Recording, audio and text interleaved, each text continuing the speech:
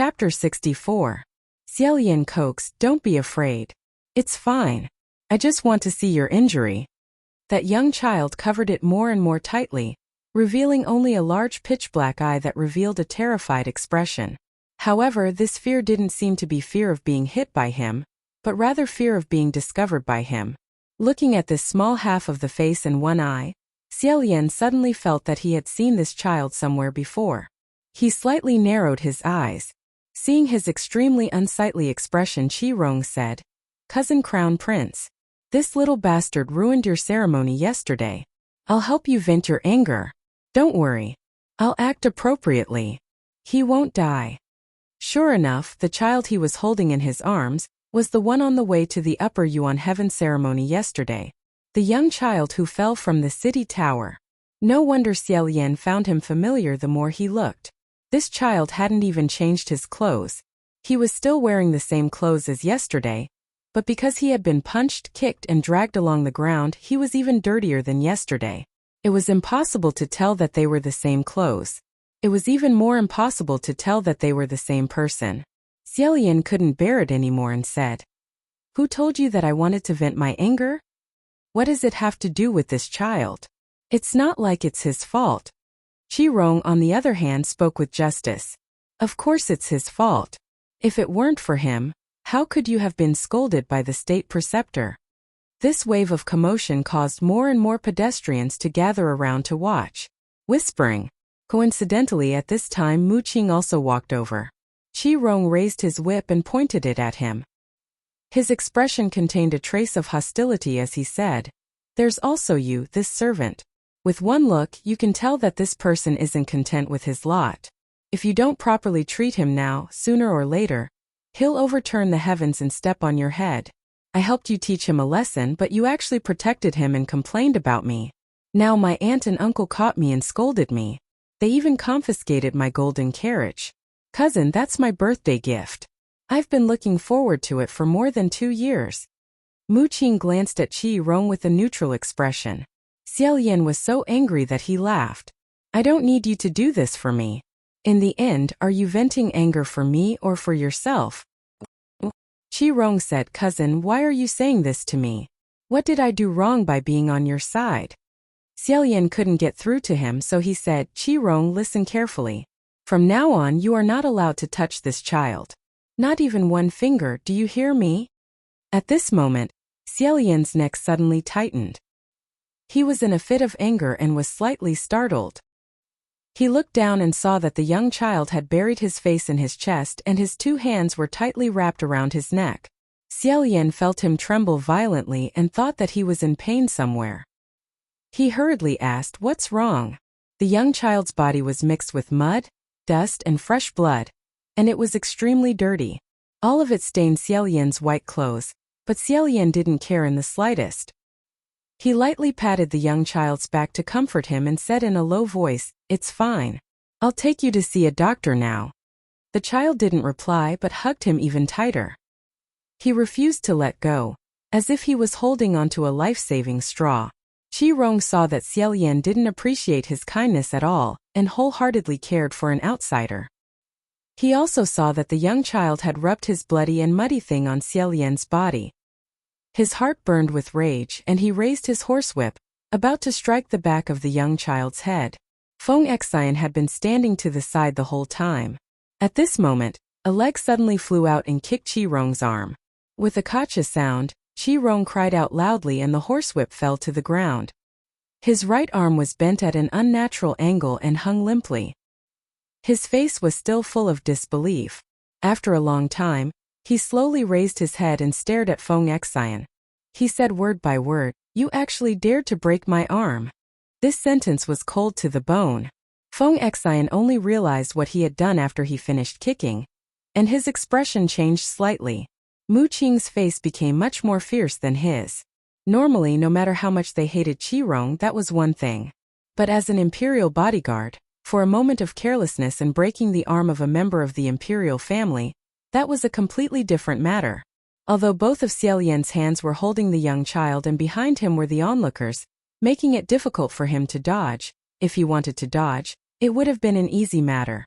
It was just that Qi Rong had come in a threatening manner and often suddenly attacked. Feng Xian's actions were too fast and he didn't have enough time to think carefully. Now that the situation was even more chaotic, he didn't have time to stop Qi Rong. Thus he couldn't care too much.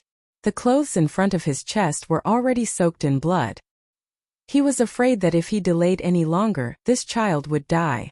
Xiao Yan made a prompt decision and took a deep breath. In a clear voice he said, "Everyone, if anyone present today is involved and suffers any losses, I will take note of it for now. Afterwards, I will take responsibility for everything. I will absolutely not shirk responsibility." Immediately after, he said to Feng Xian and Mu Qing, "Save the child first. Take Qi Rong away, don't let him continue to cause trouble outside." After he finished speaking, he carried the young child and turned around, rushing in the direction of the imperial palace. Feng Xian received the order and his expression returned to normal. Picking up the furious Qi Rong, he followed behind him and rushed towards the imperial palace. When the soldiers in front of the imperial palace saw that His Highness the Crown Prince had only left for 2 hours, yet he was rushing back like wind and fire, they naturally didn't dare to stop him. Thus, Xiao Yan rushed all the way to the imperial physician's office. He had Feng Xian and Mu Qing guard Qi Rong outside while he himself entered. It was rare for His Highness the Crown Prince to return to the imperial palace, and it was rare for him to issue an order. Naturally, the imperial physicians had to rush over at top speed. Xiao Yan placed the young child on a chair and said, "I'll have to trouble everyone. Just now, this child was beaten up by quite a few adults. Then he was stuffed into a sack and dragged on the ground. I'll have to trouble you to first help me see if his head is injured. This is the most important thing." Although the imperial physicians had never seen that noble of the imperial family rush in while carrying a filthy wild child for them to treat, they knew that whatever they were told to do, they would do as they were told. One of them said, "Little friend, put your hand down first." However, that young child had been carried in by Xiao Yan and had been very obedient the entire way. At this moment, however, he stubbornly held onto the right side of his face, refusing to let go no matter what was said. No matter how capable this imperial physician was, if the patient didn't cooperate, they still wouldn't be able to treat him. All the imperial physicians looked at Xiao Yan. "Your Highness the Crown Prince, this?" Xiao Yan slightly raised his hand and said, "Maybe he's afraid of strangers. It's fine, I'll do it." That young child sat on the chair. Xiao Yan was unable to look at him at eye level, so he slightly leaned over and bent his waist. Tilting his head, he asked, "What's your name?" That child's large eyes stared straight at him. Within those pitch-black pupils, a snow-white reflection was reflected. This kind of gaze, if one had to describe it, was truly as Feng Xian had said, as if he was possessed by a demon or a ghost. It shouldn't appear on a child's face. After a long time, he finally lowered his head and said, "Red." His voice was low and small, a little vague. It was as if he didn't want to say it, but also as if he was a little embarrassed. Xiao Yan could only vaguely hear the word, "red." He then asked, "How old are you?" That child replied, 10 years old. Xiao Yan had only casually asked in order to dispel his vigilance. When he heard the child shyly answer 10 years old, he was startled.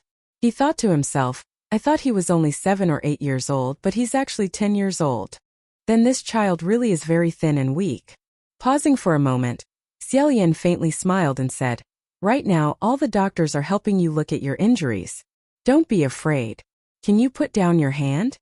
When that child heard this, he hesitantly shook his head. Xiao Yan asked why not. After remaining silent for a long time, he finally said, "Ugly." He only answered with this one word. No matter how they coaxed him, he still wouldn't cooperate. Xiao Yan swore that he wasn't ugly, so he wouldn't look. Even if he turned around, it wouldn't work. At such a young age, he was extremely stubborn. Helpless, the imperial doctors could only ask him a few questions and let him identify a few numbers. After confirming that he wasn't dizzy, nor did he have a headache, and that he could see and think clearly, they first treated the injuries on his body. As they treated him, the imperial doctors all seemed to be extremely puzzled, clicking their tongues in wonder. Xiao Yan had been standing by the side the entire time. When he heard this, he asked everyone, "How is it?" One of the imperial doctors couldn't help but ask, "Your Royal Highness the Crown Prince, did this little child really get beaten up, then stuffed into a sack and dragged all the way here?" Xiao Yin was speechless for a moment. Then he said, "How could it be fake?" The imperial doctor said, "Then it's very amazing. I have never seen such a tenacious person. 5 broken ribs, 1 leg, and all kinds of injuries, all added up together. Yet he was still able to remain clear-headed as usual, sitting upright and talking to others. Even an adult would find it hard to do this, let alone a 10-year-old child?" Chapter 65. Seeing this, Xiao Yin inexplicably felt that he was funny and pitiful. Can this child recover from his injuries? An imperial physician wrapped layers of bandages around the young child's head and said, "He will definitely be fine." Only then did Xiao Yin relax. He nodded and said, "Thank you." At this moment, a palace servant came to report. His Majesty and the Empress had arrived. All the imperial physicians stood up in unison.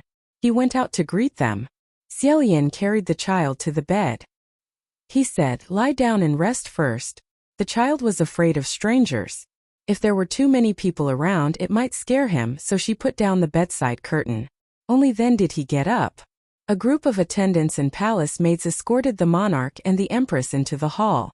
The empress turned pale. He said, "Why did my son leave the palace and return in a hurry? Did you get injured outside?" Xiao Yin said, "Mother, please be at ease. I'm not injured. It was someone else who got hurt." At this time Qi Rong shouted from the corner, "Aunt, save me." Only then did the empress realize. Qi Rong was actually being held tightly by Feng Xian, and was being held at one side. He couldn't help but be taken aback. She was worried about the safety of her son. He didn't pay attention to anything else. When he saw her, he asked, "Rong, what's going on?" The monarch furrowed his brows and said, "Feng Xian, why are you holding little Mirror King like a criminal?" With the arrival of His Majesty, Feng Xian should have immediately saluted like Mu Qing and the others, but because he was holding on to Qi Rong, he was unable to free himself and was in an awkward situation.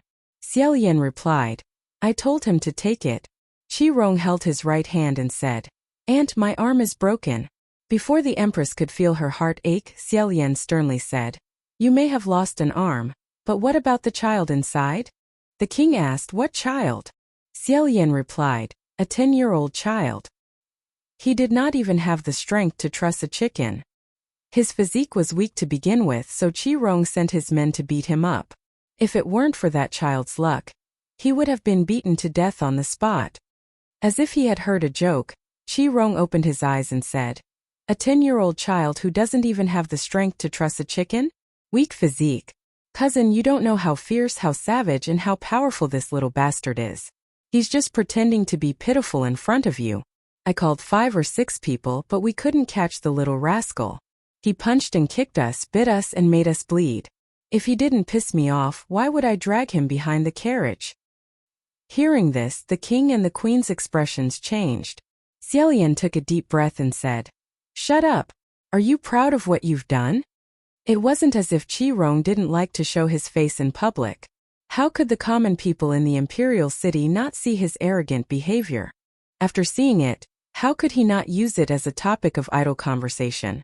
The monarch glanced at the empress and said with a pale face, "Take little Mirror Prince away. Imperial physician, treat his arm.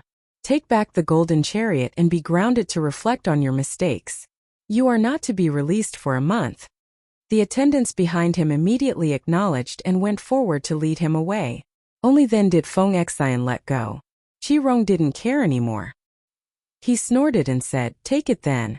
I knew that today would be my last run." Hearing that he didn't have any remorse, the empress sighed. Xiao Yin said, "It seems that he will only be grounded for a month. I'm afraid he will do it again. He needs to be strictly disciplined." Qi Rong was startled. He angrily said, "Crown Prince cousin." Then he rolled his eyes and said, "Fine. Then I will admit that I was in the wrong in this matter.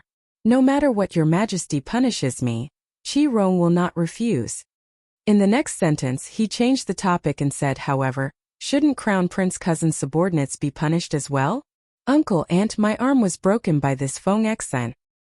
Hearing this, the monarch immediately looked at Feng Xian. His face showed shock and anger.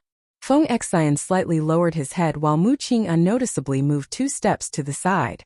The monarch coldly said, Feng Xian, you are His Highness the Crown Prince's personal attendant. The Crown Prince has indeed treated you well. Did you forget your identity and become arrogant because of this? Your duty is to serve His Highness. Is this how you serve him? You even dared to attack His Highness' cousin, Little Mirror Prince. Hearing this, Feng Xian prepared to kneel. However, Xiaolian said, no need to kneel. Feng Xian's first priority was to listen to Xiaolian. Even if His Majesty spoke, he would only listen to His Highness's orders. Thus, he immediately stopped his kneeling posture. Seeing this, the monarch's expression became even more unhappy.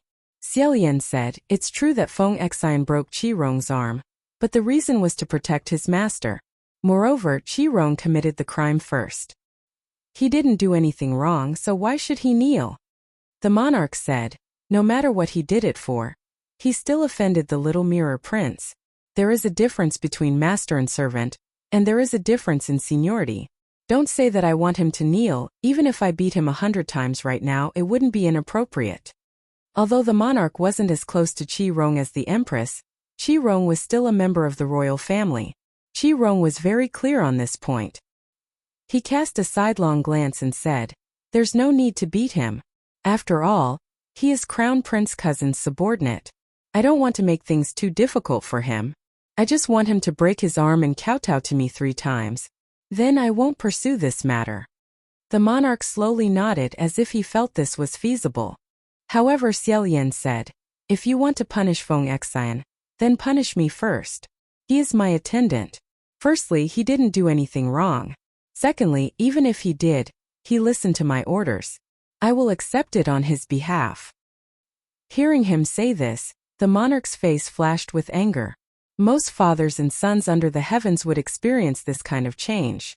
When the son was young, he would treat his father as the greatest hero in the world. He would be his role model and worship him.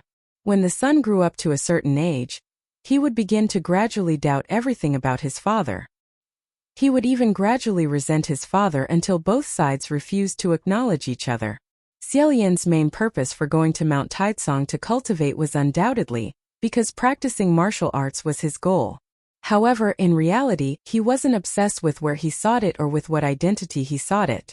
The so-called Tao, when seen through the words, was a person walking on the road. As long as a person wholeheartedly pursued the Tao, he could cultivate anywhere. He didn't have to go through all the formalities and rigidly adhere to going up the mountain. There was another reason why Xiaolian insisted on going up the mountain. It was because he felt he couldn't get along well with his father. As the Crown Prince of Xianlu, the moment Xiaolian was born, the monarch of Xianlu had neatly planned out his life's path. When he was young, it was fine. He was a small child and didn't have many worries. Xiaolian only needed his parents to accompany him to pile up gold and play.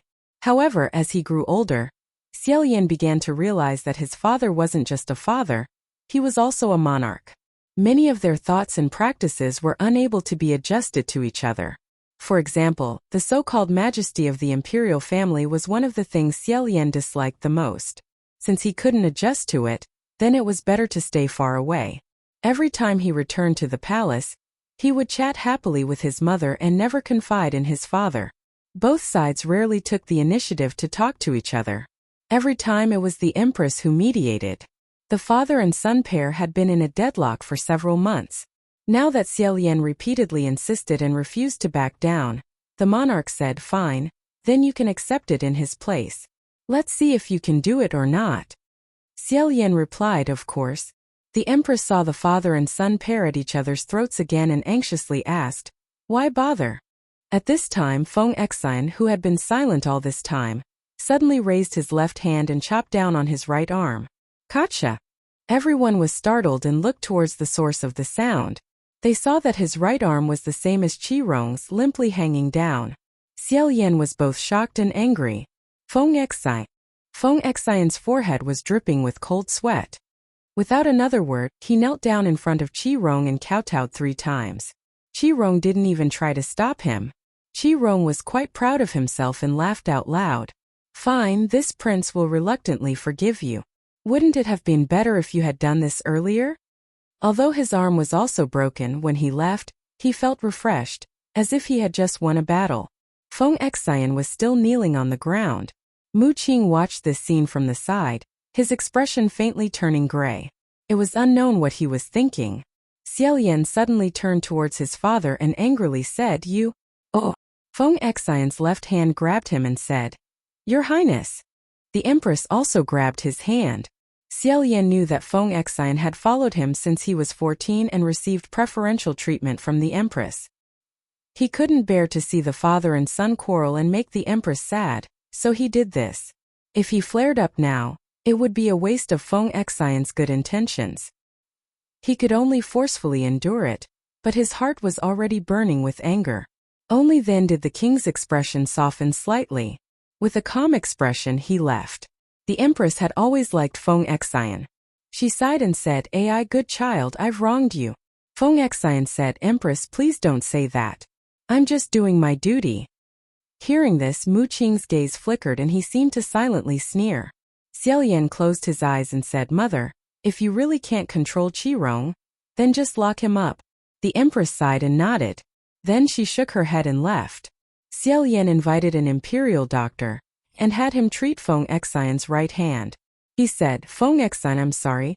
Once the other people left, Feng Xian immediately changed his expression and sneered, "What's wrong with that? I dared to hit him, so why would I be afraid of his revenge?" After a pause he advised, "Your Highness, you're naturally right to teach Qirong a lesson. However, it's better not to be angry with His Majesty. His Majesty is the king and also a person of the older generation. His way of thinking is different from us. You father and son quarrel and the Empress is unhappy. She also has her own difficulties." How could Xiaolian not know that his mother had her difficulties? Qirong's mother was the Empress' younger sister, and they had a deep sisterly relationship. When she was young, she was immature and had first awakened her love. She wholeheartedly pursued freedom and listened to sweet words. She ruined her arranged marriage and eloped with an imperial guard in the residence, who knew that she would marry the wrong person. She was cooped up in a house that looked like a dog kennel.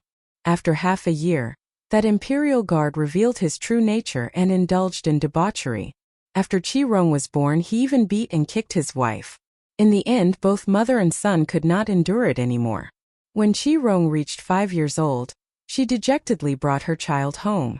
Because she had long become a noble scandal, she shut herself in the house and was unhappy for the rest of her life. She only doted on her only son. During one of the riots, Qirong's mother was unfortunately hit by a stray arrow in order to save the Empress. Before she died, she entrusted Qirong to Xiaolian's mother. The Empress naturally did her best. However, other people's sons always made things difficult for others. It was hard to control them. If she controlled them too much, it would seem like she was treating them harshly. Considering their friendship, she couldn't bear to do so. But it was also hard to ignore them. If she controlled them too little, they would become like this. If she didn't restrain them, they would only become worse in the future. The Empress often didn't understand. She clearly used the same methods to take care of Xiaolian and Qirong, but why did the children she raised have such different temperaments?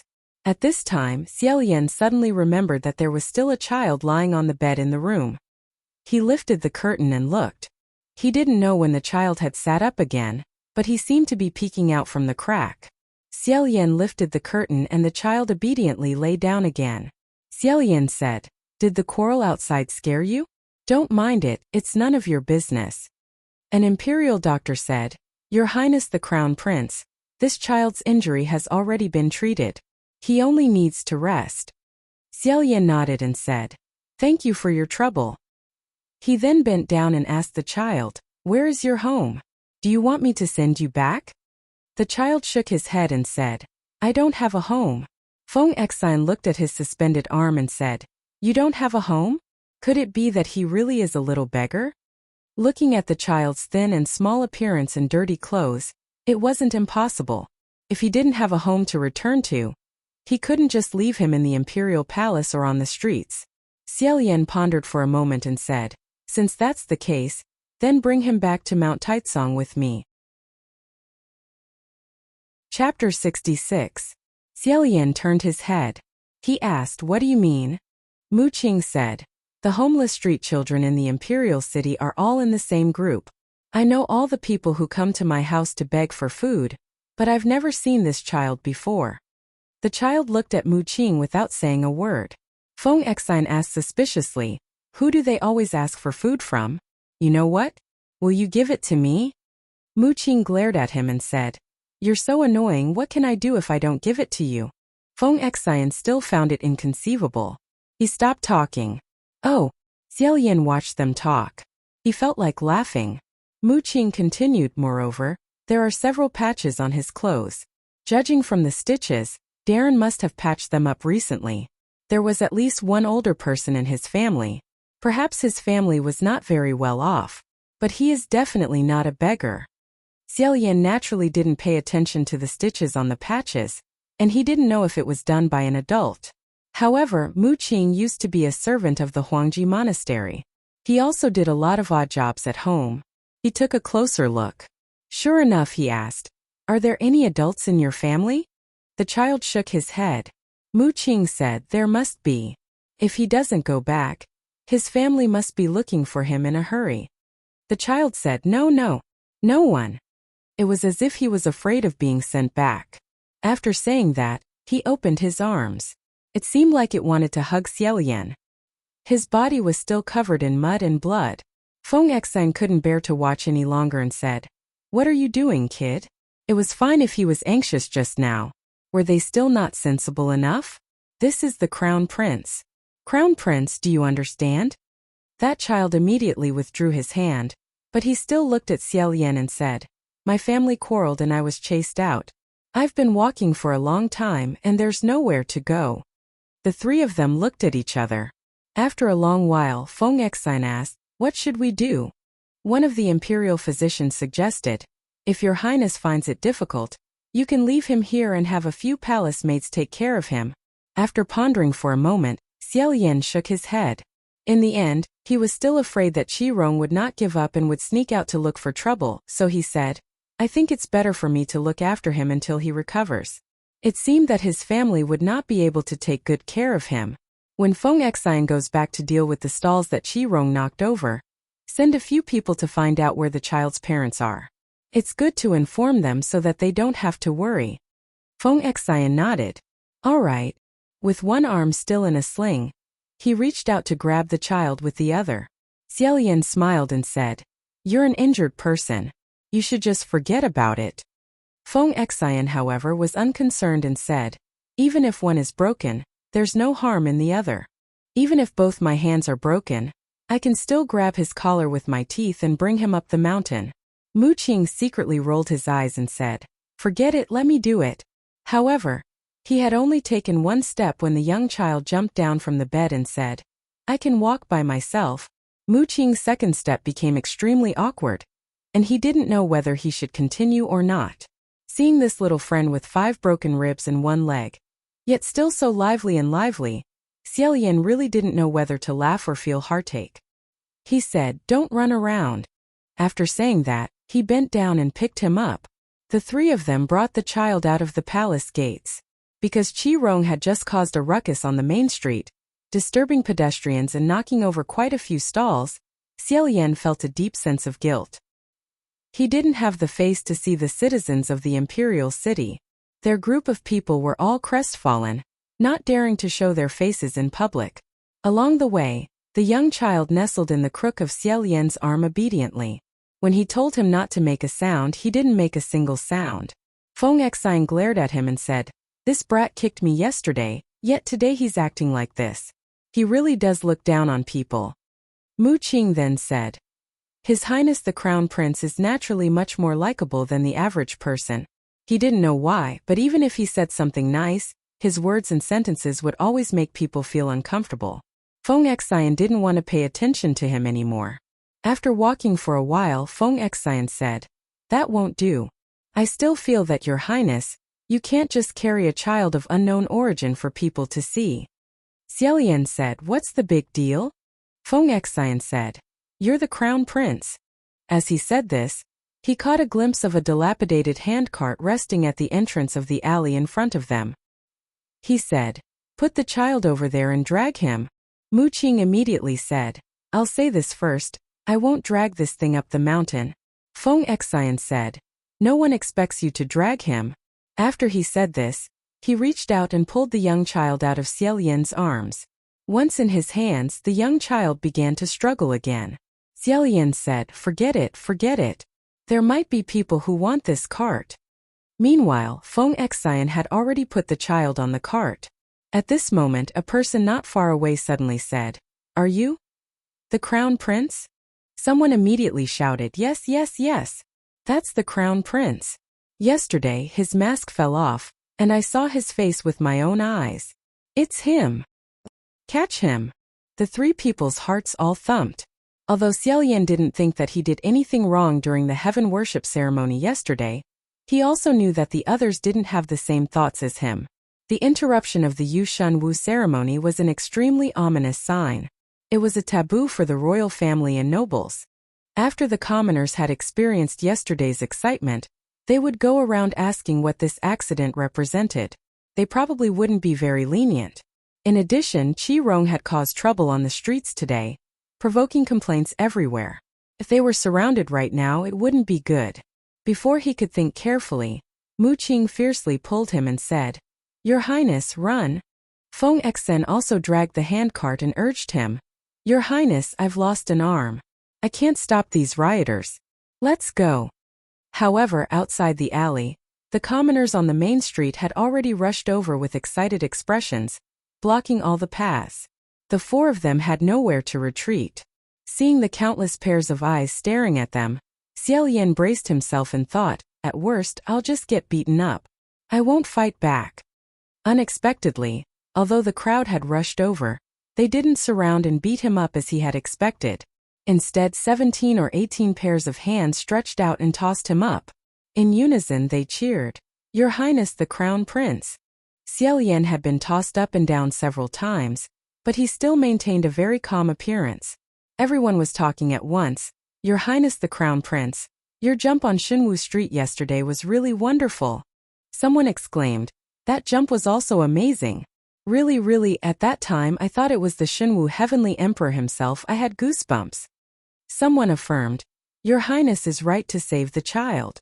Other people's lives are lives, but our poor family's child is not a life? If it was me, I would have done the same." Someone was indignant, "Yes. Today I heard someone say that Your Highness is messing things up. I can't stand it anymore. If the person who fell was a relative of the Emperor, I'm afraid those people wouldn't say that. Your Highness, please don't pay attention to these people. Your Highness is the one who really thinks for us, from the initial guilty conscience, to the confusion along the way, and finally, he was infected by these enthusiastic faces." The crowd clustered around Xiao Yan, and when he reached the main street, more and more people gathered. Feng Xian, Mu Qing, and the child were separated by the outer layer and could not squeeze in at all, so they could only swim behind the long line. This sea of people was actually not smaller than the scale of yesterday's worship to the heaven. Every time Xiao Yan wanted to leave, he would be forced back and once again crowded to the highest point, not letting him down. Xiao Yan couldn't help but feel amused and relieved. The opinions of the people and the state advisors are completely opposite. Seems that I am right. When they returned to Mount Taicang, the sunset was burning hot as usual. Passing through the tall mountain gate, the long bluestone mountain path was filled with Taoists carrying buckets of water and firewood, running up and down the path. One by one, they greeted Xiao Yan and his group, and many of them looked at the strange carriage of four people in amazement. Feng Xian pulled the carriage with one hand, like a diligent young black bull. Xiao Yan and Mu Qing were still laughing at first, but later they couldn't resist. The wheels of the carriage turned slowly in the maple forest. When climbing the mountain, Xiao Yan pushed the carriage behind. Because he was in a good mood, he casually asked the child, "Little friend, what is your name? What's Hong?" The child stared at him and whispered, I don't have a name." Xiao Yan was startled and asked, "Your mother didn't give you a name?" The child shook his head and said, "My mother passed away." Xiao Yan felt pity in his heart and asked, "Then what did your mother call you in the past?" The child hesitated for a moment and said, Hong Hong, Xiaoyan smiled and said, your nickname is quite cute. Then I'll call you that. Hong Hong seemed to be shy when talking to him and lowered her head. At this time dusk had already fallen. On the various mountain peaks in the distance, clusters of lights from various temples lit up. Among them, the brightest was the highest peak of Mount Taizong, Shenwu Peak. The Shenwu Peak's Shenwu Palace Hall was as bright as day. Specks of light gathered at the peak. Xiaoyan let out a sigh as he looked on. He sighed not because he was sad but because this scene was too beautiful and spectacular. Every speck of light was a bright lamp enshrined in the Shenwu Palace Hall. Every lamp was a believer's most sincere wish. The more eternal lamps in the Shenwu Palace Hall, the stronger the spiritual power of the priest. If one wanted to enshrine a lamp in the Huangji Temple's Shenwu Palace Hall, it was hard to obtain even with 1,000 gold. Money, power, ability, affection, and fate. Only one of the 5 could enter the temple and enshrine a lamp. However, there were many people in the world who didn't have any of the 5. The 4 of them stopped and looked at the Shenwu Palace Hall that was as bright as the sun with different expressions. At this time they suddenly heard a familiar voice shout, Your Highness the Crown Prince. Xiaoyan turned around and saw a white-faced youth rushing towards him. It was the Taoist guarding the gate of 4 Titans' palace. He sternly asked, Senior Brother Zhu, why are you in such a hurry? Senior Brother Zhu saw Mu Qing behind him and his expression became slightly awkward. He pretended not to see him and said, The state preceptor has asked for you. He has been looking for you for a long time, and is now waiting for you at the Shenwu Palace Hall. Xiaoyan was stunned when he heard this.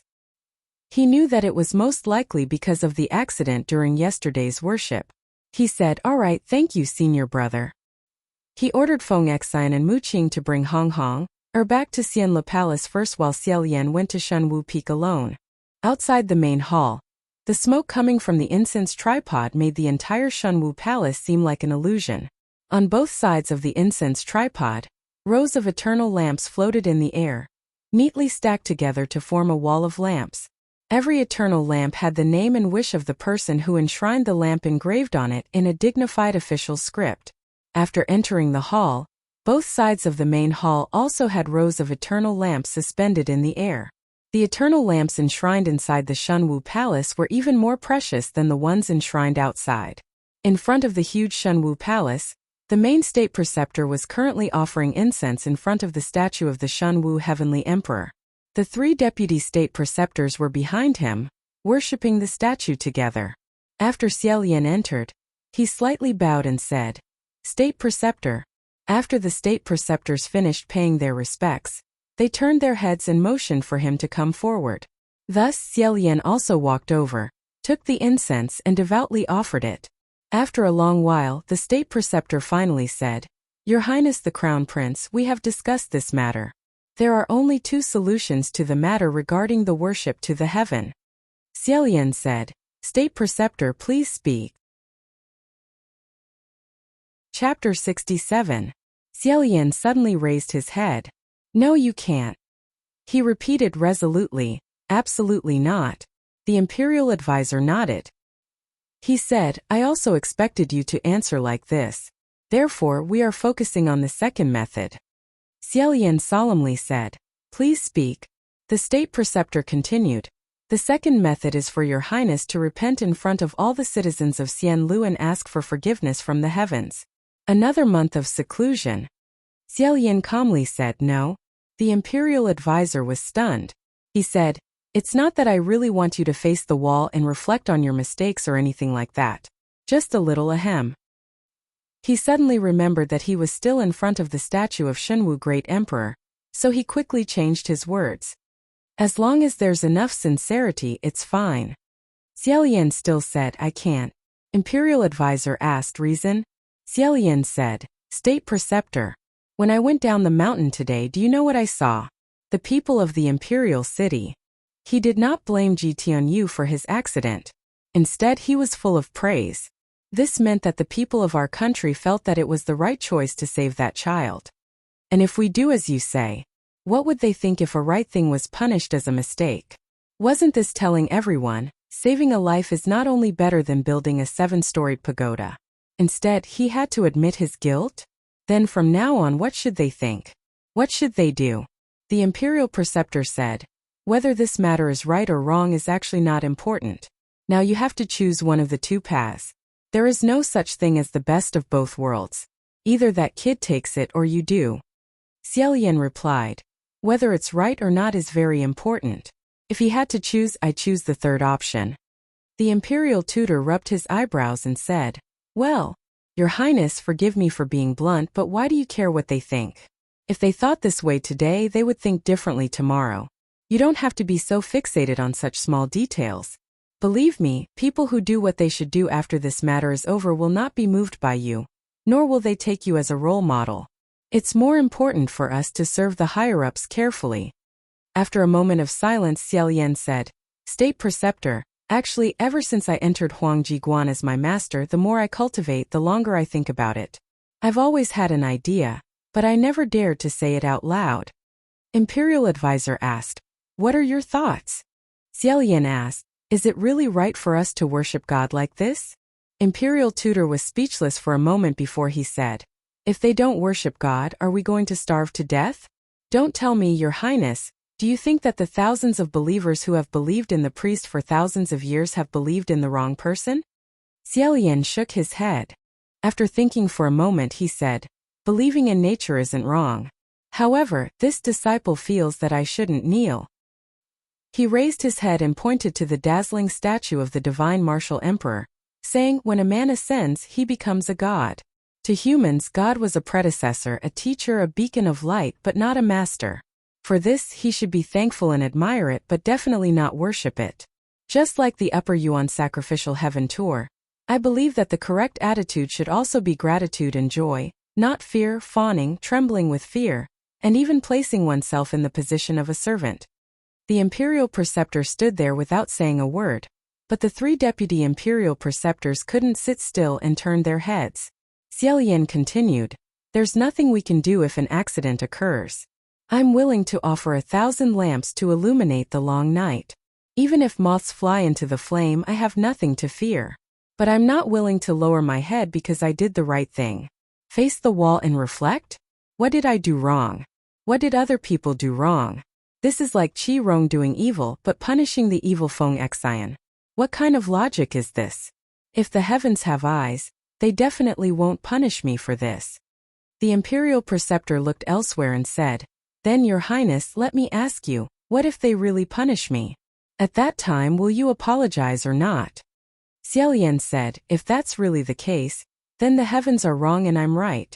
I have the power to resist the heavens to the end. Hearing this, the imperial preceptor's expression slightly changed. With a smile, he said, Your Highness, saying these words of yours is quite courageous. The three deputy imperial preceptors all looked at him, wanting to say something but hesitating. At this moment, a loud alarm suddenly rang out outside the hall, as if many bells were ringing at the same time. This time, the four imperial preceptors couldn't sit still anymore. They all rushed out at the same time and ran towards the back of the hall. Xiaolian also followed closely behind, following them through the few buildings behind the divine martial hall. Finally, they arrived in front of a pitch-black octagonal hall. He saw that the black hall's door was wide open, and countless wisps of gray smoke flew out from the door. The imperial preceptor screamed miserably and said, Where's Zhuan? Where did he die to? What's going on? Several Daoist guards rushed over, and the one leading them was that senior martial brother Zhu. He said, Imperial Preceptor, I'm here. I don't know what happened either. This door was locked properly, but just now it suddenly opened. The imperial preceptor pulled his hair and said, Hurry and get a new soul-sealing jar. Xiaolian directly rushed over.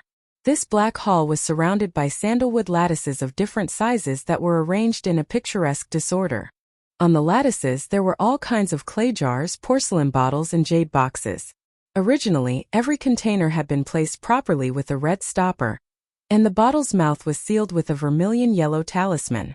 However, at this moment quite a few of them had been smashed, and they were still continuously falling from the shelves. Those that hadn't fallen were still swaying unsteadily. Every single one of these soul-sealing jars had sealed a demon or ghost that had wreaked havoc in the past. This kind of black hall could be found behind every divine temple on Mount Taizong. The revolving door used the holy energy to suppress them.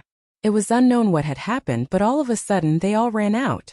Xiaolian said, "It's too late." After he finished speaking, he kicked the door shut. Originally, the iron lock outside the door had been broken by the race that had broken through the door. He pulled out his sword and wrote a few words in the air with the tip of the sword. Then he casually stabbed it into the ground. He had brought more than 200 swords up the mountain. Almost every day he would change a new one and wear it on his body. Every one of these swords was an unparalleled famous sword.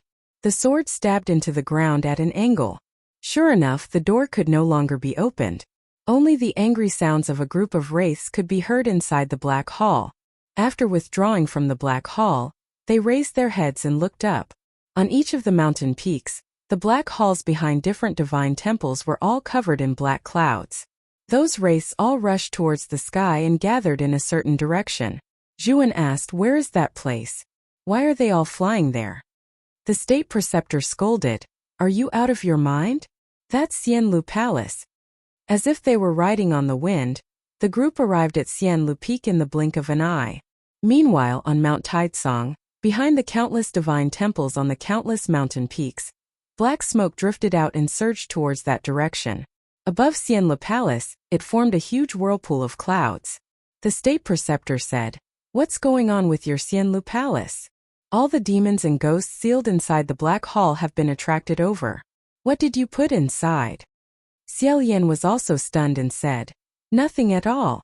Only what?" Xiaolian suddenly remembered that kid. At this moment, senior brother Zhu said, "Bad news, state preceptor. The crown prince's side is on fire." Sure enough, a corner of Xianlu Palace was already on fire. The flames soared to the sky, and the black clouds above were faintly red. However, at the foot of Mount Taizong, far away in the imperial city, the people who had not yet fallen asleep saw this scene. They did not know that something bad was going to happen. They were still excitedly pulling people over to watch. Wow! The gods on the celestial mountain are casting their spells. It's so beautiful. In the blink of an eye, the group arrived at Xianlu Palace. Xiaolian did not leave too many servants here. Dozens of Taoists who rushed over from other places were trying their best to get water from the well to extinguish the fire. Xiaolian did not see the two servants, so he directly rushed in. All the wraiths in the black halls of Mount Taizong had gathered here. The inside of Xianlu Palace was almost completely dark. One could not even see their fingers if they stretched out their hands. Xiaolian could vaguely see two figures in the center of the hall. He shouted, "Feng Exan, Mu Qing." The two of them were guarding a protective array to prevent the evil spirits from invading. Sure enough, Feng Exan's voice rang out. "Your Highness, don't come in. There's something strange about this child. Those things are all coming for him." Only then did Xiaolian notice that behind those two figures, there was a small black shadow. It seemed to be holding its head as it knelt on the ground. It said, "It's not me." After observing for a moment, Xiaolian said, "Stop holding on. Let go." Mu Qing said, "We can't let go. If we let go, these things will go crazy. Wait until I find the most." Xiaolian shouted, "Don't be afraid. Let go. Now." Mu Qing clenched his teeth. He and Feng Exan simultaneously let go. Sure enough, those wraiths lost their restraints and began to scream. They were on the verge of going crazy. However, in the next moment, Xiaolian stretched out his hand. Quick as lightning, he pinched a wisp of black smoke. Without even looking at it, he directly pinched a wisp of black smoke with his bare hands and firmly grasped it in his palm. After he caught this wraiths, all the wraiths that were crazily running around Xianlu Palace slowed down. Outside of Xianlu Palace, everyone secretly nodded their heads. When many wraiths were still in a chaotic state and were running around in the same place, they would instinctively follow the strongest one. As long as they caught that one, the others would lose their leader and would lose their direction for a while. At this moment, Xiaolian was able to tell which one was the strongest with a single glance. He grabbed it, not giving it any chance to escape. With a slight exertion of force, the vengeful spirit in his palm was reduced to ashes in a puff of smoke. Immediately after, the four state teachers raised their sleeves and shouted, "All of you come back." The group of resentful spirits that had lost their leader wandered around the immortal music palace like headless flies for a while. Finally, they had no choice but to accept their fate and reluctantly return to the heaven and earth within the sleeves of the state advisors. Dozens of Taoists were extinguishing the remaining flames in all directions. As the thick black smoke inside the palace gradually dissipated, Xiaolian finally saw the appearances of the three people. Feng Xian and Mu Qing were half kneeling on the ground, still in a state of shock. Behind them, that child was still holding his head, not saying a word. The state teachers walked in. When they saw the child, they asked, "Where did this child come from? Did Feng Xian just say that all the wraiths were coming for him? What's going on?" Xiaolian replied, "This is the child who fell from the city walls during the Upper Yuan Sacrifice Heaven tour." All the state teachers were startled. The state teacher asked, "Why did you bring him up here?" Xiaolian shook his head, not bothering to explain. He asked Feng Xian, "What did he do to attract all the wraiths in the Black Palace?" Feng Xian still had an arm in a sling. He stood up and said, "I don't know what he did either. However, the moment he went up the mountain, not long after he entered Xianlu Palace, this pile of black things suddenly flew over from the other mountains. All of them jumped into the palace and surrounded him. The more they gathered, the more they gathered. He couldn't get out." Xiaolian looked around at the scorched black Xianlu Palace. The pillars were pillars, the walls were walls, and he asked, "Then what's going on with this fire?" Mu Qing's face was completely covered in black ash. He said, "We couldn't get out, so we could only draw up an array and guard it. This group of wraiths ignited the candles and burned the curtains. They wanted to force us to move out of the array." Feng Xian said, "Fortunately, Your Highness, you arrived quickly and grabbed their vital points. Otherwise, if the fire continued for a while longer, even the people in the array would have been burned away." Hearing this, Mu Qing closed his eyes and slightly lowered his head. On the other side, the few state advisors had already surrounded the young child and carefully examined him. Xiaolian said, "State advisor, is there anything wrong with this child?" If there was anything wrong, for example, if he was possessed by demons or ghosts, Xiaolian should be able to see it with a single glance. After cultivating in Huangji Temple for several years, he had specially trained his eyesight. There were very few things that could hide from him. However, he couldn't see anything wrong with this child. The state advisor shook his head. He probably couldn't see anything wrong either. He asked the young child, "What are your 8 characters of birth?" Hong seemed to be very guarded against everyone. She was full of hostility. She only looked at him without saying a word. Xiaolian warmly said, "Tell me. The state advisor wants to see your fate. It's for your own good." As soon as he spoke, Hong reported her 8 characters of birth in a low voice. The state advisor frowned. He pinched his fingers and began to calculate. The few people looked at him for a while and discussed in low voices. Their expressions became more and more solemn. As they watched, Xiaolian also became more and more solemn. Although the state advisor looked like a slick young man in his early 30s, Xiaolian was very clear on how capable his master was to be able to oversee Huangji Temple.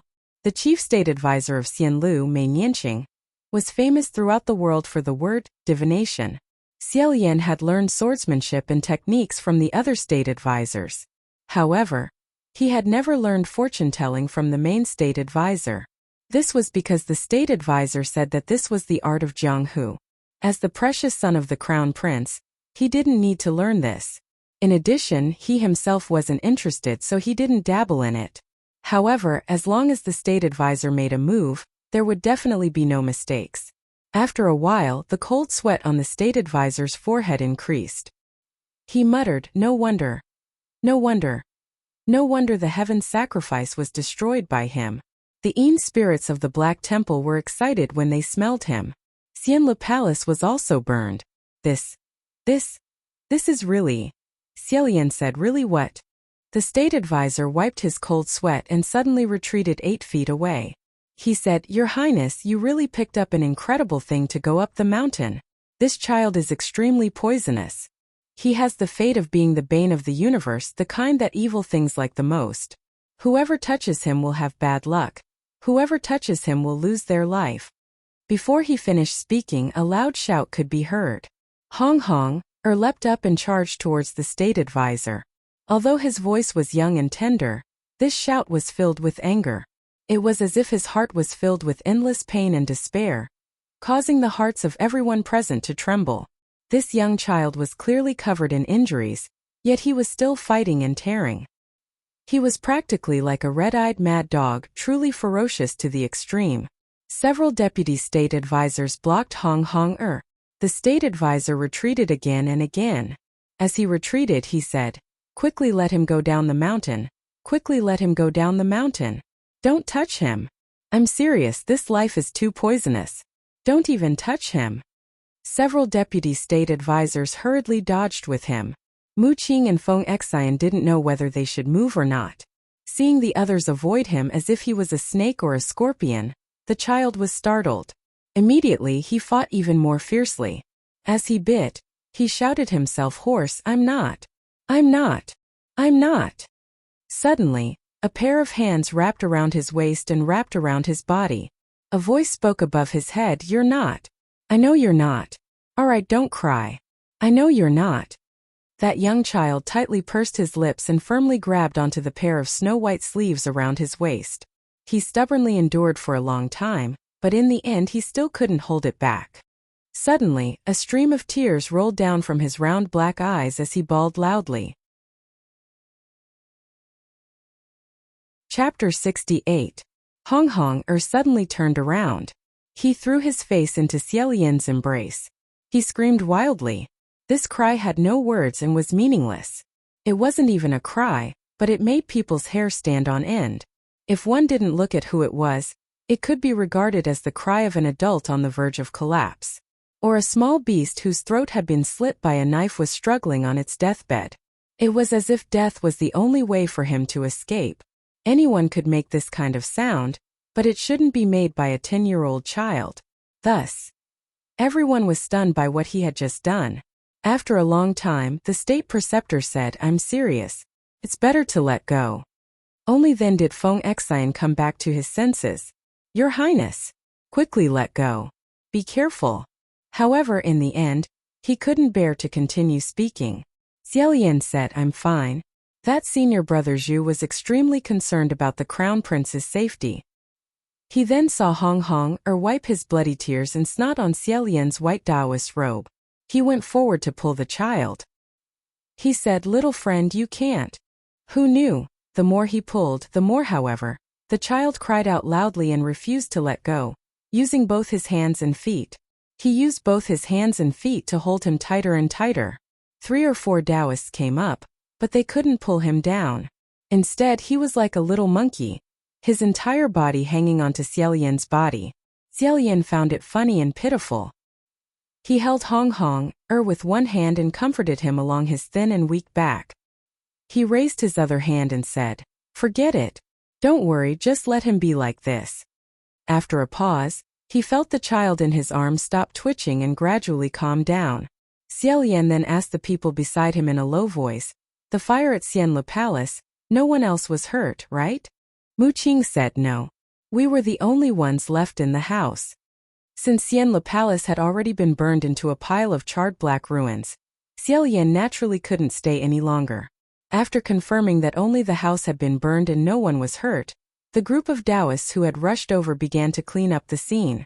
When they found the golden residue and blackened gems, their hearts ached endlessly. However, Xiaolian didn't care.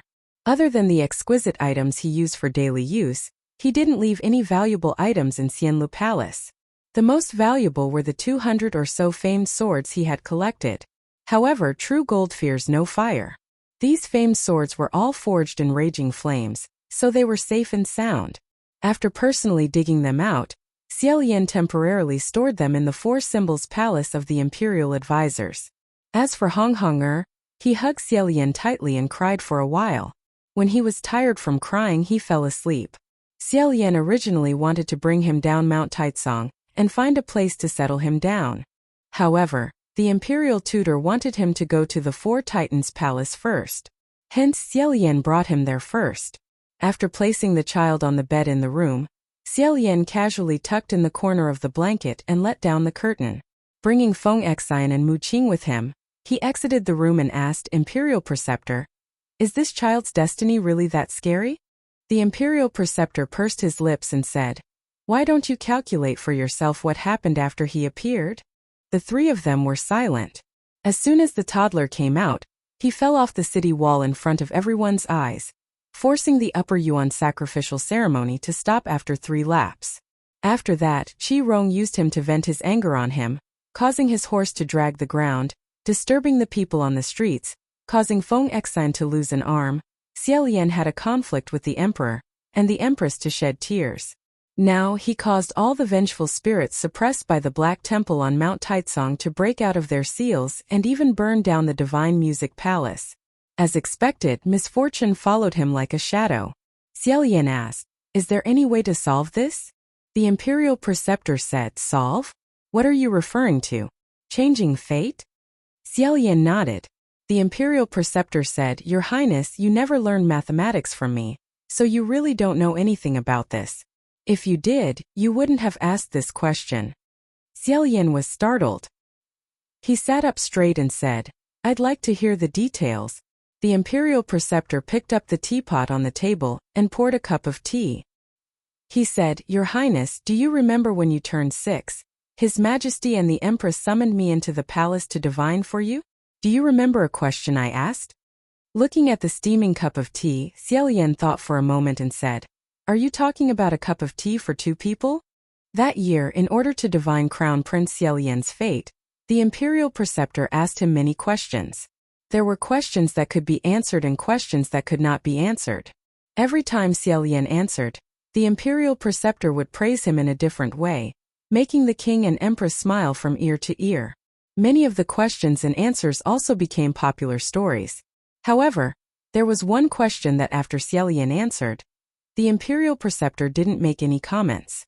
The outside world wasn't familiar with it either. Even Feng Exine didn't know much about it, let alone Mu Qing. This question was a cup of water for 2 people. The Imperial Preceptor said, 2 people walking in the desert, dying of thirst, only left with a cup of water. Those who drink live, those who don't drink die. If you are a god, who does this cup of water belong to? Don't speak first. I'll ask others, see how they answer. The latter sentence was directed at the 2 people standing not far away. Mu Qing thought for a moment and cautiously replied, "Can Imperial Preceptor tell me who these 2 people are, what their characters are, and what their merits and demerits are? We must know everything before we can make a decision." Feng Exine said, "I don't know. Don't ask me, let them decide for themselves." Xie Lian snickered. The Imperial Preceptor said, "What are you laughing at? Do you still remember how you answered?" Xie Lian restrained his smile and sternly said, "Give me another cup." Hearing this, Feng Exine and Mu Qing turned their faces away and lowered their heads, as if they couldn't bear to listen. Xie Lian turned his head and said with a deadpan expression, "What are you laughing at? I'm serious. If I were a god, I would definitely give you another cup." The Imperial Preceptor's hand gently waved over that cup of tea. The tea slowly flowed on its own, as if it had a life of its own. He then continued, "In this world, whether it's good or bad, there's always a fixed amount. Just like this cup of water, there's always only so much. If you drink enough, others won't be able to drink anymore. If one person has more, the other person will have less. Since ancient times, all disputes in the end are because there are many people, and there's only one cup of water. It makes sense to give it to anyone. Want to change fate for fate? Although it's very difficult, it's not impossible. However, if you change this child's fate, then other people's fates will also be changed, which will increase the amount of sin. When you said you wanted to give him another cup of water, it's the same as today when you said you want to choose the 3rd path.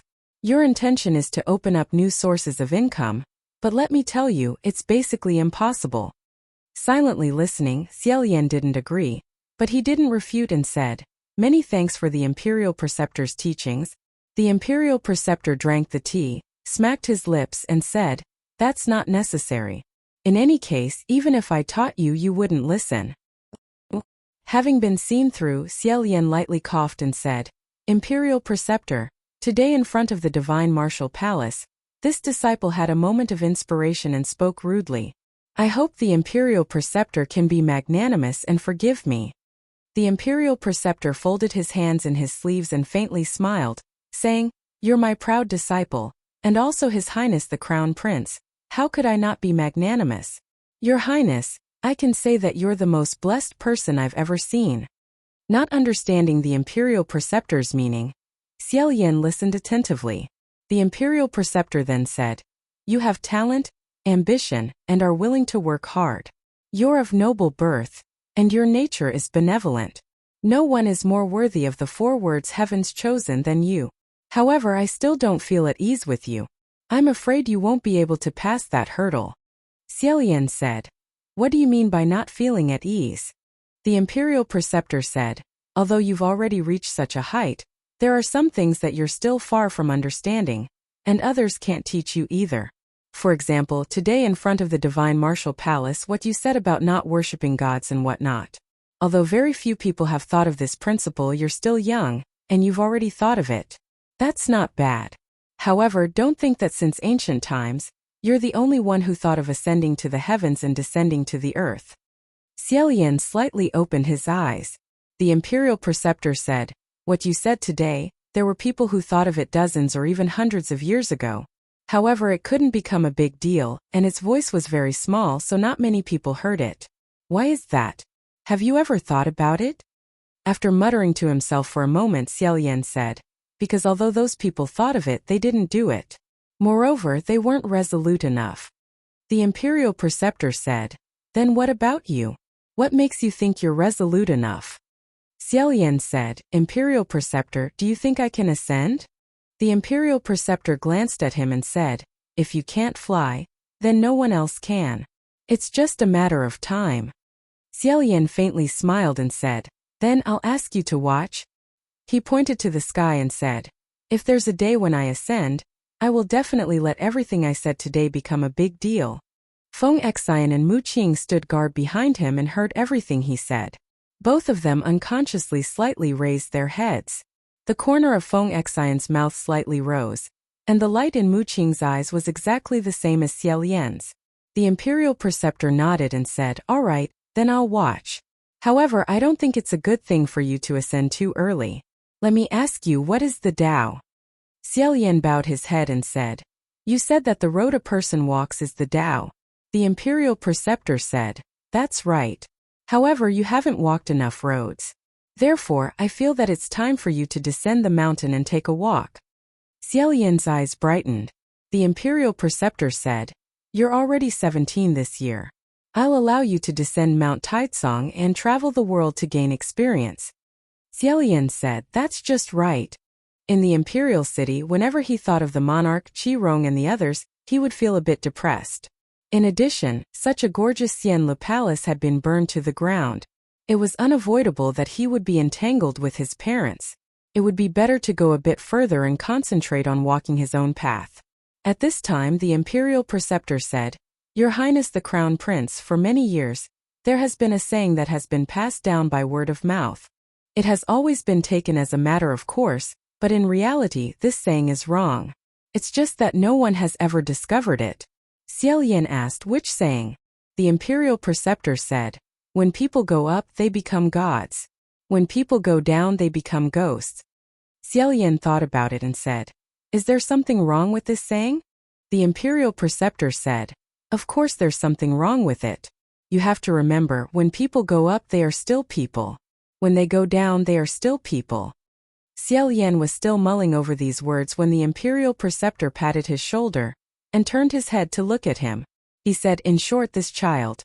You don't have to worry too much about him. Everyone has their own fate. Many times, even if you want to help, you won't be able to help. If there's anything, we'll talk about it later. First, go out and properly gain experience. I hope that when you come back, you'll have matured somewhat. However, no one had expected that on that very night, that child would escape from Huangji Monastery and disappear. What was even more unexpected was that after this trip, the only 17-year-old Xianlu country's crown prince, Xiao Yan, defeated a nameless ghost on Yinyan Bridge. Just like that, he ascended in the midst of lightning and thunder. Chapter 69. Open, accompanied by a long exhale. Full of energy, a bright red brocade fell to the ground.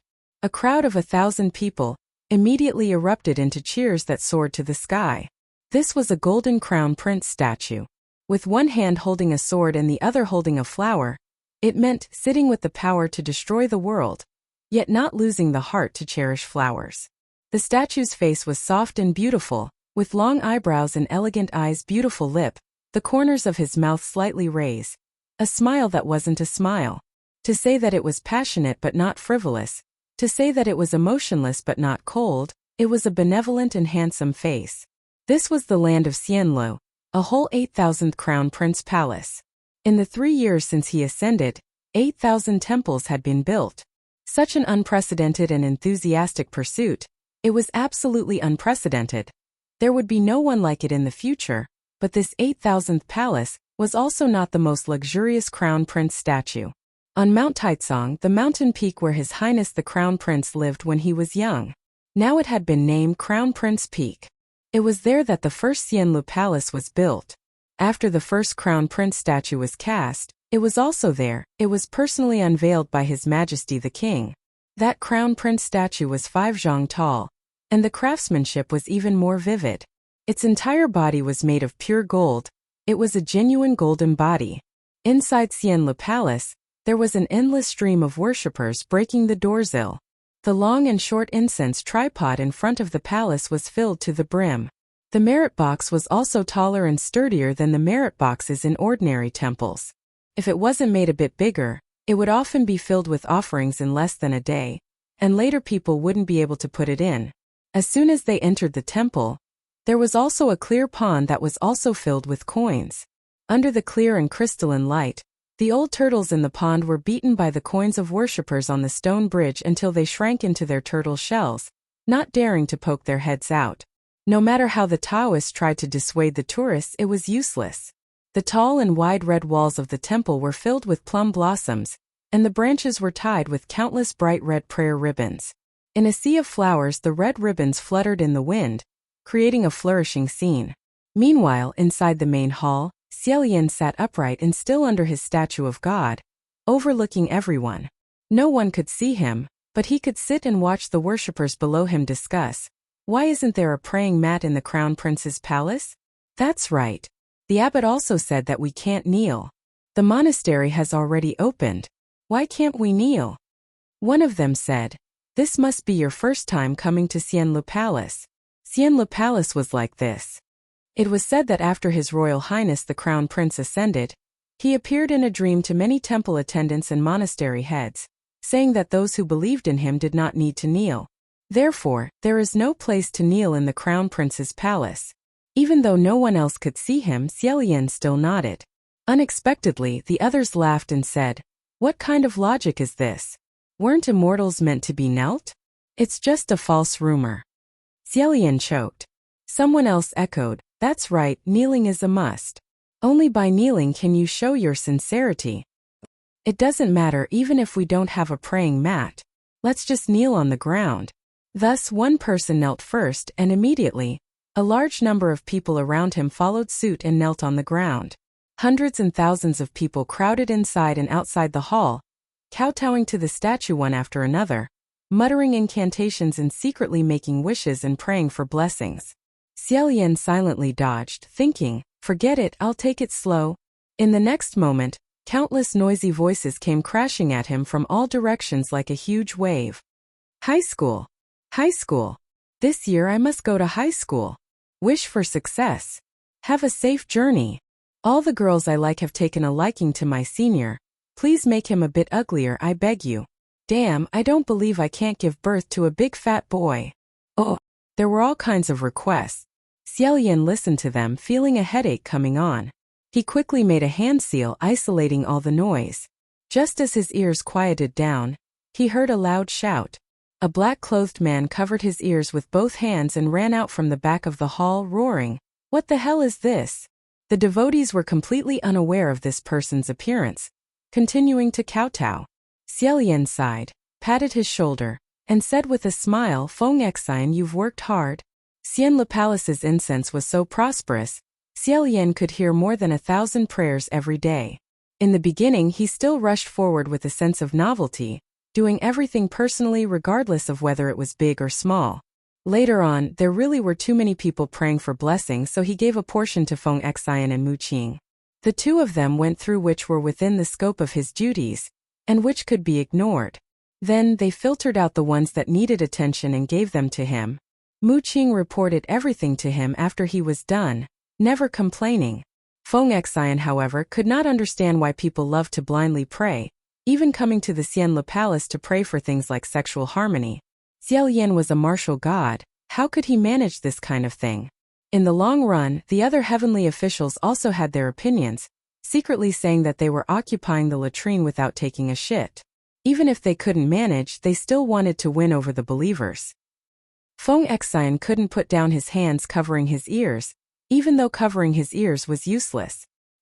He said, "Your Highness, why do you have so many female believers?" Xiaolian hid his hands in his sleeves, sitting in the lingering fragrant cloud, and said with a smile, "Isn't it good to have many female believers? Beautiful women are like clouds, pleasing to the eye." Feng Xian was horrified. "It's not good at all. It seems like the female believers have no other desires besides looking good, marrying well, and giving birth to sons. Not a single one of them is serious. Just looking at them gives me a headache." Xiaolian smiled, and just as he was about to reply, the crowd suddenly became restless. The two of them looked towards the outside of the hall, only to hear someone say in a suppressed voice, "The little Mirror King is here, quickly leave. The little Mirror King is here." As soon as they heard the three words Little Mirror King, it was as if everyone had heard the words Great Demon King. They all turned pale with fright and scattered like birds and beasts. In the blink of an eye, it was as if a tornado had passed through. The worshippers who were originally worshipping the god statue all fled. In the blink of an eye, a luxuriously dressed young man in a cloak held a glazed lantern in his hands as he crossed the threshold and swaggered in. Without looking at those eyes, this youth's appearance was 30 to 40% similar to Xiaolian's. But looking at those eyes, one would feel that he was too flamboyant and bright. If it wasn't Qirong, who else could it be? Today, Qirong was already 17 or 18 years old. His face had matured and he had calmed down. He could be considered to have the elegance of a noble man. He entered the door, but he didn't allow his subordinates to enter. With both hands holding the lantern, he stepped into the hall, lifted his cloak, and knelt on the clean ground. He raised the lantern above his head and solemnly kowtowed a few times. On the altar above, the two people looked at each other. Feng Xian smacked his lips, and Xiaolian understood the impatience in his eyes. 3 years ago, when Xiaolian left the imperial city to wander around, Qirong was still confined. After he returned, he didn't have the time to see this cousin of his. That night, in his dreams, he flew away with a rumble. Within these 3 years, Xiaolian had asked his parents, the state preceptor, and the others many times in his dreams. He had also asked Qirong once, warning him that from now on, he had to be kind to others, restrain his temper, and not act recklessly. Thus Qirong actively participated in the construction of temples, donated merits, and worshipped the lantern. Although he worked hard and was devout, he would still cause some trouble from time to time, making Feng Xian so tired that he had to clean up the mess. Therefore, Xiaolian could understand why Feng Xian was so impatient. On the other side, after Qirong finished his worship, he complained, "Cousin Crown Prince, this is the 500th lantern I've worshipped for you. As your younger brother, I'm so loyal to you. When are you going to come see me? It's fine if you give me another dream. Uncle and Auntie also miss you very much, but you don't even pay attention to us. You're really aloof and cold." He simply didn't notice that Feng Xian was standing next to him, reminding Xiaolian, "You absolutely must not pay attention to him. The emperor told you before, unless it's a major event, the heavenly officials absolutely cannot privately appear in front of mortals. You must especially avoid it when it comes to relatives." Xiaolian replied, "Don't worry, I naturally understand." Holding the lantern, Qirong stood up, took a pen and lowered his head to write on the lantern. Xiaolian and Feng Xian both had a shadow in their hearts when it came to him, so they couldn't help but move closer to see what he was writing. Seeing that it was a very normal, "The country is prosperous, the people are at peace, The weather is good and the weather is good and so on. Instead of praying for someone's entire family to be beheaded at the entrance of the market and so on, the two of them both let out a sigh of relief. Looking again at Qirong, who was writing in an orderly manner, Xiaolian couldn't help but think of another matter. When Qirong had just returned home with his mother, there was once a time when a group of nobles came together to pray for blessings on Mount Taicang. Qirong's mother had eloped with a lowly commoner and fled back home.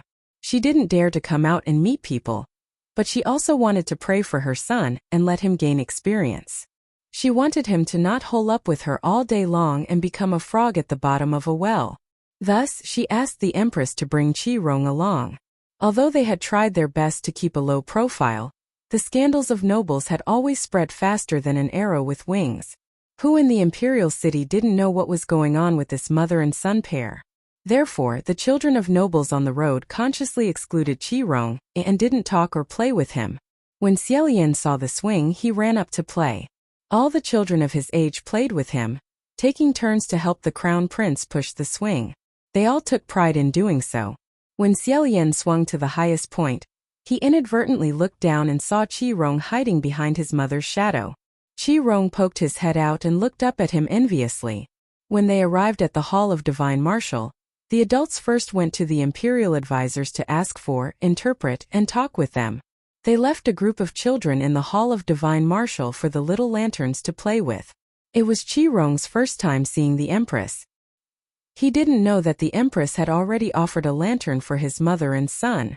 Seeing that the lanterns were exquisite and beautiful, he also wanted to offer a lantern and pray for blessings. He was young and didn't know much, so he went around asking people how to write a blessing for his mother. The children of Qirong's clan usually hated him at home. Under the influence of the elders, they felt that he and his mother had embarrassed their family, so they deliberately tricked him. Xiaolian concentrated and finished writing his lantern. He put down the brush and heard someone laughing behind him. The laughter was very strange. Looking back, he saw that Qirong's hands were stained with ink, and he was holding a lantern like it was a treasure. He was full of smiles and was about to offer it. And on that lantern was written in a crooked way, "May you and your mother return to heaven soon. Qirong." Xiaolian threw the lantern on the spot and flew into a rage. At that time he wasn't very old, but he scared all the young nobles into kneeling on the ground, not daring to speak. After venting his anger, Xiaolian personally wrote a new lantern for Qirong. No one dared to play tricks anymore. Later, when they went down the mountain, he went to play on the swing again. This time, Qirong ran out from behind the Empress and took the initiative to push the swing for him. He was shorter than Xiaolian, but he pushed with all his might. He still looked up at him from below, but his gaze changed from envy to worship. Later, he became Xiaolian's tail, swaying behind his cousin Crown Prince all day. He had to admit that Qirong used to be a relatively normal person. He didn't know what was going on, but the more he grew, the more crooked he became. However, in these 3 years, Xiaolian had too many people and things to pay attention to. He had no time to pay attention to old friends, so he didn't know if he had grown or not. Thinking of this, Qirong finished offering the lantern and was ready to leave the hall. Unexpectedly, as he retreated, he bumped into someone behind him. Qirong staggered and suddenly turned around. He didn't even look and started scolding. "What the hell? Are you blind or do you not know how to get out of the way?" When he opened his mouth, Xiaolian and Feng Exan both face-bombed and thought, "He hasn't changed. He's still the same." Perhaps it was because he had lived with his father until he was 5 years old, so he couldn't help but be infected with the temperament of the marketplace and his father's violent temper. Even if the Empress patiently taught Qirong, once he got agitated, using the words of the state preceptor, he would reveal his true colors. The one who blocked Qirong was a young man in ragged clothes. He was about 24 or 25 years old, and he carried a simple bag on his back. His straw sandals were so worn out that they seemed to have no edges. However, although this young man's face was haggard, his lips were dry, and his cheekbones were slightly sunken. His facial features were very upright. He was thin but not weak. His eyes were bright as he asked, "What is this place?" Qirong replied, "This is Xianlu Palace, the Crown Prince's palace." That person muttered, "Crown Prince's palace? Crown Prince? Is this really the imperial palace? He looked at the statue of a deity inside the palace. His face was reflected by the glistening gold, and he asked, "Is this gold?" He saw that this temple was too luxurious, and thought that the temple was the imperial palace. An attendant came forward to chase him away, and said, "Of course it's gold. The Crown Prince's palace is the Crown Prince's temple, not the Crown Prince's palace in the imperial palace. You don't even know where this place is. Where did this savage come from?" That person said, "Then where is the imperial palace?" Qi Rong squinted his eyes. "Why are you asking this?" The other person said seriously, "I want to go to the imperial palace to see the monarch. I have something to say to him." Qi Rong and a few other attendants laughed, and their faces were full of contempt, and said, "Where did this country bumpkin come from? What do you want to go to the imperial palace for? And to see the monarch? Do you think I'll let you see him just because you say so? When you reach the imperial palace, I'm afraid you won't even be able to enter the main gate." That person was not moved by the mockery and said, "I'll try. Maybe I can." Qi Rong laughed and said, "Then go and try." As he said this, he raised his hand and purposely pointed in the opposite direction. That person said, "Many thanks." He carried his bag and turned to walk out of the temple. When he walked to the stone bridge, he suddenly stopped and looked down. Through the clear water of the pond, he could see layers upon layers of coins at the bottom of the pond. This youth seemed to think for a moment, and in the next moment, he flipped over the railing of the bridge and jumped into the pond. He was very agile, and after jumping into the pond, he bent down to scoop up the coins from the bottom of the pond and stuffed them into his chest and bag. Because they had never seen someone who dared to steal even the money of a god, Xiao Yan and Feng Xian were stunned. Qi Rong was also stunned, and immediately flew into a rage. He rushed over and slammed the railing and shouted, "Fuck! What are you doing? Quickly pull him up. I'm really fucked." A few attendants also hurriedly jumped into the water to pull that person, but who knew that this youth's skills were very good, and no one could do anything to him. Qi Rong flew into a rage from above, and the group of Taoists in the temple were helpless. That youth scooped up a body full of coins, and with his bag on his back, he prepared to climb ashore. Who knew that he would step on some moss, and with a splash, he fell into the water and fell face up. Only then did the attendants take the opportunity to capture him and drag him ashore. Qi Rong raised his leg and gave him a kick and scolded, "You dare to steal this money?" When Qi Rong raised his leg, Feng Xian was standing at the side, and when he saw the opportunity, he used his hand to block. Although Qi Rong's kick was fierce, in reality, it didn't land on the other party's body very hard. Although Qi Rong couldn't see him playing tricks on the side, he still felt that something was wrong. It was as if a ghost was pressing on his leg, and it still felt like this even after being kicked 7 or 8 times. It was very gloomy. That youth might have choked on the water and coughed a few times and said, "This money is just sitting in the pond. Why can't I take it to save someone?" Qi Rong kicked to his heart's content, and finally became annoyed and said, "Save who? Who are you? Where did you come from?" He asked this because he wanted to frame this youth with a crime and throw him in jail. That youth was honest and answered, "I'm Lang Ying and I live in Yong'an. There's a drought there and there's no water, so the crops can't grow. Everyone has nothing to eat, and there's no money. There's water here, there's food, and there's money. They use gold to make statues and throw the money into the water. Why can't they share some with us?" Yong'an was a large city within the borders of Xianle country. Xiao Yan stood up, and with a grave expression he said, "Feng Xian, there's been a drought in Yong'an recently? Why haven't I heard about it?" Chapter 70. Xiao Yan said, "Call him over immediately." Feng Xian closed the index and middle fingers of his right hand. Press against the temples. He went to communicate with Mu Qing. On the other side, Qi Rongrua said, "So you came from that small corner of Yong'an. Truly unruly people come from barren hills and unruly rivers. You think you can rob a deity's money just because you're poor? Then I won't rob you," Lang Ying said. "I am now worshipping the deity you worship. I am kneeling and kowtowing to him, begging him to give me money to save the lives of my people. Will he save us?" Qi Rong choked. He muttered to himself that if he said yes, this person wouldn't just take advantage of the situation and run away with the money, right? Thereupon he said, "Your Highness the Crown Prince is an immortal. Even immortals are extremely busy.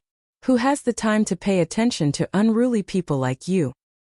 Hearing this, Lang Ying nodded slowly and said, "I don't think so either. It's not like we haven't prayed before. Wasn't it useless? Those who deserve to die will still die." Xiao Yan's heart trembled. A Taoist shouted, "How dare you say such disrespectful words in the deity hall? Aren't you afraid of being punished by the deities?" But Lang Ying said, "It doesn't matter. So be it. We're already not afraid that he won't save us, so why should we be afraid that he'll punish us?" Qi Rong waved his hand. A group of servants who had been waiting for a long time rushed forward and surrounded the young man, punching and kicking him. Feng Xian made use of every opportunity he had, reducing the strength of their punches and kicks. Therefore, although Lang Ying looked like he was being pressed down and beaten, he had a blank look on his face and did not dodge. Occasionally, he would raise his hand to protect the luggage on his back. Qi Rong, on the other hand, grabbed a handful of melon seeds, and as he ate, he shook his leg and said, beat him ruthlessly for this prince. He was truly behaving like an evil person." Hearing the way he addressed himself, Lang Ying suddenly raised her head and said, "You are the king? What king? Do you live in the palace? Can you see the king?" Qi Rong blurted out, "I'm your grandfather. Are you still hoping to see His Majesty?" "His Majesty is very busy every day. Who has time to care about you?" Lang Ying twisted her neck and stubbornly asked, "Why don't you have time for me? The immortals don't have time to care about me. His Majesty doesn't have time to care about me either. Then who has time to care about me? Who am I supposed to go to? Does the monarch know that many people have died in Yong'an? Did the people of the imperial city know? If you knew, why would you rather throw the money into the water than give it to us?" Qi Rong sneered and said, "We can spend our money however we want. Even if we throw it away, it won't be anyone's business. Why should we share it with you? You're in the right even if you're poor?" Although there was some truth to this, it was really not appropriate to say it at this time.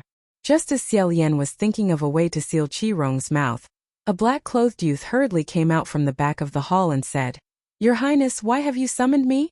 Xiao Yan beckoned, "Mu Qing, come quickly. Have you heard any news about the Yongan drought in the prayers you've received these days?" Mu Qing was also startled and said, "I haven't heard of it." Feng Xian blurted out, "How could there not be?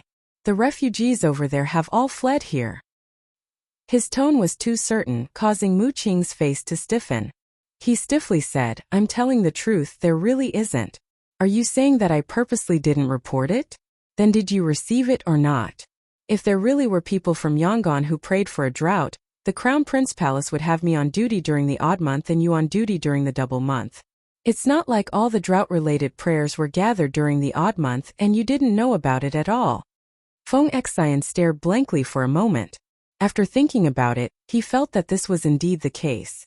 He said, "I didn't say you did it on purpose. You're thinking too much." Hearing that they were about to start arguing again, Xiao Yan made a pause gesture and said, "All right, that's not what Feng Xian meant. Both of you stop immediately." The two immediately stopped arguing. Coincidentally, Qi Rong was finally tired of watching his subordinates beat Lang Ying. He took a small bag and put the melon seed shells inside before saying, "Drag this thief to the prison and lock him up." All the attendants said, "Understood." Several of them picked up Lang Ying. Xiao Yan said, "Let's first solve the problem at hand. Save this person, then I'll properly ask him about Yongan." Mu Qing's expression softened and he cautiously said, "How does your Highness want to solve this? You can't casually manifest your spirit." After ascending, Xiao Yan couldn't understand this rule at all. The heavenly officials said that they wanted to help the common people. Yet they had to put on airs and place themselves above all living beings. They couldn't casually manifest their spirit, causing him to often feel his hands and feet bound, which made him extremely vexed. Fortunately, Xiao Yan also had many countermeasures. He didn't hesitate and didn't turn his head as he pushed.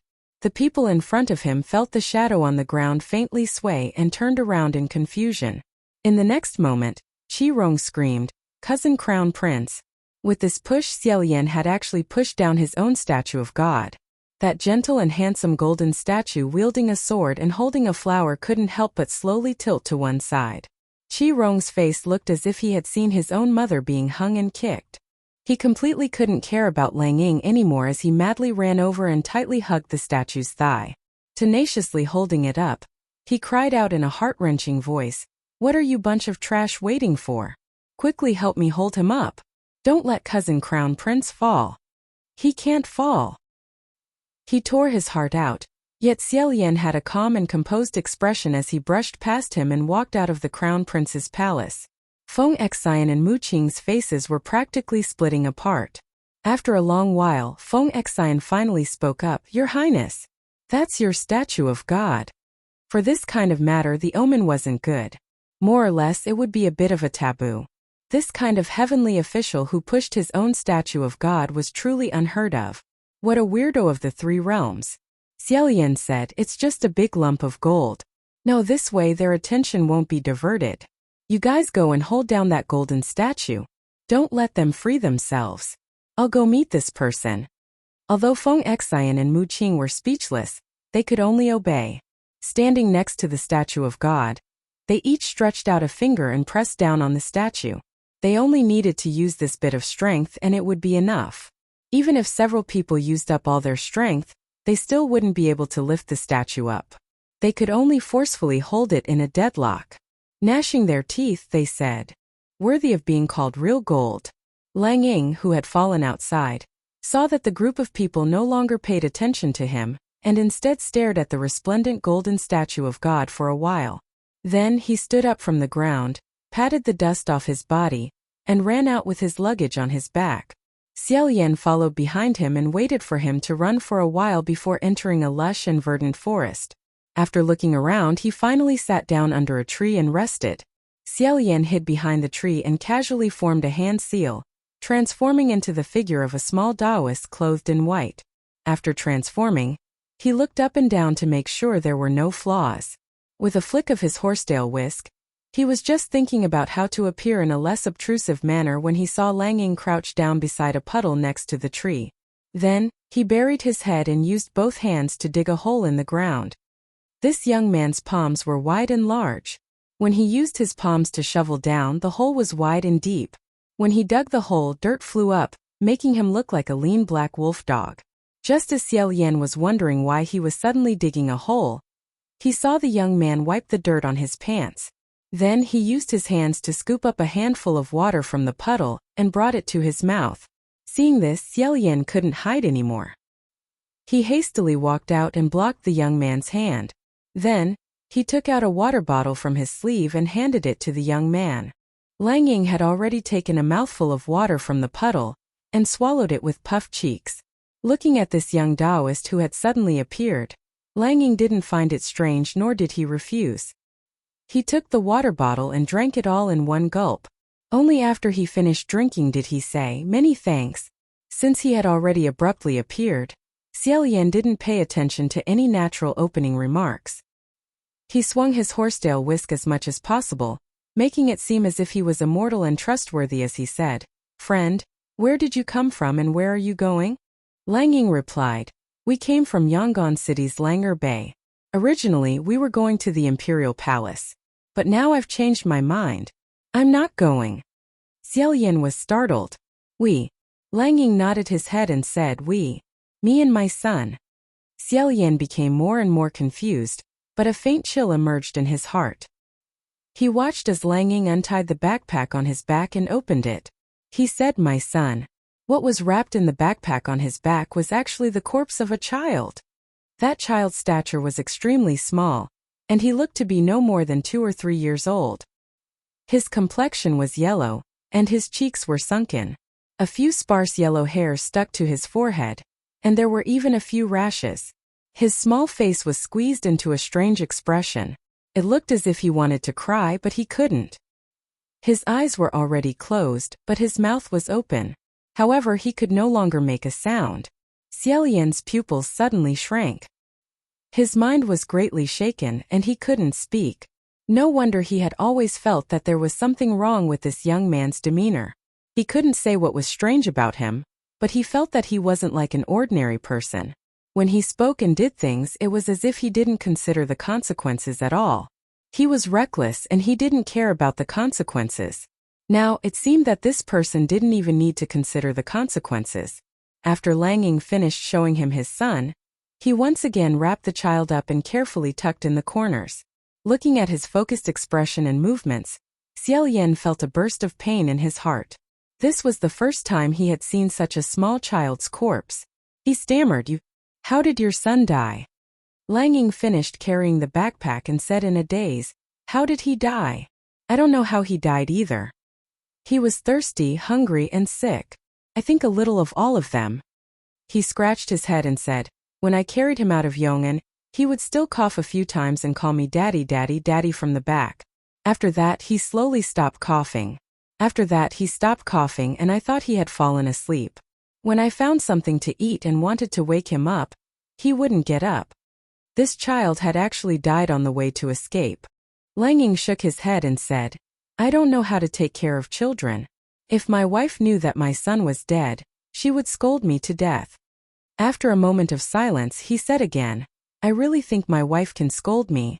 His expression was calm from beginning to end, like a section of a withered tree or a blackened pond. There wasn't the slightest bit of vitality or ripples. Xiao Yan's throat tightened. After a while, he said in a small voice, You carry him." Lang Ying nodded and said, "Yes. I want to pick a better place. This place is not bad. There are trees to block the sun and there's water. I'll go back after burying him. Thank you for the water."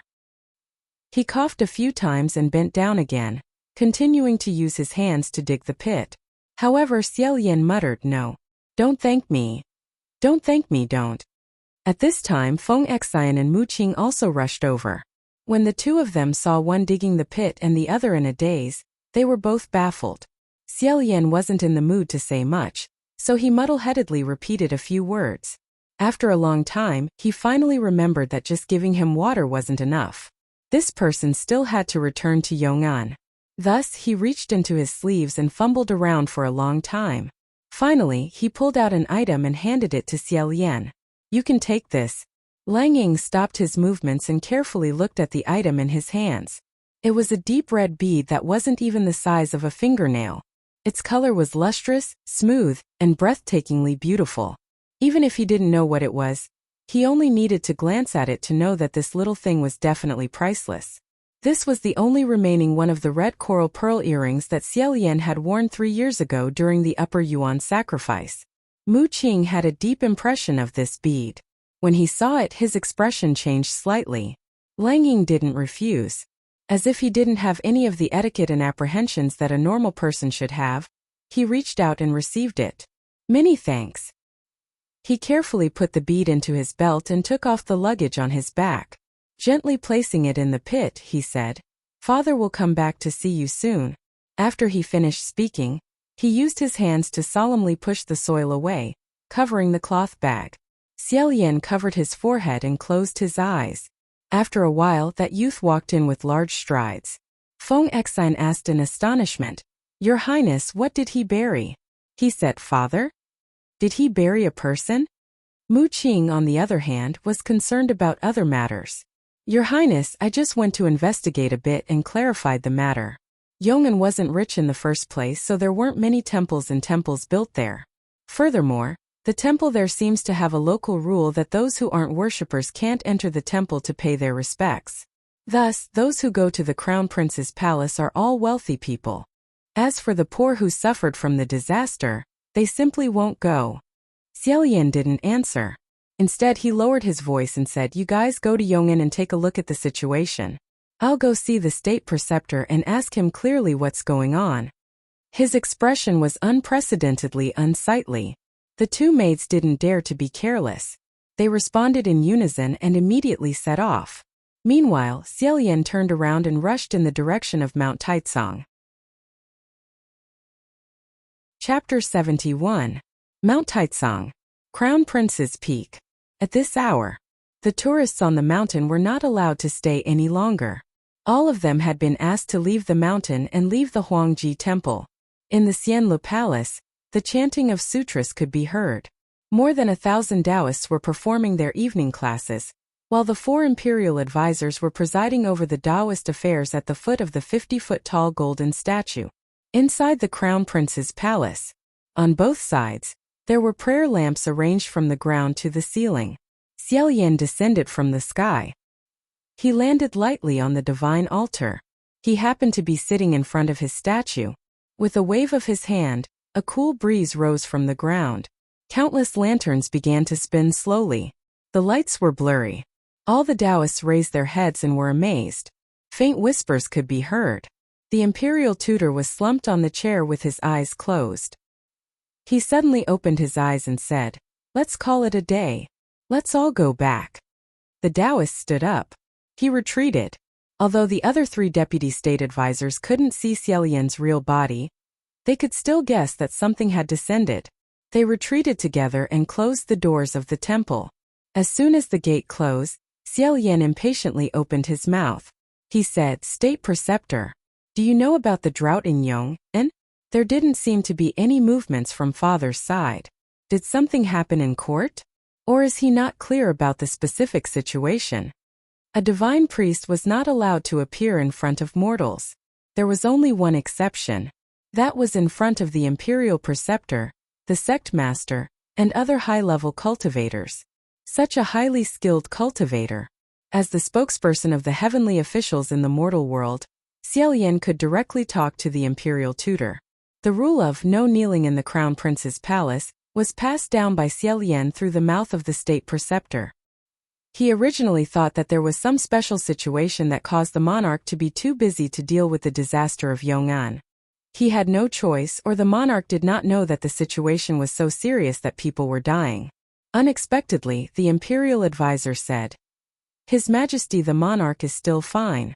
Nothing major happened, and he is also very clear about the situation of Yong'an." Xiao Yan was startled and asked, "Then why is it that every time imperial father comes to Huangji Monastery, I never hear him pray for Yong'an? Why didn't you even mention it?" Although he didn't get along with his father, he knew that the king wasn't a muddle-headed ruler. Although he was proud of his status as the son of heaven, he was not indifferent to the disaster victims. The imperial advisor said, "This has nothing to do with His Majesty. I was the one who suggested for him and the Empress not to mention Yong'an when they pray." Xiao Yan asked why. Imperial advisor replied, "Because it's useless." Xiao Yan was stunned. "What do you mean by useless?" He paused for a moment, then his mind turned and he said, "You're saying that because I'm a martial god, I can't manage the drought, so it's useless to mention it to me? However, have you forgotten that not only am I a martial god, I am also the Xianle Crown Prince? My people are now in deep trouble. How can I sit back and do nothing?" After thinking for a moment, he said, "The most important thing now is to save the victims of Yong'an. I'll have to trouble you to speak to my father on my behalf. Tell him not to build any more temples or shrines. There are already too many crown prince palaces in the country. I don't need them.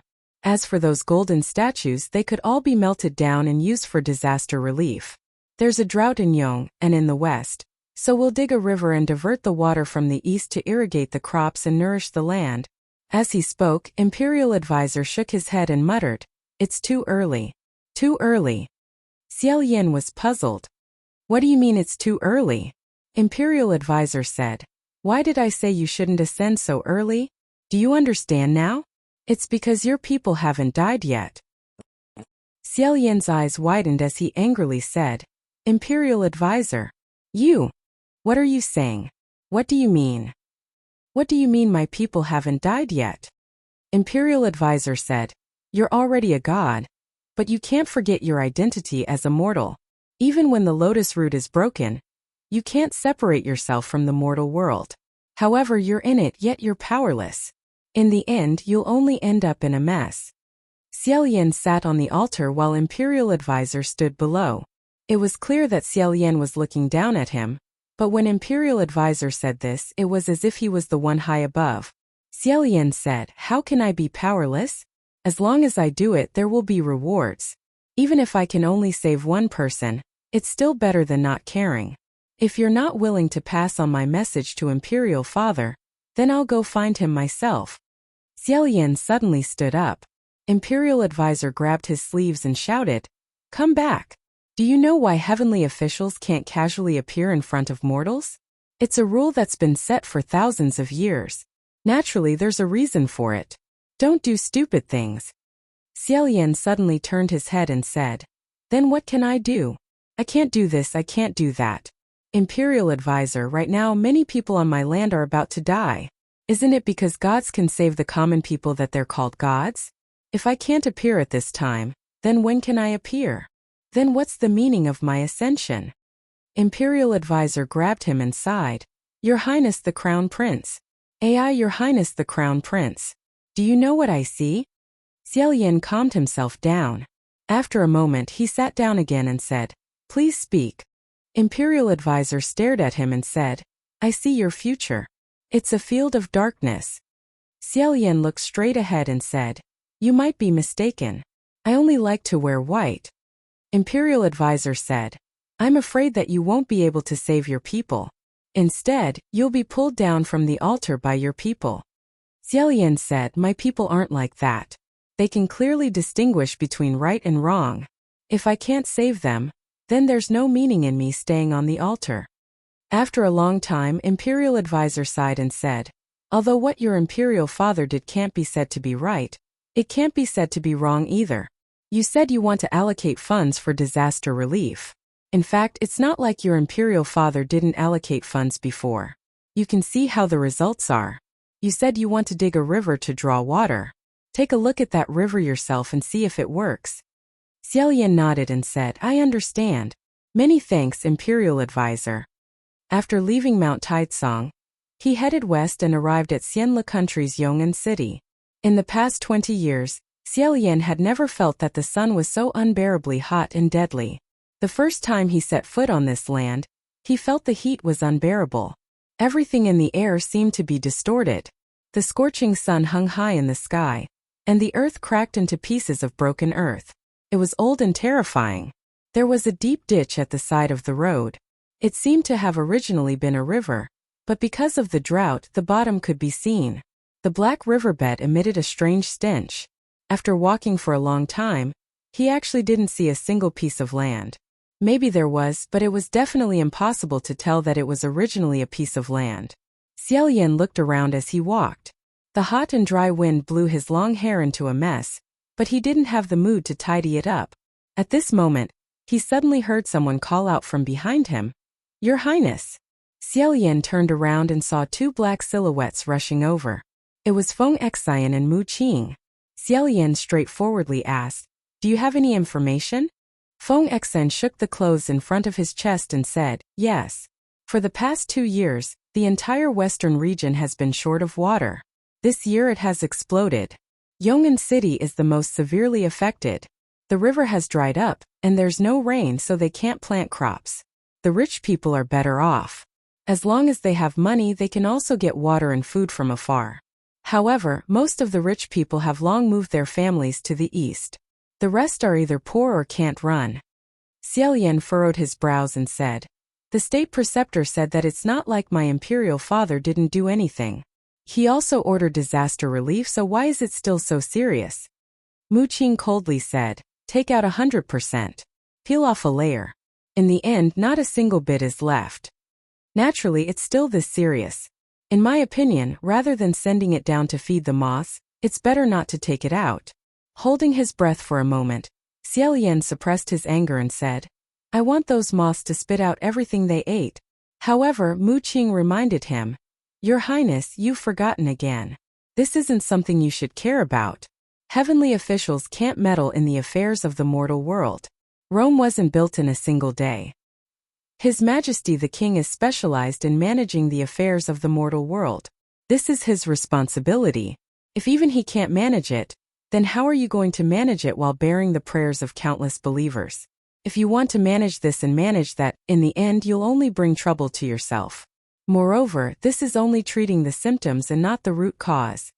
Feng Xian used his hand to block the sun and said, "If we want to treat the root cause, we still need water. How about your Highness let the state preceptor tell His Majesty the King to transfer the water from the east to the west?" Xiaoyan shook his head and said, I just mentioned this idea to the state preceptor. Feng Exin asked, what did the state preceptor say? Xiaolian choked for a moment and said, he probably said it's impossible. However, I now realize that this is indeed not feasible. If we want to transfer water, we must first dig a river. However, digging a river requires the labor of the people. I don't know how many years it will take. Moreover, it's a waste of manpower and money. We can't afford to waste it. Feng Exin nodded and said, that's true. Distant water can't put out a nearby fire. After muttering to himself for a moment, Xiaolian said, however, if the mortals can't solve it, maybe we can try the Heaven Realms method. I heard that a few years ago a new rainmaster ascended. This person is very eccentric. I'll see if I can pay him a visit and ask if he can use rain to divert water from the east to the west. Ever since Xiaolian ascended, aside from going to see Junwu, he hadn't taken the initiative to visit any other heavenly officials. He also hadn't deliberately tried to get closer to any of them. In the spiritual communication array, everyone was treated equally. If he wanted to visit a heavenly official, that would be a very strange thing. However, Mu Qing said, that won't do. Xiaolian turned his head and asked how.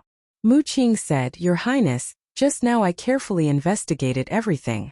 In fact, in these 2 years it wasn't just Yong'an or the West that lacked water. Rather, it was the entire Xianlu country that lacked water. It's just that the east of Xianlu is by the sea, the lake, and the river, so it's not too obvious. Thus, it currently isn't a disaster. However, the overall amount of water and rainfall has decreased by a large margin compared to the past. Xiaolian's eyes widened. Mu Qing continued, if we really dig a river, or use the method of rain to divert the water from the east to the west, then Yong'an can most likely alleviate the situation. However, it won't be able to save them completely. It can only be said that they're hanging on to their last breath and prolonging their lives. At the same time, the east of Xianlu will most likely experience a drought. Xiaolian's heart tightened as he said, Xianli's flourishing area and the vast majority of its population are gathered in the east. It's more than 3 times that of the west, especially the imperial city. Once a drought occurs here, Feng Exin also immediately reacted. The consequences will definitely be more severe than Yong'an. The number of people who will die will be even more. Mu Qing nodded his head.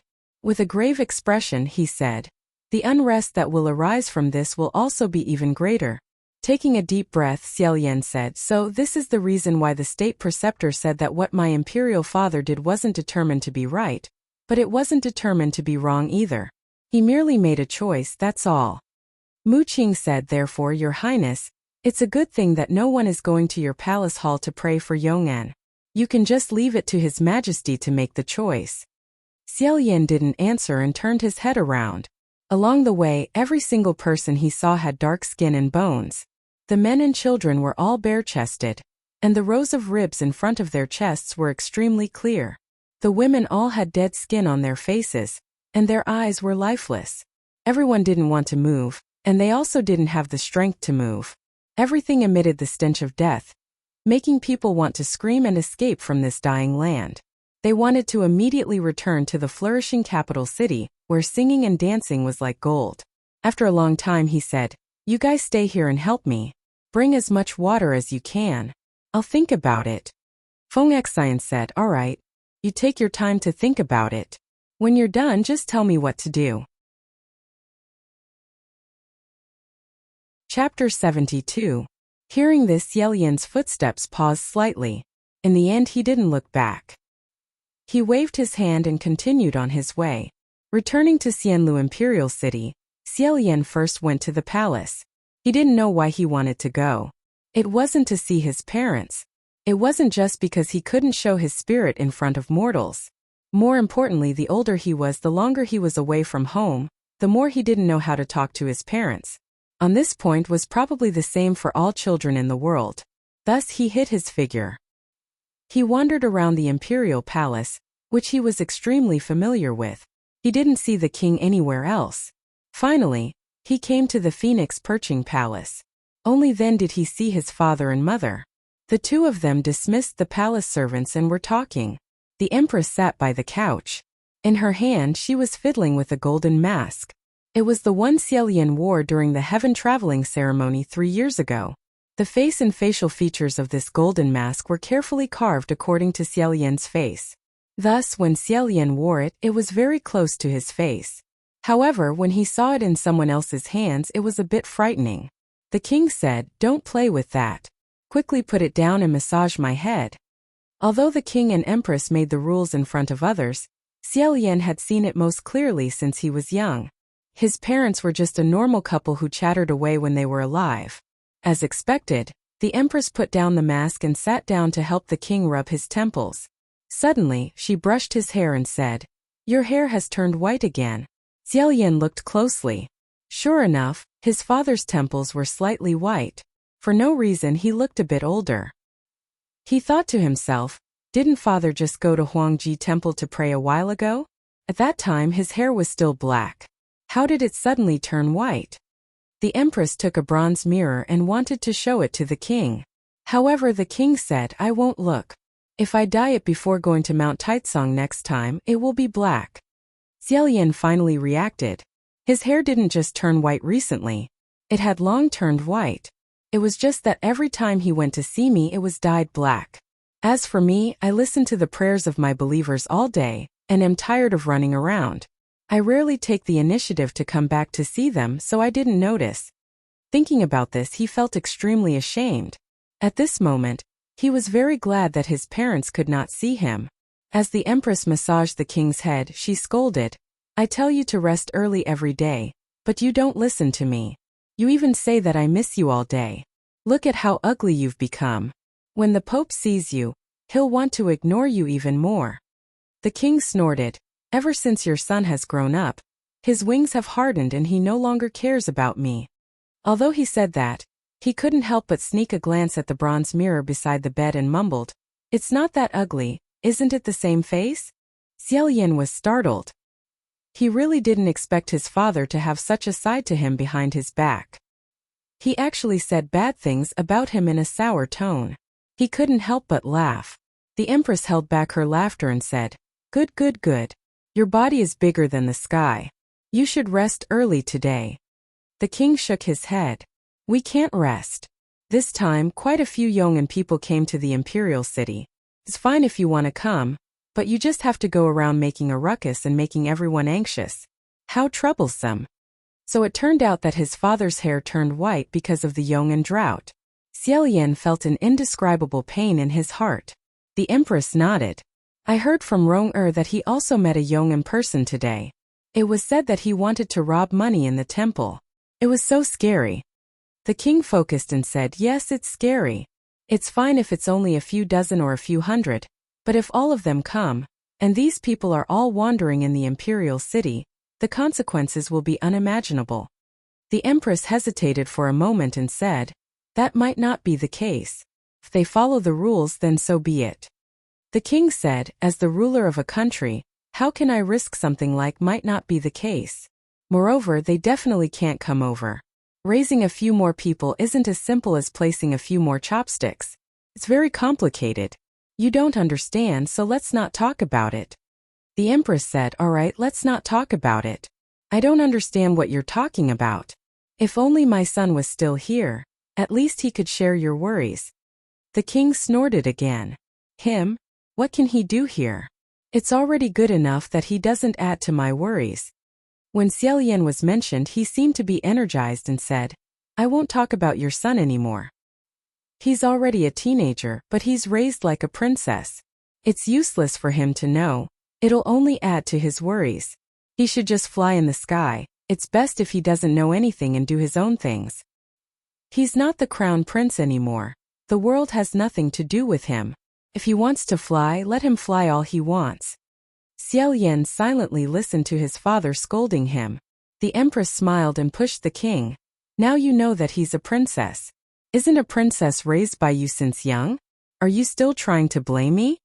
She sighed and said, "This child is good at everything, but he doesn't miss home. He was like this when he was learning in Huangji Monastery. He would not return for months. Now that he has ascended, he's even more powerful. I can't even see him once in 3 years. I don't know when I can see him again." She started to complain, but the king helped Xiao. What do you know? Imperial preceptor said that the rules of Heaven Realm are like this. How can you treat him as a mortal? Aren't you dragging him down by calling your son back? The empress hurriedly said, I'm just saying. I won't make such a request in front of him. She then muttered to herself, it's not bad to look at the god statues, they're all over the place. After looking for a long time, Xiaolian's chest ached. His throat felt like it was stuffed with something.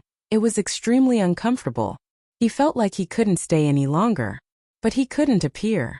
It wasn't that he was afraid of breaking the heavenly rules, but if he appeared, he wouldn't know what to say. As for the matter of Yong'an, he couldn't give a good solution at the moment. If he suddenly appeared, it would only make his parents flustered. He quickly left the palace and went outside. He took a few deep breaths to calm himself down. He calmed himself down and pulled himself together. Instead of sighing, he formed a hand seal and transformed into a plain-clothed Taoist. He ran one round around the imperial city, measuring and recording. After running all over the place for a whole day, he finally got a definite answer. The water levels of all the rivers and lakes in Xianlu Imperial City were lower than before. When he was at Huangji Temple, he had slipped down the mountain several times to play, and went boating on the largest river that ran through Xianlu country, Lu River. At that time, the water level was only slightly lower than the embankment, but now it was several feet lower. Moreover, the residents of the city all said that it had been like this for a long time and not recently. Xiaolian didn't pay attention before, but now that he did, he felt that all the signs were shocking. He originally hoped that Mu Qing's information was wrong, so he personally came to verify it. But now he had to admit that Mu Qing didn't disappoint him. After confirming this fact, Xiaolian stood at the riverbank in a daze, deep in thought. From time to time, pedestrians would pass by him, smiling and nodding, or curiously looking at him. Most of them were happily minding their own business.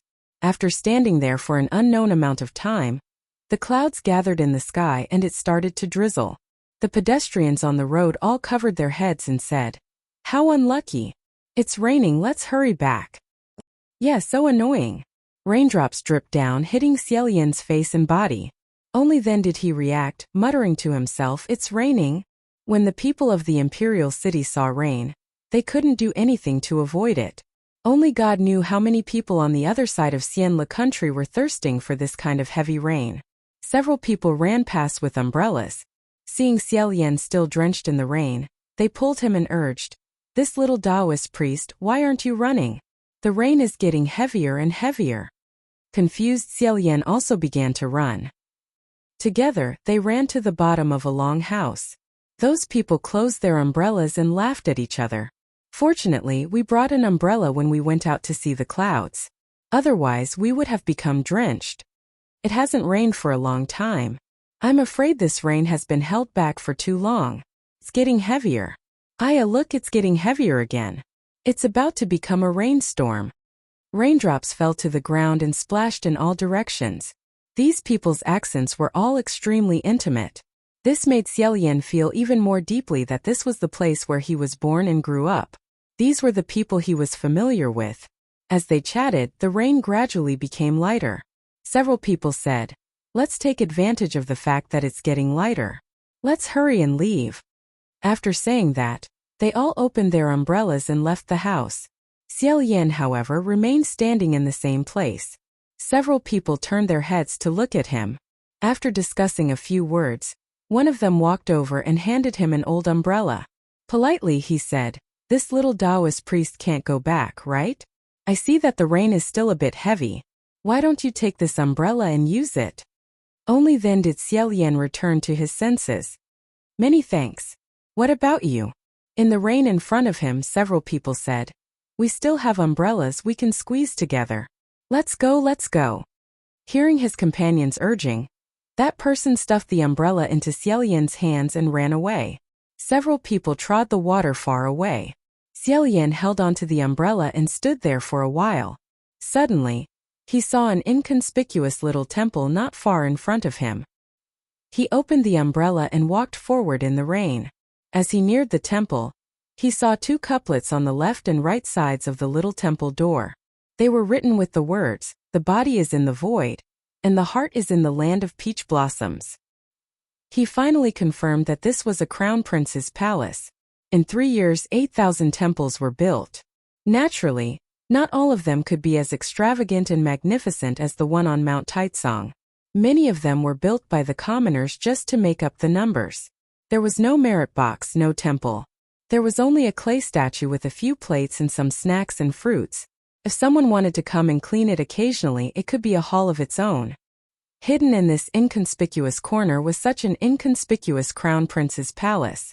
Before he even entered, Xiaolian saw the almost charmingly naive statue of the crown prince. Garish clothes, a big and white face, a big silly smile. It was like a big baby. If he wasn't so preoccupied, he would definitely have laughed out loud. In these 3 years, Xiaolian had seen at least 3,000 crown prince statues. However, he had never seen a crown prince statue that looked exactly like him. The one that looked the most like him was only about 70%. The rest were either too ugly or too beautiful. Most of the other heavenly officials' statues were too ugly. His was the exact opposite. Some were so beautiful that they were deformed, so beautiful that he himself felt embarrassed. He originally didn't look at the clay statue carefully. He only glanced at it. Who knew that in this glance, he would catch a glimpse of Snow White? Thus he glanced back. In the left hand of this crude clay statue of the crown prince, there was a bouquet of snow white flowers. The petals were pure white and had a bit of sparkling dew on them.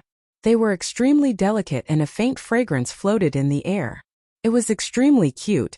The Xianle crown prince statue's standard posture was one hand holding a sword, the other holding a flower. However, the flowers in the left hand were obviously exquisite gold flowers, gemstone flowers and jade flowers. This was the first time Xiaolian saw a statue of the crown prince holding a real flower in its hand. He couldn't help but move closer. Upon closer inspection, he discovered that the left hand of this clay statue of the crown prince was originally holding a clay flower. However, he didn't know if the craftsmanship of the statue master was bad and the flower branch fell off, or if it was plucked by someone as a prank. Today there was only a small hole left in the left hand. That bunch of small white flowers happened to be inserted into this small hole.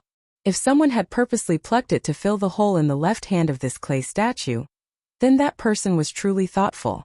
Just as he thought of this, Xiaolian heard the sound of hurried footsteps. He didn't turn his head.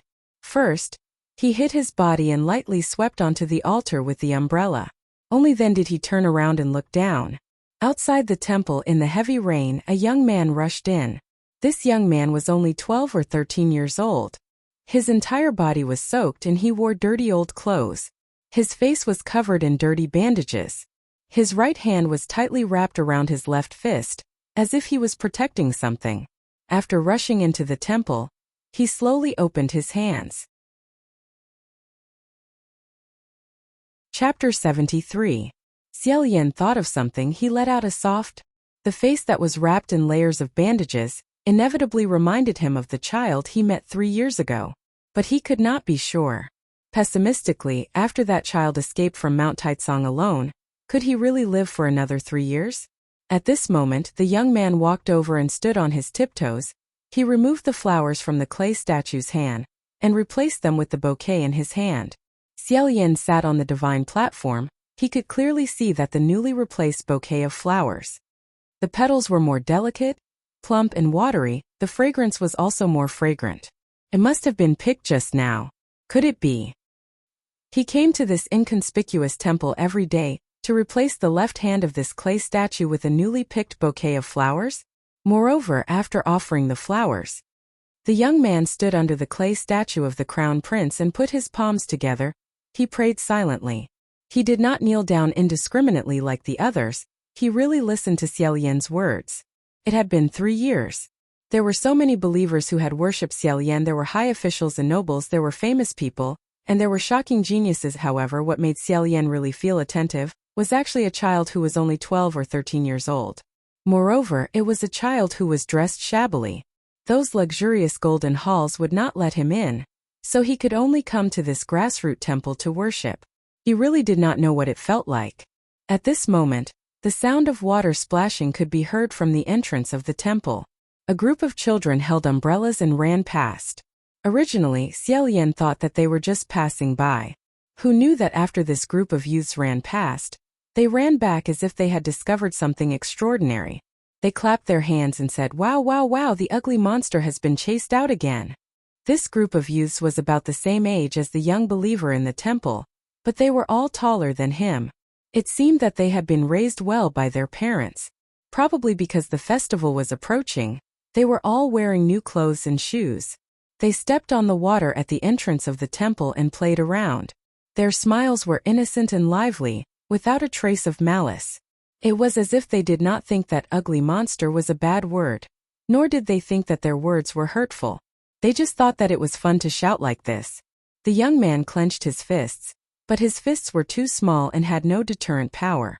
Outside the door he shouted again, "Ugly monster, you're going to sleep in the temple again today.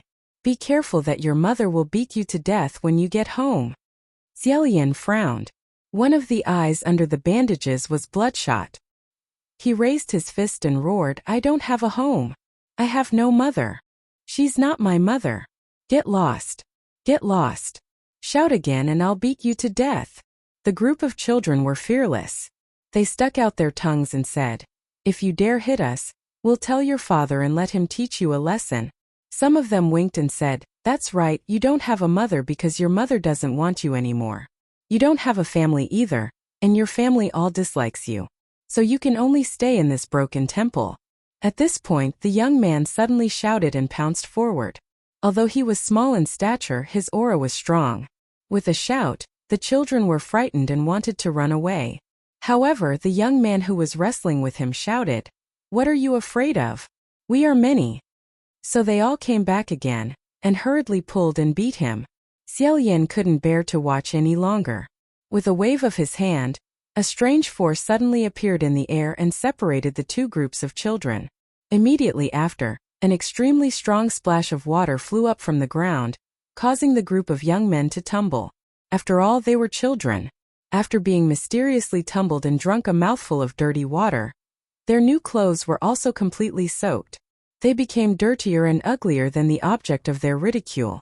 Immediately, their laughter turned into loud wails.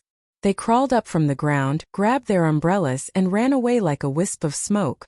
Xiaolian shook his head. He was a dignified martial god who beheaded evil and demons and ensured the safety of traveling. This was the first time he had intervened in this kind of dispute between children. Even though he had driven away the bad party, he didn't feel the slightest sense of accomplishment.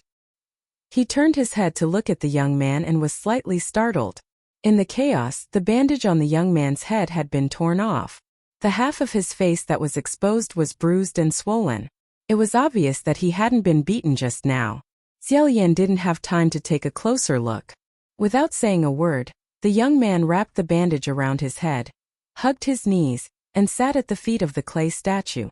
Xiaolian's original intention in coming to this Crown Prince temple was to gather Feng Xian and Mu Qing here to pass down orders to discuss important matters. Who would have thought that he would run into this little kid? He couldn't help but care about him. After issuing the summons, he squatted on the side and stared at the young man. After squatting for a while, the young man's stomach began to rumble. There were a few fruit snacks on the plate. Although they looked shriveled and not very tasty, it was better than nothing. Xiaolian chose one and lightly threw it on the young man's body. When the fruit hit the young man, he immediately covered his head with his hands and curled up into a ball, assuming a defensive posture. It was as if the thing that had hit him was a stone, and that more stones would hit him soon. After a long time, he looked around and found that it was only a fruit. There was no one else present. After a moment of hesitation, he picked up the fruit, wiped it on his clothes and put it back on the plate. He would rather go hungry than eat the offerings on the plate. Then he walked to the door and looked at the heavy rain outside the temple. It seemed that he wanted to go out and find something to eat. However, the rain was too heavy. He didn't want to get soaked anymore, so he came back and curled up at the feet of the clay statue. At this time, Feng Xian and Mu Qing rushed over. The two of them came out from the back of the temple. Feng Xian said gloomily, "Your Highness, where did you find such a small crown prince temple? Why are you passing down orders here?" When he looked down, he suddenly saw a group of people curled up on the ground. He almost stepped on them. He blurted out, "Damn! Why is there a child here?" Mu Qing also lowered his head and looked carefully. He immediately asked, "Your Highness, is this the child who ran away from Mount Taizong 3 years ago?" Xiaolian shook his head. "I can't be sure. I don't know what his name is and I don't know what his face looks like." The three of them surrounded the unconscious child and said a few words. The young man tossed and turned on the ground and wiped his face. Unexpectedly, blood came out of his mouth, nose and mouth. Seeing this, Xiaolian felt that he couldn't let him continue lying down. He said, "Let this child leave first. The sky is getting dark. This temple isn't a good place to spend the night." Feng Exine asked, "Does he have nowhere to go?" "If that's the case, I'm afraid he can only spend the night here." Xiaolian said, "He has a family, but his family might not be too good. However, this temple isn't good either. Let's leave first before we can find food for him. This child still has injuries on his body." However, Mu Qing said, "Your Highness, forgive me for speaking bluntly, but I don't have the time to care about this kind of small matter. Since you summoned us here, did you make a decision?" Among the heavenly officials in the heavenly court, there had never been a single one who would accept all the prayers of their believers. One must know that there were millions of believers in the world. If every single one of them cared about their prayers, wouldn't that be too annoying? Thus, sometimes they would turn a blind eye and pretend not to hear some trivial or subtle prayers. This could save them a lot of trouble. However, Xiaolian was probably too young and full of energy.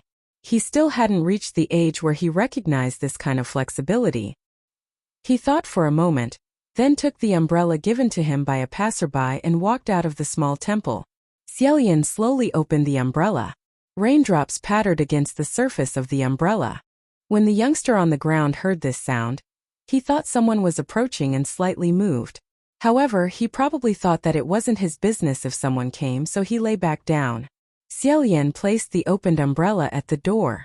When the youngster heard that the sound hadn't disappeared, he finally felt it was strange. He got up and walked out to take a look. Then, he saw a red umbrella slanted on the ground in the rain. It looked like a lonely blooming red flower. He was immediately stunned.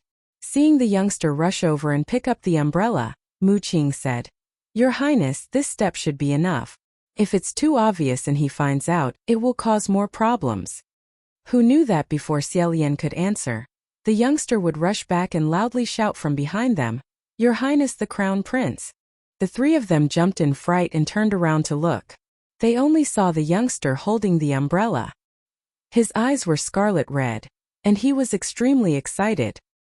He raised his head and shouted towards the clay statue, "Your Highness the Crown Prince, is that you?" Feng Exine didn't know that Xiaolian had already helped him drive away a group of children, and even threw away the fruit. He said in surprise, "This child is quite clever. He actually found out." Mu Qing seemed to have guessed the future and glanced at Xiaolian.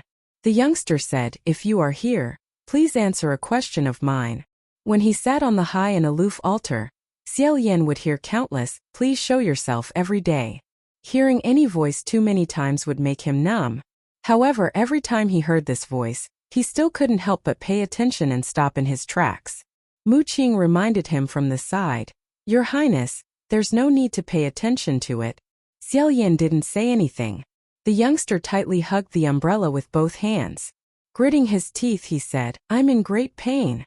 Every day I wish I could die. Every day I want to kill everyone in this world and then kill myself. I'm living in great pain." A 12 or 13-year-old child shouting out these words. This scene was truly laughable and pitiful. However, within that small body, there was something exploding that supported his anger and roar. Feng Exen frowned and said, "What's wrong with him? Killing everyone in this world, is this something a child would say?" Mu Qing indifferently said, "He's just too young. When he grows up a bit, he'll know that what he's experiencing now doesn't count for anything." After a pause, he looked at Xiaolian and said, "There are too many people in this world who are in pain. Just look at the drought in Yong, and which Yong and person did not suffer more than him. Your Highness doesn't have to worry about it. Just do what you have to do." Xiaolian softly said, "Perhaps one person's pain to another person is probably some insignificant little annoyance. The young man raised his head to look at him. One of his eyes was extremely red, but he did not shed any tears. He held the umbrella with one hand and reached out with the other to grab the clothes of the clay statue. He questioned, why am I still alive in this world? What's the point of living? After a long silence, no one answered. The young man seemed to have expected this result and slowly lowered his head. Unexpectedly, a voice suddenly broke the silence and sounded above him. If you don't know how to continue living, then continue living for me. Besides Xiao Yan, Feng Xian and Mu Qing didn't expect that he would actually answer, and it was even this kind of answer. Both of them widened their eyes and said, Your Highness. The young man suddenly raised his head, but he did not see anyone. He only heard a soft and ethereal voice coming from the clay statue. The question you asked, I also don't know how to answer it. However, if you don't know what's the point of living, then why don't you take me as the point for now? Feng Xian and Mu Qing's faces cracked. Both of them reached out to cover Xiao Yan's mouth and shouted, Don't say any more, Your Highness. You broke the rules. Broke the rules. Chapter 74. That youth was completely dumbfounded. Feng Xian and Mu Qing wished they could make a flurry of hands and feet to stop him. With great difficulty, they managed to drag Xiao Yan down. Xiao Yan waved the two of them away and said, I know. I won't say any more. I know it's against the rules. You can just pretend you didn't hear it. As long as you don't say anything, no one will know. Just this once. You're not allowed to say anything. Do you hear me? Mu Qing had an expression as if he had been forced to eat socks. He shook his head and muttered, How could there be someone like you? Who confidently said something like, Live on for me. Really? At first, Xiao Yan didn't think there was anything wrong with it. Now that he said it, he actually felt something was wrong. His face turned red. Feng Xian immediately said with a straight face, All right, Your Highness has already said that you won't say anything. Why are you still bringing it up? The corner of his mouth twitched. Xiao Yan couldn't continue watching. What am I doing? What am I doing? My words are clearly very useful. Look, that youth sat in a daze for a good while. When he didn't hear Xiao Yan's voice again, he rubbed his face a few times. He took down the offering plate from the table and held it in his arms. He began to eat the shriveled fruits and pastries inside. He chewed and chewed with all his might, eating with the pitiful and fierce vigor of a small animal. Xiao Yan bent down to look at him. He revealed a smile and said to the other two, Look, it's useful. He didn't eat before, but now he's eating. Mu Qing said, All right, it's useful. You're a god. Feng Xian also said, Yes, it's useful. You're a god. Xiao Yan sternly said, Yes, I'm a god. I called you guys over because I've made a decision. At this point, the atmosphere that had just relaxed for less than a moment became heavy again. Feng Xian asked, What do we do? Mu Qing asked, Do we still care? Xiao Yan said, Care. It's very simple. If there isn't enough water in Xianlu, then we'll go to a country outside of Xianlu. Mu Qing hesitated. Go to another country? Wouldn't that be too far? I'm afraid we'll have to borrow some of the water divine officials' treasures. Furthermore, the divine officials stationed in other countries might not be willing. Xiao Yan naturally thought of this and said, I'll try first. It was better than doing nothing. You guys continue to stay in Yo, and focus on providing disaster relief to the more serious areas. I'm going back to the heavenly court. Is there a problem? Feng Xian, no problem. I'll hold the rear. Mu Qing thought for a moment and asked, Your Highness, what about the prayers of the Crown Prince's followers? Xiao Yan said, This is also what I wanted to say. Just pick the important ones first and deal with them for me. You can suppress the ones that aren't so important. Although Mu Qing didn't look too optimistic, he still said, You are the Crown Prince, I will listen to you. However, I suggest not suppressing it for too long. Xiao Yan patted the shoulders of the two. Feng Xian and Mu Qing saluted and retreated. Only Xiao Yan and the child were left in the small temple. Xiao Yan walked out of the temple and glanced back. He didn't stay any longer and headed straight for the immortal capital. He had originally planned to visit a few water law divine officials, but strangely, the first few weren't in the immortal capital mansion. Only the Rainmaster didn't live in the immortal capital. Xiaolian hurriedly walked on the streets of the immortal capital. When he walked past a female civil official dressed in black carrying a few files, she smiled and said, "Your Highness, you finally returned." Xiaolian hurriedly said, "Nangong, you came at the right time. Do you know where the Rainmaster's mansion is?"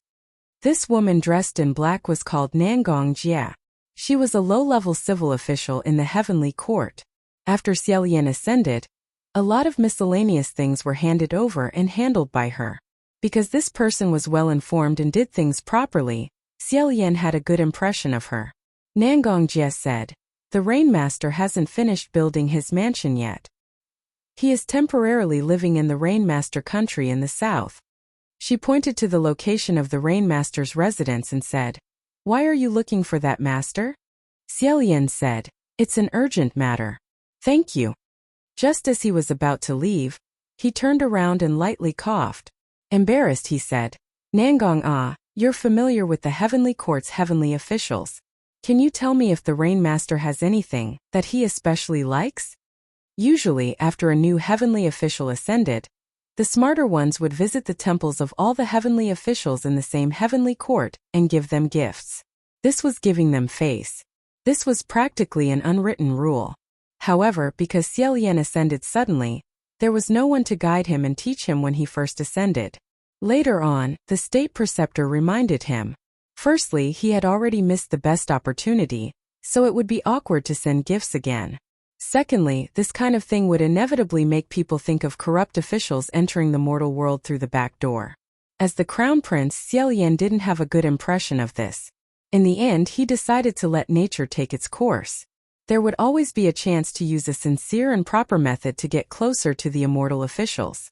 At first, his posture was beautiful, but now he took the initiative to ask a heavenly official what he liked.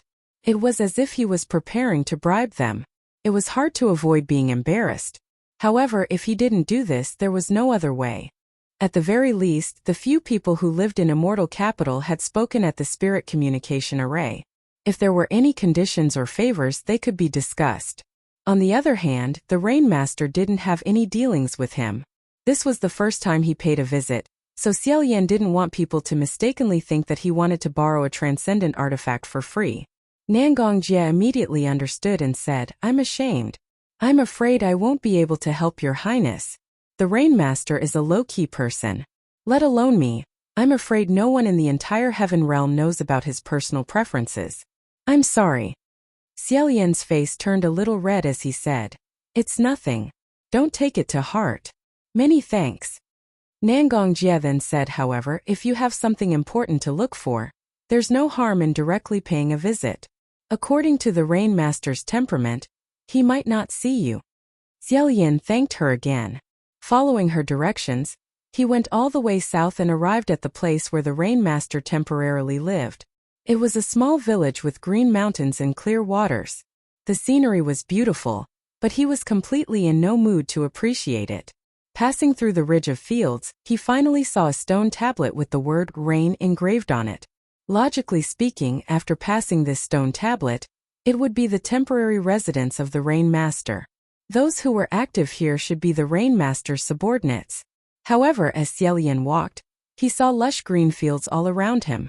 There were cows mooing in the fields, rolling water wheels, and diligent farmers transplanting seedlings.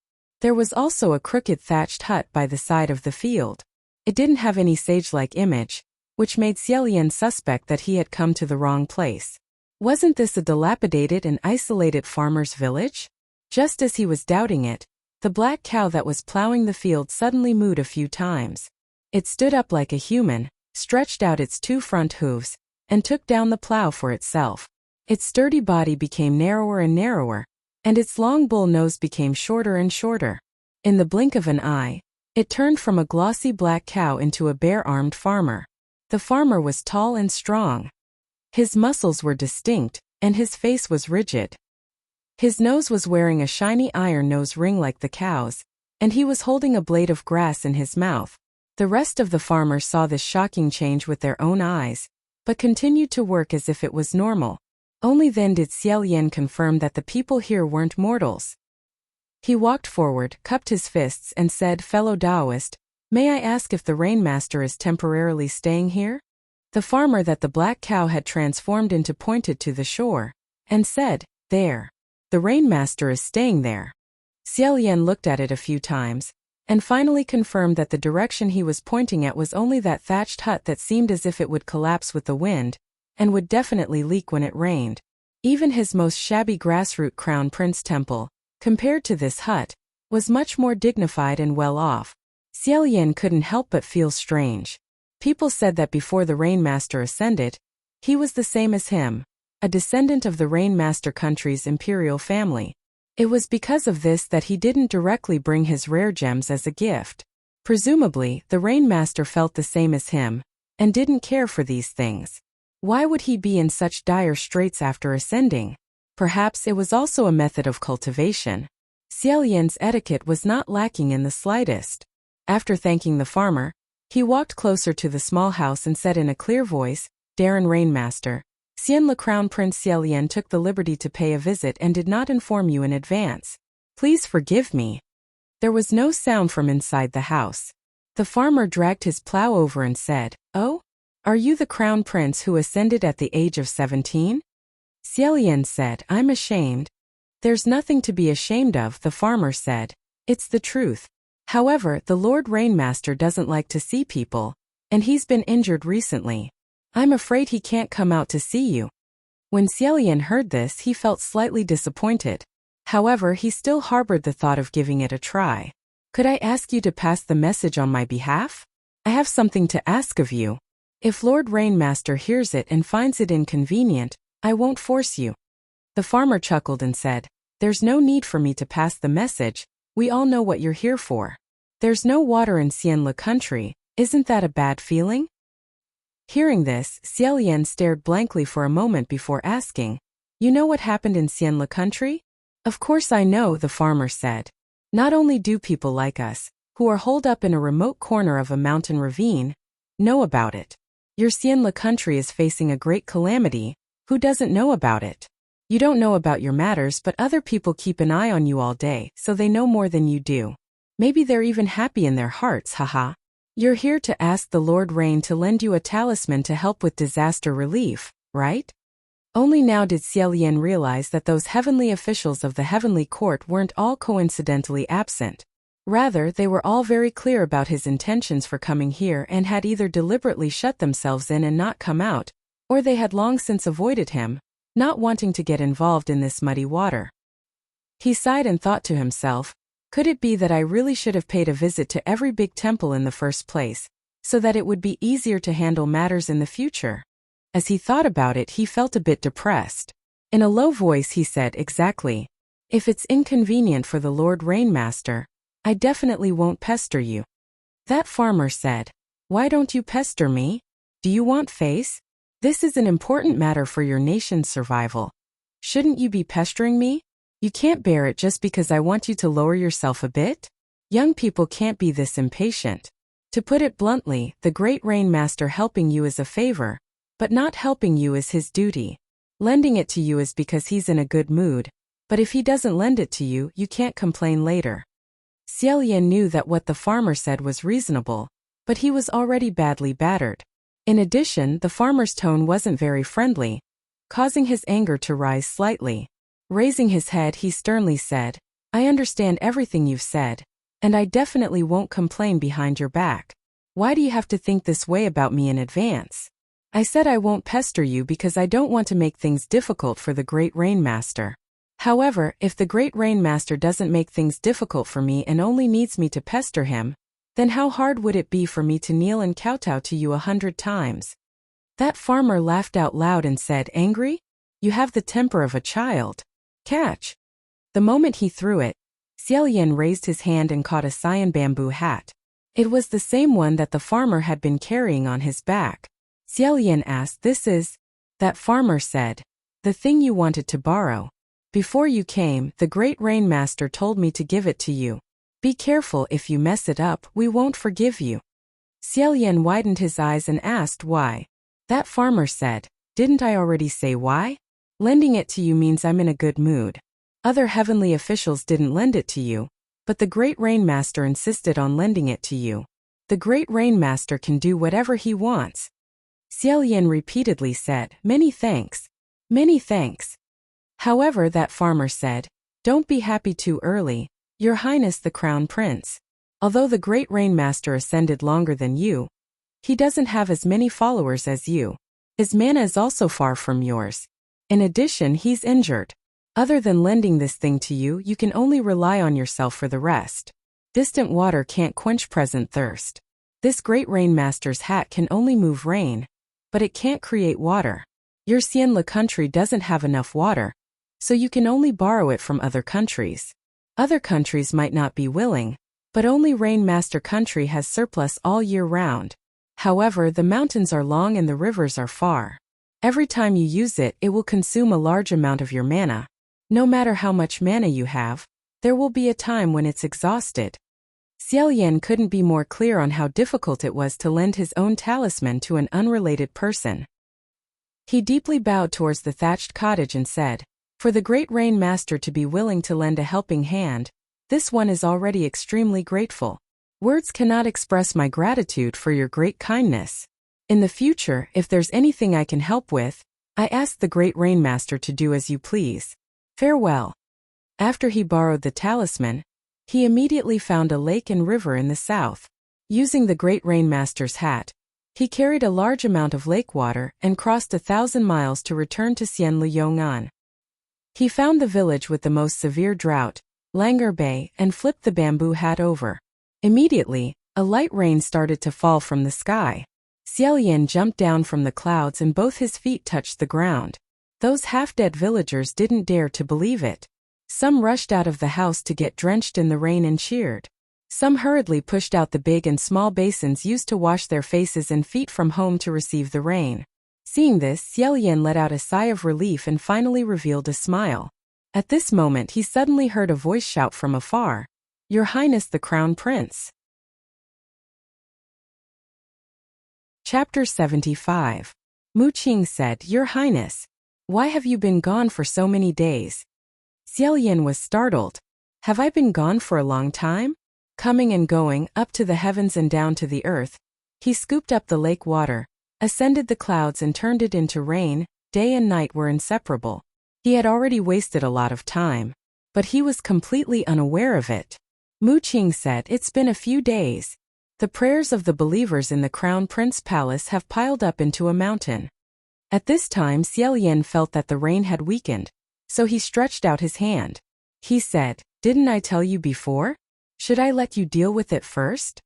Mu Qing said, "We have naturally taken care of everything that we can, but there are still many wishes. We don't have the qualifications to skip ranks and do it for you. That's why I told Your Highness not to suppress it for too long. Come back quickly." As soon as he finished speaking, the rain stopped. The duration of this rain was even shorter than Xiaoyan had imagined. He couldn't help but feel solemn. The dark clouds in the sky slowly dispersed, and a green bamboo hat slowly fell down. Xiaoyan stretched out both hands to receive it. "But look at the situation. I can't leave here either." Mu Qing frowned. "Your Highness, you borrowed the Rainmaster's magic treasure? Where did you get this water from?" Xiaoyan replied, "The southern Rainmaster country." Mu Qing said, "So far? How much magic power does it take to move it once? Moreover, the area of the rain each time was small, and it did not last. How are you going to deal with the prayers of the Crown Prince's followers?" Xiaoyan didn't need him to say it. He was the war god, and the followers of the Crown Prince Palace were the foundation of his palace and the source of his magic power. This was tantamount to abandoning one's roots to pursue another. If he wasn't careful, he might not be able to take care of both sides. But other than this, what else could he do? Xiaoyan replied, "I know. But if this goes on, the Crown Prince's palace will be affected sooner or later if chaos breaks out in Yong'an." Mu Qing said, "It's about to explode." Xiaoyan was startled. "What?" After hearing Mu Qing's report, he quickly returned to Xianlu Imperial City. When he arrived at Divine Marshal Street, he happened to run into a group of royal soldiers. They were armed to the teeth and holding sharp weapons. They were escorting a group of ragged men with shackles on their heads and hands. Both sides of the street were lined with commoners, all of them looking enraged. Feng Xian held the black bow in his hand, ready for battle, as if he was guarding against the rioting of the citizens on both sides. Xiaoyan shouted, "Feng Xian, who were they betting on? What crime did he commit? Where are you going?" When Feng Xian heard his voice, he strode over and said, "Your Highness, these are all Yong'an people." The row of men was tall and thin, their skin was slightly dark, there were several dozen of them. The soldiers escorting them were followed by a few old men, as well as some frightened women and children. Xiaoyan asked, "Everything behind this is also the same?" Mu Qing said, "All of them." It turned out that in the past few months, due to the drought in Yong, and the people who originally settled in Yong, and had fled to the east. It wasn't obvious when they were in groups of a few dozen, but now there were more than 500 people here. With more than 500 people gathered together, it was a very impressive sight to behold. This group of people from Yong, and were unfamiliar with the place and had nothing to their name. When they opened their mouths, they revealed their foreign accent. Now that they had come to a strange and bustling city, they naturally wanted to hug each other for warmth. Thus, they searched everywhere in Xianlu Imperial City, and finally found an uninhabited piece of green land. Overjoyed at the unexpected good news, they set up a hut here as a place to rest. Unfortunately, although this piece of green land was indeed uninhabited, it was a piece of white moonlight in the hearts of the people of the Imperial City. The people of Xianlu were used to enjoying and appreciating, and the people of the Imperial City were especially so. Many of the common people would go to that piece of green land to take a walk, dance, practice swordsmanship, recite poems, paint, and have gatherings. As for Yong'an, it was situated in the west of Xianlu. The land was barren and poor, and the temperament and customs of the common people were as different as heaven and earth compared to the east of Xianlu. Compared to them, the common people of the Imperial City were more aware that they were the orthodox people of Xianlu. Today, the once elegant place was occupied by a large group of refugees. All day long they brewed medicine, cried for funerals, washed their clothes, and lit fires. The stench was so bad that it was filled with the smell of sweat and leftover food. Many of the common people nearby could not bear it and complained. A few of the older Yong and elders who were leading the group understood and wanted to move elsewhere. However, the Imperial City had a large population, and no matter where they moved, it would be filled with people. There was no other place that could accommodate so many people. Moreover, among the 500 people, there were injured, sick, elderly, women, and children. It was not suitable for them to move frequently, so they could only be careful and thick-skinned, staying here and not leaving. Although the common people of the Imperial City were dissatisfied, they were after all citizens of the same country. Since they were in trouble, they could only endure it for the time being. Hearing this, the row of soldiers escorted the men of Yo, and to the entrance of the market and ordered, "Kneel." Every single one of those Yong and men had faces full of unwillingness. However, with a knife at their necks, even if they didn't want to kneel, they still had to. When the common people of the Imperial City who were watching saw them kneel in an uneven fashion, some sighed, and some vented their anger. Xiaoyan said, "According to what you said, both sides are enduring. Then what's going on today?" Before Feng Xian and Mu Qing could answer, a woman in the crowd cried out, "You bunch of barbaric thieves! You stole chickens and dogs, and you even beat my husband to that state. He can't even get up. If anything happens to him, I'll fight you to the death." Beside her, several people hurriedly comforted her. There were even some people who criticized, "You've left your homes and arrived in someone else's territory, yet you don't know how to behave yourselves. That's right, when you're in someone else's house, you're not the slightest bit polite. You're stealing." A young man wearing a pillory couldn't keep his cool and explained, "I've already said it long ago, we weren't the ones who stole it. We weren't the ones who made the first move either. Furthermore, we also have people injured on our side." An old man shouted, "Don't say any more." That young man angrily shut his mouth. Feng Xian said, "Someone in the Imperial City lost a dog. In the past, there was a child from Yong, and who was extremely hungry and stole a duck to cook and eat. So, he suspected that this time, the dog was also caught by Yong, and people to be cooked and eaten. So he ran over to their side to ask." Xiao Yan only felt that this was unreasonable. Just because of a dog they caused such a big commotion and arrested so many people?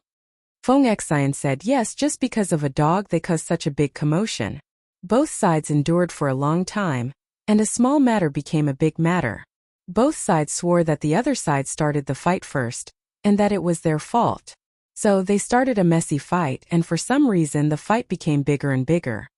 The leader of the soldiers said, "Gathering people to cause trouble, they will be severely punished. Wear shackles as an example to the public, and do not do it again." After he finished speaking, he retreated. In the next moment, many people began to throw vegetable leaves and rotten eggs at this group of young and men. Several older people bowed in all directions and said, "We're sorry, everyone, we're sorry. Please be lenient, be lenient." Although Xiao Yan felt that they were making a mountain out of a molehill and extremely ridiculous, he could more or less understand. He said, "So did they steal it? Did they find the dog?" Feng Xian shook his head and said, "Who knows? After eating the bones and dumping them, who would be able to find it? But looking at their expressions, I don't think they stole it." However, they were soldiers of the imperial city, and the judgment was naturally biased towards the people of the imperial city. Regardless of whether it was stolen or not, if a fight broke out, the people of Yong'an would definitely be in the wrong. Especially since the men of the imperial city loved to have fun, and were not as good at fighting as the men of Yong'an. It seemed that they had been beaten up badly by outsiders this time, and they had lost a lot of face. Xiao Yan shook his head and swept his eyes across. Suddenly, he discovered that among the row of Yong'an men, there was a youth with his head lowered in the middle. He looked very familiar. It was the youth who buried his child in the small forest, Lang Ying. Xiao Yan was immediately startled. At this moment, someone nearby complained, "Why do I feel that there are more and more people of Yong, and in the imperial city these few months? They even dared to beat people up today. Don't tell me all of them are coming over?" A man who looked like a merchant waved his hands randomly and said, "His Majesty the King will not allow it. My house was stolen by Yong, and people a few days ago. If they all come over, what would happen?" Hearing this, Lang Ying, who had been letting the leaves rain down on his head, suddenly raised his head and said, "Did you see that?" That merchant didn't expect this person to actually talk to him, so he casually replied, "What?" Lang Ying said, "Yong and people stole things from your house. Did you see it with your own eyes?" That merchant said, "I didn't see it with my own eyes, but everything was fine before. It was only after you guys came that it was suddenly stolen. Don't tell me you guys have nothing to do with it?" Lang Ying nodded and said, "So that's how it is. I understand now. Before we came, you guys were the ones who stole things. After we came, the ones who stole things were all us." Before he finished speaking, a rotten persimmon flew over and smashed into the side of his mouth. It was as if he had vomited a large flower of blood. That merchant burst out laughing. Lang Ying's gaze was indifferent, so he shut his mouth and didn't say anything else. Xiao Yan melted the sharp stones that were thrown at them, so that this group of Yong and youths wouldn't have their heads broken and bleeding. This public display continued until the evening. The surrounding commoners gradually dispersed, and the soldiers felt that it was enough. Only then did they arrogantly open the shackles and warn them not to cause trouble in the future. Otherwise, they wouldn't let them off lightly and so on. Several of the older people kept bowing and nodding, smiling apologetically as they promised that they wouldn't do it again. However, Lang Ying's expression was calm as he walked away, minding his own business. Xiao Yan saw that he was walking alone, so he seized the opportunity and flashed out from behind a tree, blocking the youth's path. The moment he flashed out, the youth's gaze turned cold. In an instant, it seemed as if he wanted to reach out and grab Xiao Yan's throat. In a split second, after he clearly saw who it was, he retracted his hand that had yet to reach out and said, "It's you." Xiao Yan had transformed into the form of that little Taoist priest. He was slightly startled by Lang Ying's hand that hadn't reached out and thought to himself, "This person's skills are quite amazing." He then said, "I gave you that bead, so why didn't you take it back to Yong'an?" Lang Ying looked at him and said, "My son is here. I'm also here." Pausing, he took out the coral bead from his belt and said, "Do you want to take this back? I'll give it to you." The hand that he used to hand over the bead still had a bruise from wearing the shackles. After a moment of silence, Xiaoyan didn't take it and said, "Let's go back. It's raining in the Bay of Children today." He pointed to the sky and said, "Tomorrow. It will also rain. I promise it will definitely rain." However, Lang Ying shook his head and said, "Regardless of whether it rains or not, we can't go back." Looking at his departing back, Xiaoyan stared blankly for a moment, only feeling endless worries. Before he ascended, it seemed like he didn't have any worries at all. Whatever he wanted to do, he would be able to accomplish it. Who knew that after he ascended, it was as if he was suddenly surrounded by endless worries. He had other people's worries and he also had his own worries. To do one thing, it was so difficult. He was stretched too thin and he didn't have the strength to do it. Xiaoyan sighed and also turned around to leave. He returned to the Crown Prince's palace to deal with those believers' wishes that had accumulated for many days. However, he wasn't the most worried person. The king was. The Xianlu Emperor's worries had become reality. These 500 or so Yong'an people were just the beginning. Xiaoyan borrowed the Rainmaster's hat and frequently traveled between the north and south, relying on his own strength to make the rain fall. Every time it rained, it would consume at least 5 to 6 days of time and a large amount of magical power. If it wasn't for him, perhaps no one else would be able to endure this kind of running back and forth. Of course, Junwu was an exception. However, the Divine Martial Heavenly Emperor's territory was much larger than his. The amount of believers and territory he needed to expend energy on was far greater than the Xianlu Emperor's. How could he ask Junwu to be distracted by this? Moreover, he could only nourish a small part of Yong'an's land at a time. Moreover, it wouldn't last long. Although it could alleviate the problem, it couldn't be cured. Thus, after a month, the people of Yong'an officially began to migrate to the east. Originally, it was a few dozen people in a group. Now it was hundreds, thousands, and large groups of people converging into a river. After another month, the Xianlu Emperor issued an order. In view of the continuous disputes and frequent fights, in order to maintain the stability of the imperial city, from today onwards, the people of Yong'an who were scattered in the Xianlu capital must all withdraw from the imperial city.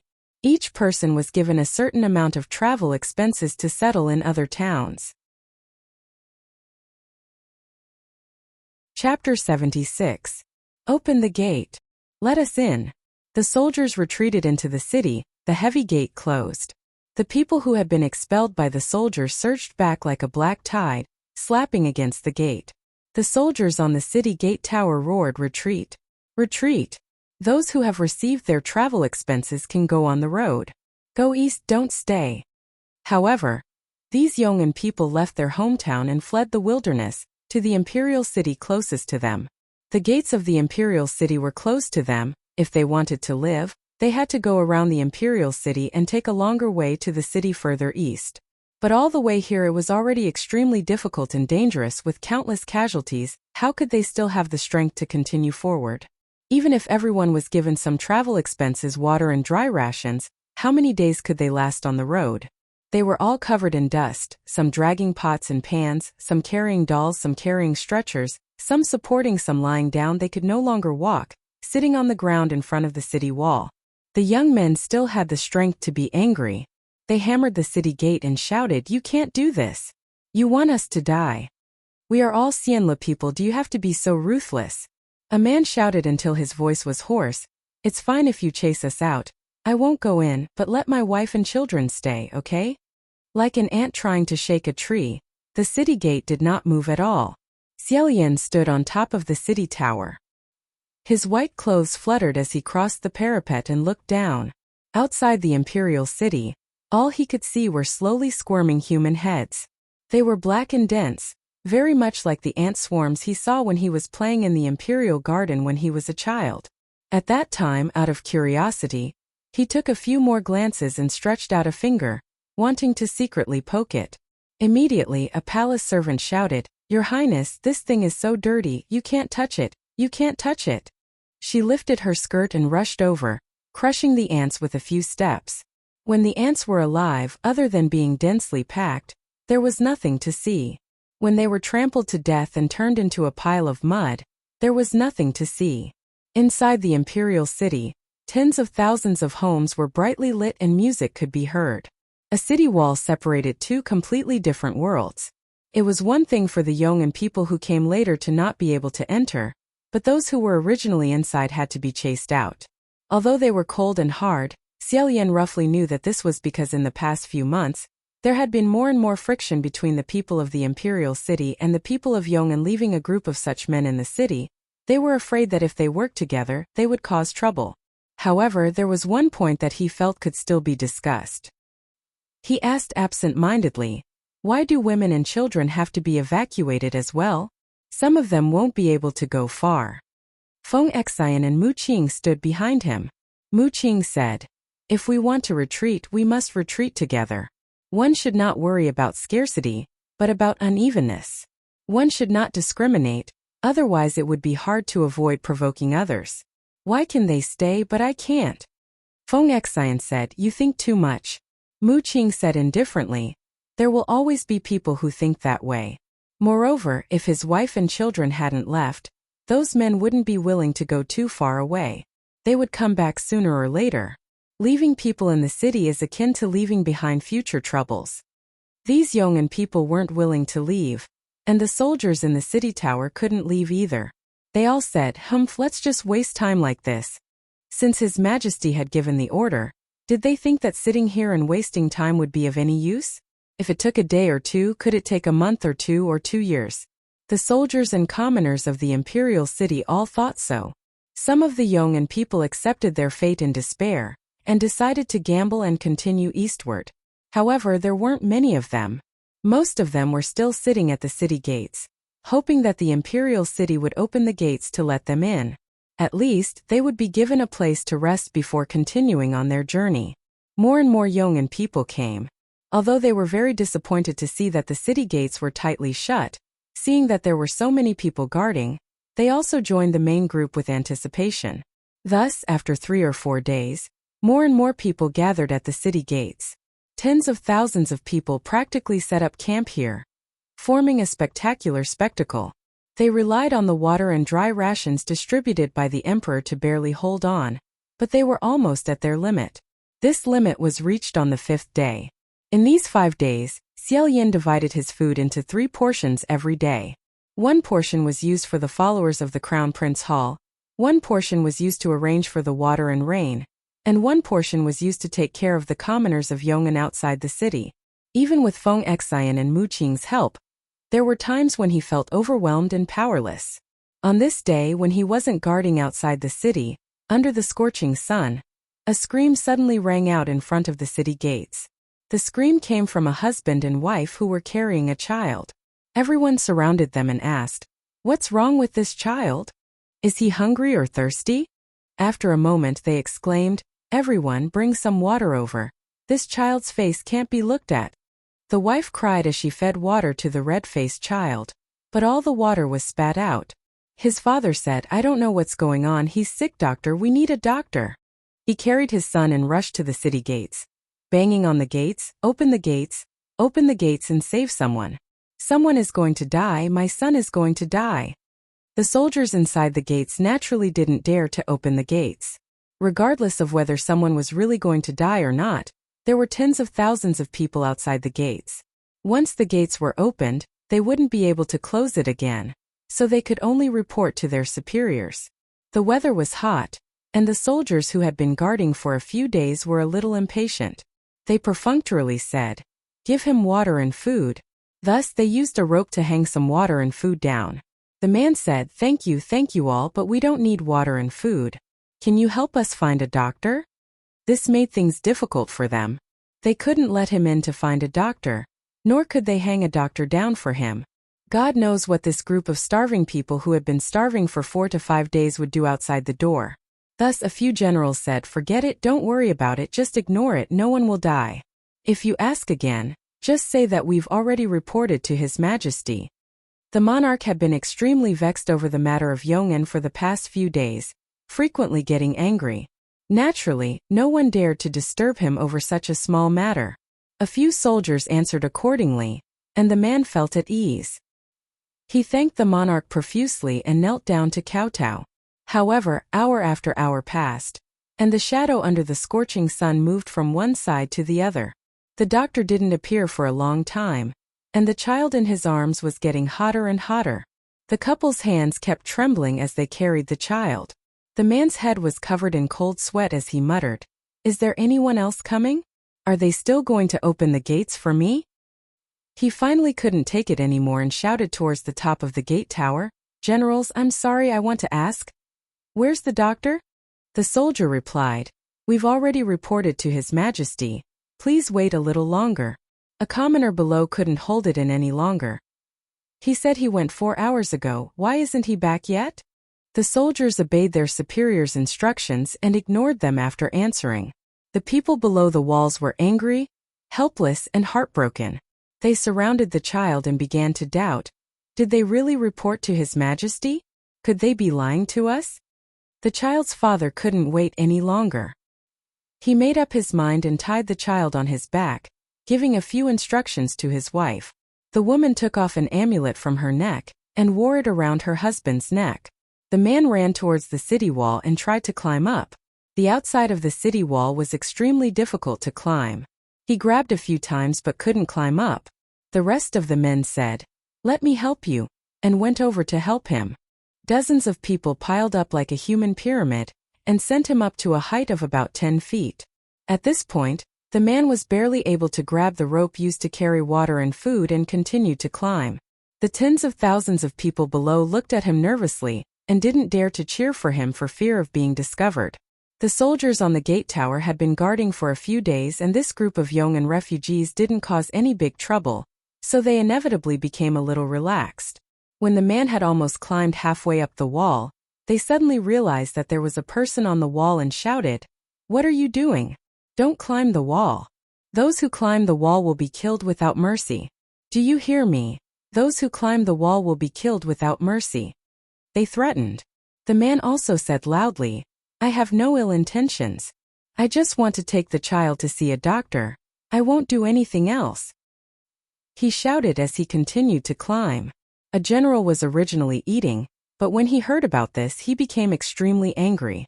If this person climbed up safely and set a precedent, wouldn't there be countless Yong'an people who followed suit? He had to be stopped.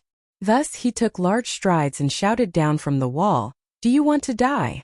Go down immediately. If you don't go down, I won't forgive you." The man had already climbed to a very high place and was already halfway up. If he put in a bit more effort, he would be able to climb back up, so he naturally wouldn't stop.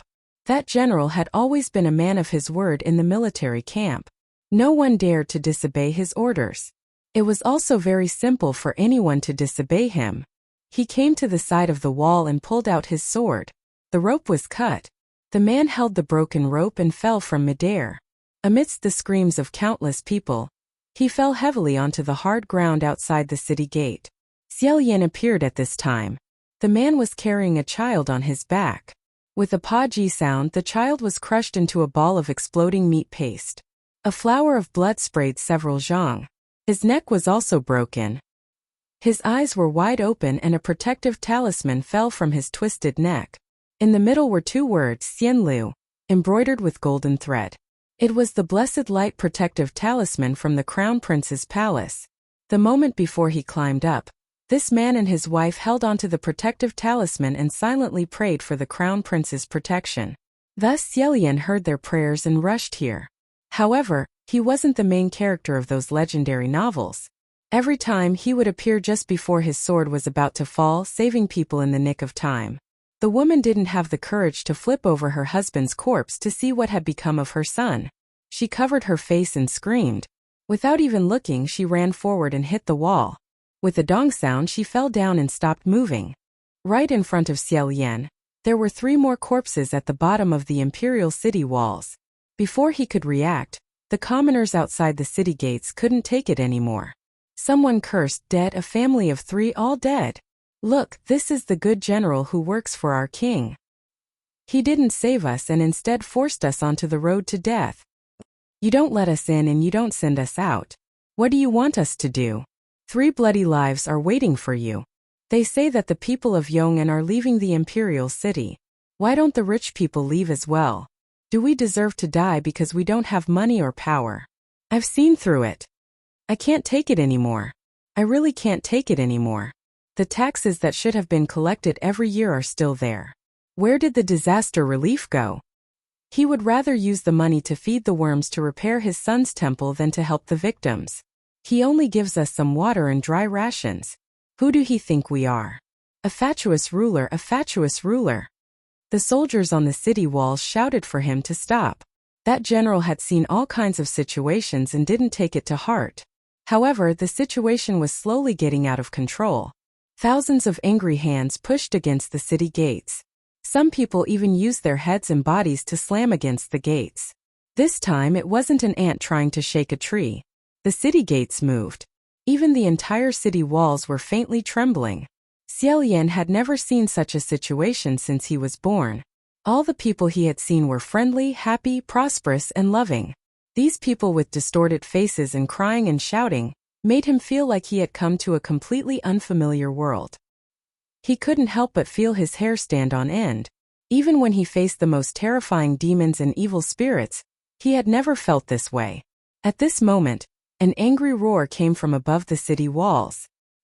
He suddenly turned around and saw a tall and thin figure grabbing the general who had cut the rope and caused the death of the 3 people below the city walls. With a crisp crack, the general's neck was broken. The soldiers didn't know how this person suddenly appeared. They turned pale with fright and shouted, "Who are you? How did you get up here?" Xiaolian quickly noticed the general's hands. They were already badly mutilated. This person had actually used a pair of bare hands to grab the city walls that didn't have a single crack and climbed up. And that figure turned around. It was indeed Lang Ying. Lang Ying, who was surrounded by the soldiers, didn't panic at all. He flipped over the parapet wall and threw the general's body down the city walls. He also stepped on the body using it as a cushion and jumped down. The moment before he jumped down, he looked straight at Xiaolian. But he wasn't looking at Xiaolian. Instead, he looked past him and saw the imperial palace in the center of the imperial city. Chapter 77. With the displaced people of Yong'an City. Wanting to fight against the army of Xianlu Imperial City was no different from hitting a stone with an egg, a mantis trying to stop a chariot. However, people who had no way out had the courage to hit a stone with an egg and a mantis trying to stop a chariot. After a commotion, tens of thousands of Yong'an people finally left the city gate, retreating a distance. Changing a place to set up camp. They just refused to leave. Walking on the road, they might die. Wasting time here would probably mean death. What was the difference? Relying on the food and water that the king had previously distributed. The bark, weeds, vegetable roots, insects, snakes, rats, and ants in the wild. As well as the resentment and unwillingness that had accumulated for many days. These people had an unimaginably tenacious vitality. They stubbornly endured it. Few days later, more than 1,000 people hurriedly gathered together with some hoes, rakes, stones, and branches, came back to fight. Although this battle was a mess, it was a crushing defeat. More than half of the more than 1,000 people were dead or injured. But it was not for nothing. Lang Ying rushed into the city tower alone, carrying a few large bags of rice and a few bundles of weapons back. Although he was heavily injured. On the contrary, it aroused the fighting spirit of a group of desperados. At this time their nature was closer to that of bandits. Once, twice, 3 times. The soldiers of Xianlu discovered that this group of bandits were rapidly improving. The scattered attackers who had no experience before gradually found their way. The people who came were more and more difficult to deal with, and the number of people who went back increased. There was also a new wave of disaster victims who heard the news and joined them, strengthening their team. The Xianlu nation was in an uproar over how to deal with these bandits. After 5 or 6 such absurd battles, Xiaolian could no longer watch from the sidelines. He hadn't gone to the heavenly court to report for many days. This time, when he returned to the immortal capital, he silently went straight to the divine martial palace. When he rushed in, Junwu was sitting at the head. A group of heavenly officials were bowing their heads and listening to orders, as if they were discussing important matters. If it was in the past, Xiaolian would have chosen another day to visit, but now he couldn't wait any longer. He went straight to the point and said, "Emperor, I want to return to the human world. All the heavenly officials were startled and immediately covered their mouths, not wanting to reveal too much of their emotions. Junwu pondered for a moment before standing up from his throne. In a warm voice he said, Xianlu, I roughly know what happened. However, you must first calm down. Xiaolian said, Dijun, I didn't come here to inquire but to inform. My people are in dire straits. Please forgive me for not being able to remain calm. Junwu said, everything in the world has its own destiny. Do you know that if you go down there, you will be breaking the rules? Xiaolian said, if it's against the rules, then it's against the rules. Hearing this, the expressions of all the heavenly officials changed. There had never been a divine priest who dared to say these words in such a righteous and powerful manner. Even if Junwu favored this Xian, the crown prince who had ascended at such a young age, he was still too bold. Then Xiaolian bowed and said, please give me a way out and give me some time. Since the war has already started, casualties are unavoidable. However, if I can pacify this war, let the least number of people die, and control the situation to the smallest extent possible, after the war is over, I will definitely voluntarily come back to ask for forgiveness. At that time, I will be at your disposal. Whether it is to suppress me under the mountain for 100 years, 1,000 years, or 10,000 years, I will absolutely not regret it. After saying this, he maintained his bowed posture and retreated out of the palace hall. Junwu said, Xianlu. Xiaolian's footsteps paused. Junwu looked at him and sighed. You can't save everyone. Xiaolian slowly straightened his body and said, whether or not I can save everyone, I will only know the answer after I try. Even if the heavens say that I must die, as long as that sword doesn't pierce through my heart, nailing me to the ground and making me unable to move, I will still be alive. I will still struggle to the end with my last breath. This time, when he returned to the human world, it was different from the previous times. Xiaolian felt that something had been left behind. It was a little relaxed but also a little heavy. His first step was to impatiently return to the imperial palace. The king and empress were in the imperial study, their expressions heavy and tired as they whispered to each other. Xiaolian arrived outside the door. He was slightly nervous for a moment before he calmed down. Lifting the curtain, he walked in and said, Imperial Father.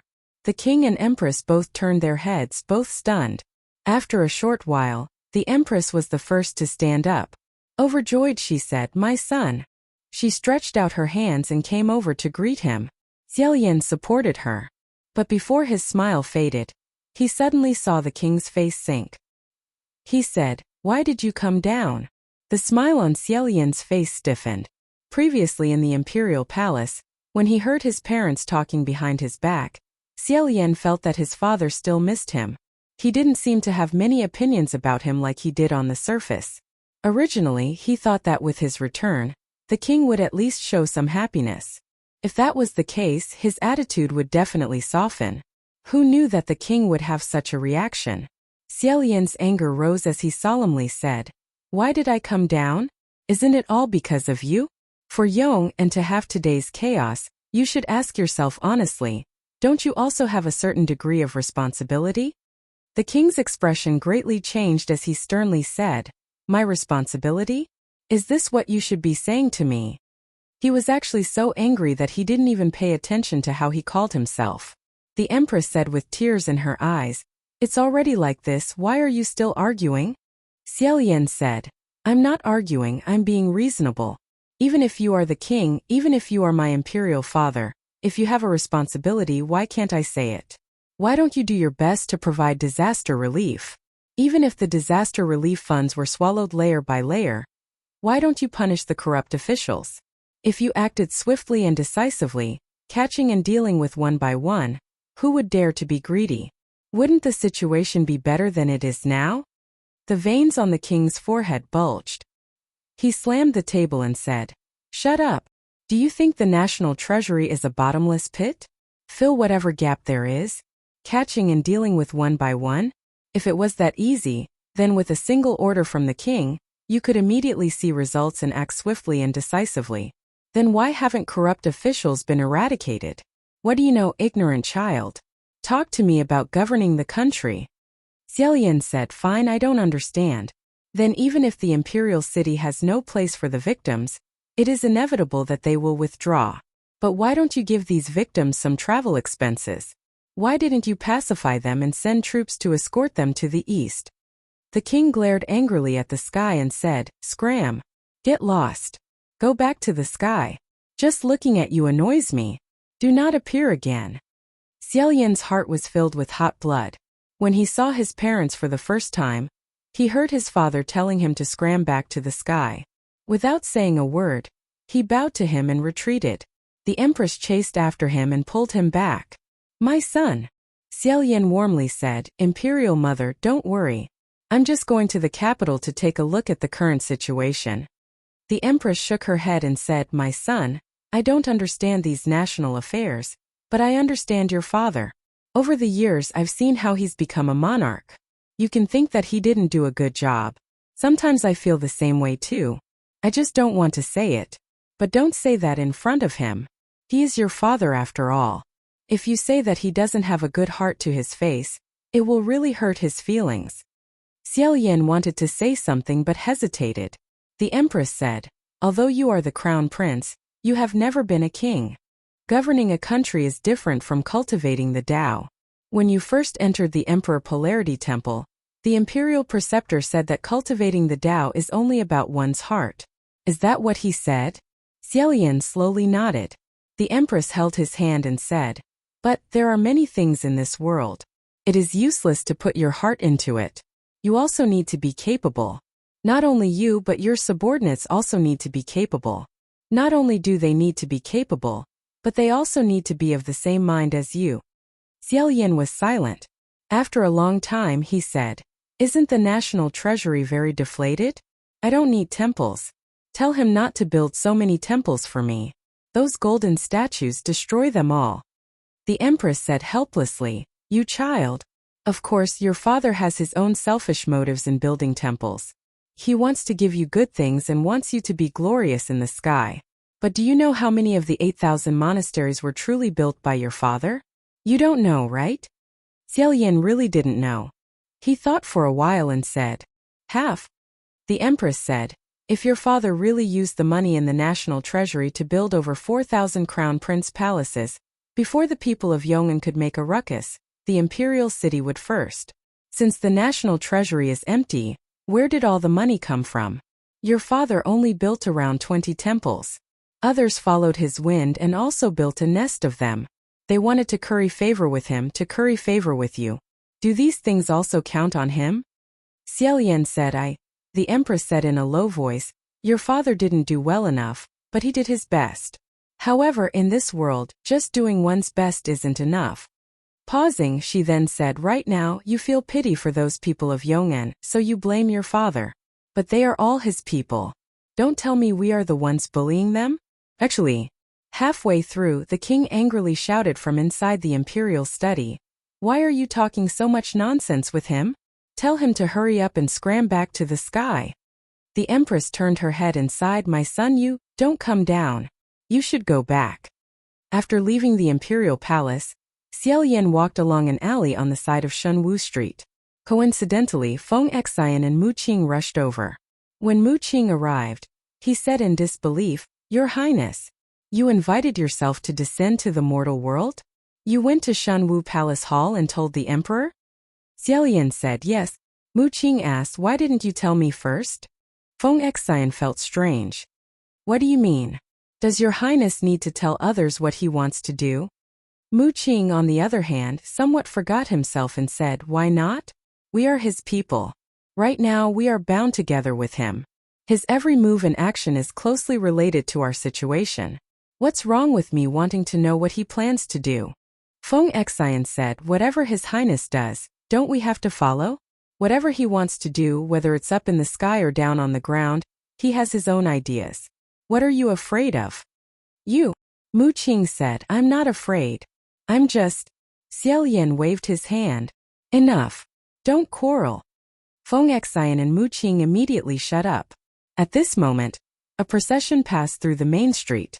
Thousands of commoners loudly shouted, "If Yong'an is not eliminated, there will be no peaceful days in the country. Chaotic country's malignant tumor." bullying people intolerably. The people of Xianlu had never been so aggressive towards anything before. Furthermore, they were even carrying out such a grand and spectacular procession. Xiao Yan couldn't help but feel strange. On the other hand, Feng Xian frowned and said, "Why is there a woman among them?" Sure enough, within the procession, there was a young girl charging at the very front. That young girl's figure was slender and elegant. Her skin was snow white, and her eyes were bright black. Her cheeks were crimson red, but it wasn't from embarrassment. Rather, it was from anger. Mu Qing had already adjusted his mood and coldly said, "Does your highness not recognize her?" Xiao Yan replied, "I don't." However, Feng Xian frowned and said, "She seems a bit familiar?" Mu Qing replied, "That's one of the sources." Xiao Yan asked, "What source?" Mu Qing replied, "The source of irreconcilable hostility." Previously, because there were more and more people from Yong'an in the imperial city, some of them didn't stay together and wandered around causing trouble. The imperial court was discussing the matter of banishment, and the news had long since spread out. There was a person from Yong'an who wanted to stay. He didn't want to leave, so he took a risk out of desperation. One night, he snuck into a rich family and kidnapped their daughter. When he said this, Xiao Yan still hadn't reacted yet. If he didn't want to leave, why would he kidnap a rich family's daughter? Mu Qing glanced at him and said, "He wanted to marry her." However, if he didn't rely on kidnapping, there wouldn't be a daughter from a rich family in the imperial city willing to marry a person from Yong'an. He didn't say it clearly, but Xiao Yan understood. He had never thought that it could actually be like this, that there would actually be such a person in this world, that such a thing would actually happen. He suddenly felt an urge to vomit. Feng Xian cursed on the spot and said, "Disgusting." At this moment, a group of ants and old women hurriedly rushed over. They bent their waists like monkeys, wanting to pull that young girl down. It seemed like she had taken advantage of the fact that her family wasn't paying attention to her, and ran out on her own. That young girl didn't comply and said, "What are you afraid of? What do I have to be ashamed of? It's not like it's my fault." Feng Xian curiously said, "This girl's temper is actually quite fierce." Mu Qing said, "Yes. Unfortunately, her family isn't just any ordinary family.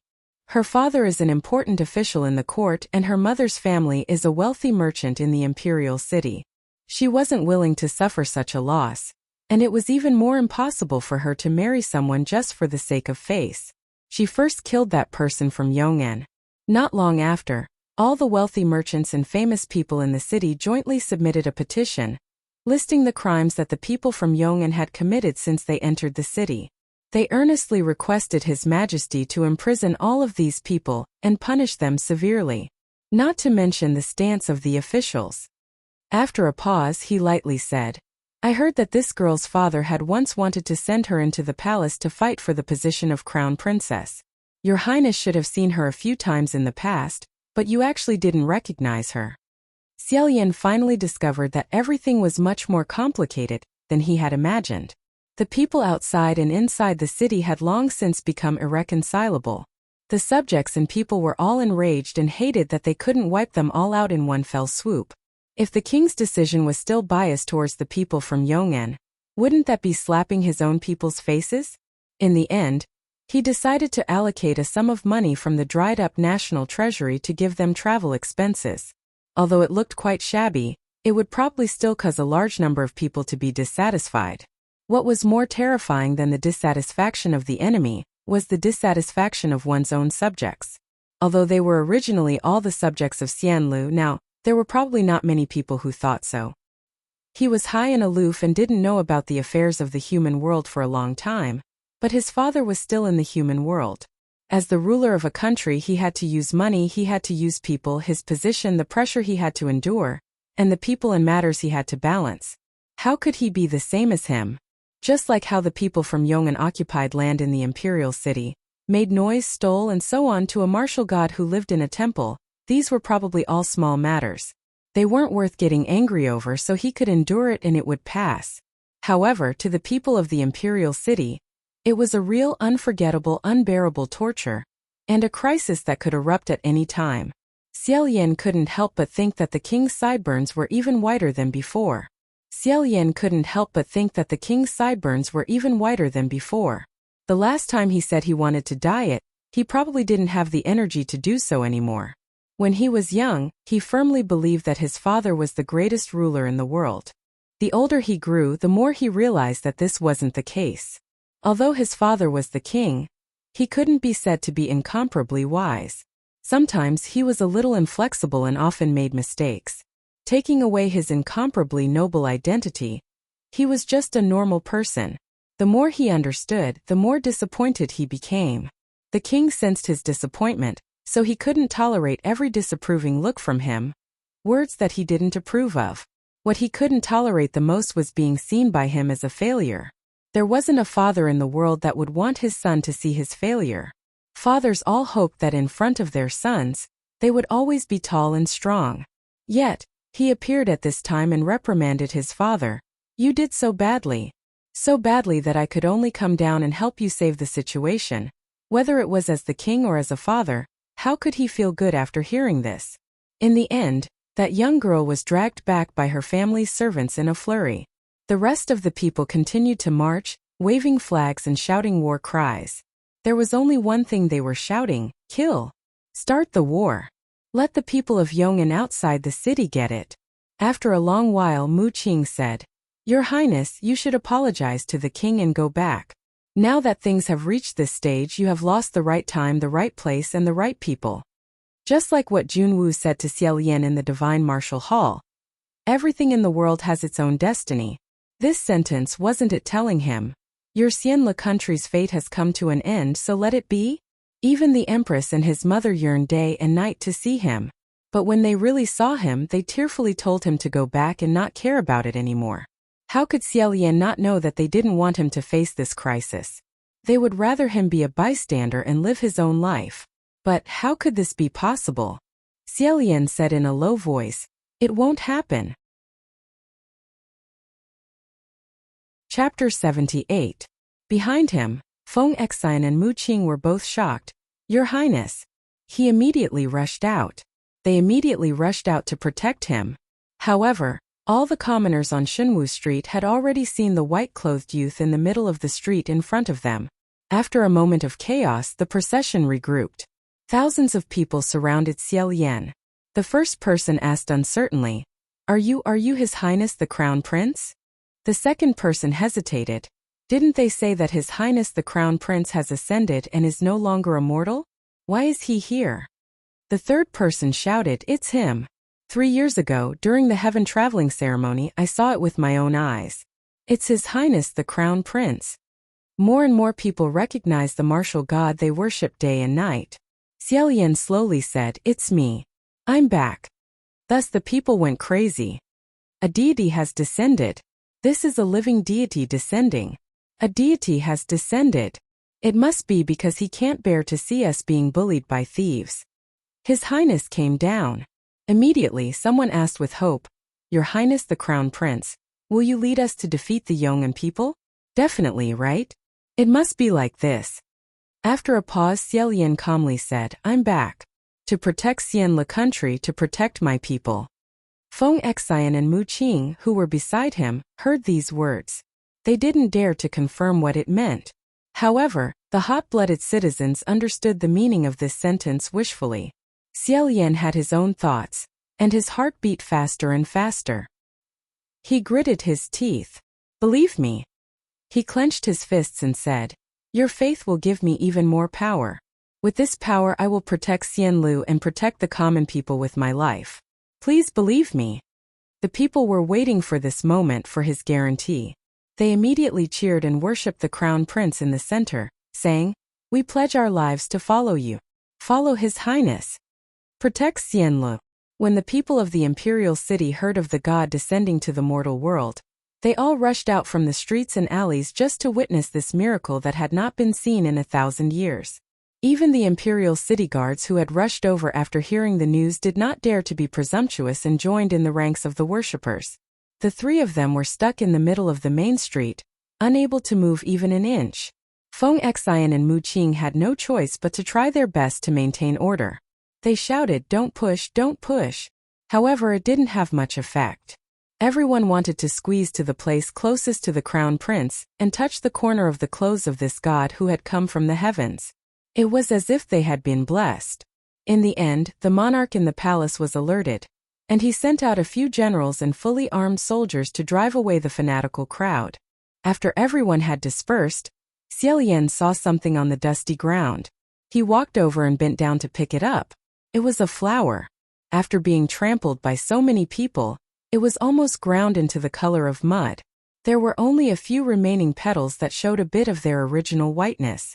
That faint fragrance didn't stay the same, and after a while it dissipated. After thinking things through, when Xiaolian returned to the palace this time, his attitude towards the monarch was much softer. As a result, the monarch's expression towards him also eased a lot. The father and son both took a step back, and it could be considered a temporary peace. As for the state preceptor, he seemed to have long expected that Xiaolian would come down, so he didn't say anything. Xiaolian used to think that when the country was of one heart, everyone would listen to the monarch in the face of a major event. This was a matter of course. However, when he truly sat down and participated, he personally experienced how troublesome the position of monarch was.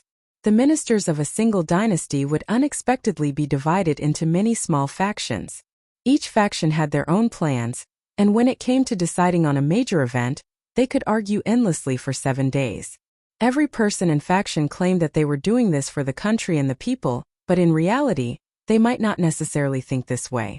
As for the people of Yong'an who were stationed outside the city and officially planned to oppose the monarch, their opinions were slow to reach a consensus. Some people advocated directly sending troops to annihilate them. If there weren't enough reasons, then they could make up a few more charges. Some people didn't. The chaos of Yong'an began with a natural disaster and erupted with a man-made disaster. That family of 3 who fell to their death at the gates of the imperial city was truly a bad prelude. If it weren't for the fact that the general who cut the rope had his neck broken by Lang Ying, he would have been heavily punished when he returned. To put it bluntly, no matter how complicated the inside was, no matter how many reasons there were on the surface, this matter appeared to be an official forcing the people to rebel. Since the matter had already reached this point and caused an uproar, forcefully pinning charges on them would only arouse more disgust. No matter what reason they made up, it wouldn't be able to hide it from the people. If they sent troops to annihilate them, it would clearly show that they were a tyrannical monarch and couldn't be called a benevolent and righteous teacher. Preventing the people's mouths was more important than preventing a river. Once a cruel reputation was left behind, not only would it not be able to convince the people, it would also cause trouble in the nearby countries under the banner of enforcing justice on behalf of the heavens. Thinking about it from another perspective, what did these people of Yong'an have to be afraid of? They were holed up in the wilderness without food or weapons. How long could they cause trouble? Thus, in the end, the one who held the upper hand was the latter opinion. If the people of Yong'an dared to invade, they would kill them every time they came. If they didn't, then they would be left to fend for themselves. There was no need for Xianlu to waste a single soldier. As they fought, they would exhaust themselves. As a martial god, Xiaolian naturally had to display his usefulness on the battlefield. Thus, the army vigorously advocated. The side with His Royal Highness the Crown Prince is the side of justice. The army with His Royal Highness the Crown Prince is the army of the gods.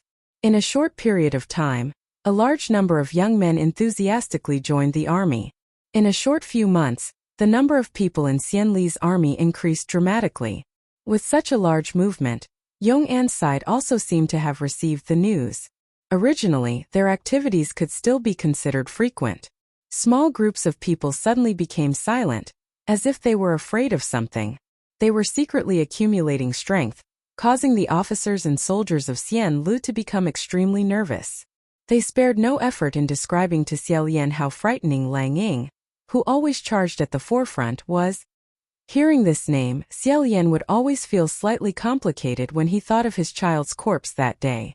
2 months later, the people of Yong'an, who had calmed down for a period of time, finally launched another attack.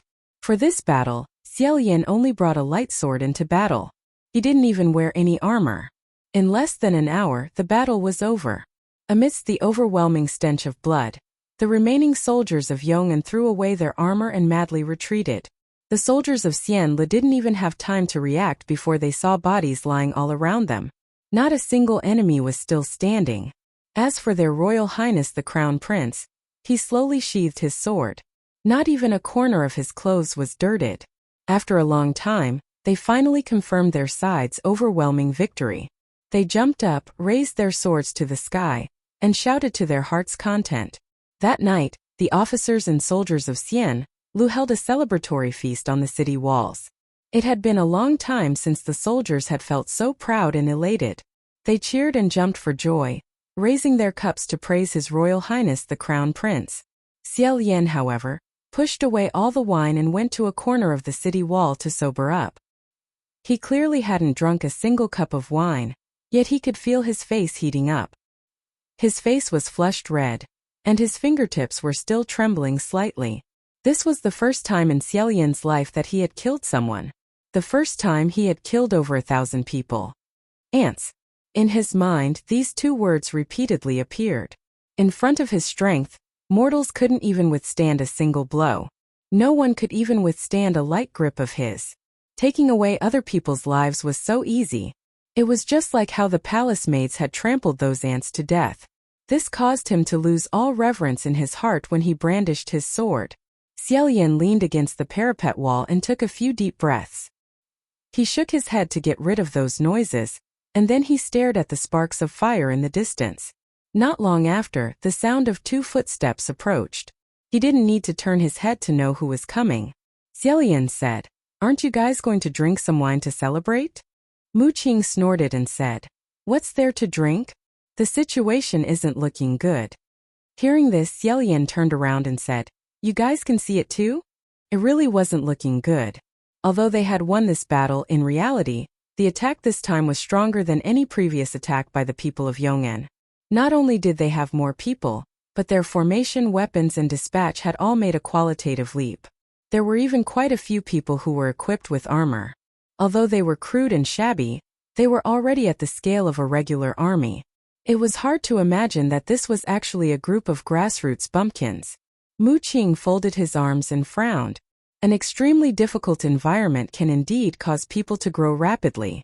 However, no matter how difficult it is, resources won't appear out of thin air. Something isn't right. Feng Xian was even more direct and succinctly said, "They definitely have external help." Xiao Yan nodded his head.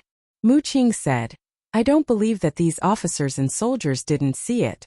However, they still celebrated all the same. It's all because you are here, and they feel that victory is certain." Xiao Yan didn't think much of this and said, "I won my first battle. It's good for them to be happy. I'll just treat it as a morale boost." Feng Xian hesitated for a moment before saying, "Your Highness, your complexion doesn't look too good. Are you still reigning on Yong'an's side?" Xiao Yan replied, and Mu Qing's expression was one of unsurprised disapproval as he said, "Forgive me for speaking bluntly, but right now, reigning is already useless. That is a bottomless pit. Your Highness, even if Yong'an's drought could truly be alleviated, I'm afraid that the group of people outside the city won't retreat." Xiao Yan replied, "I know. However, the reason I'm reigning isn't to make this group of people retreat. It's just to prevent those people who are still in Yong'an from dying of thirst. This was my original goal, and it won't change because of anything." Feng Xian still wasn't completely at ease and asked, "Can you hold on?" Xiao Yan patted his shoulder and said, "Don't worry. I have 8,000 temples and I also have enough believers. Of course there won't be any problems."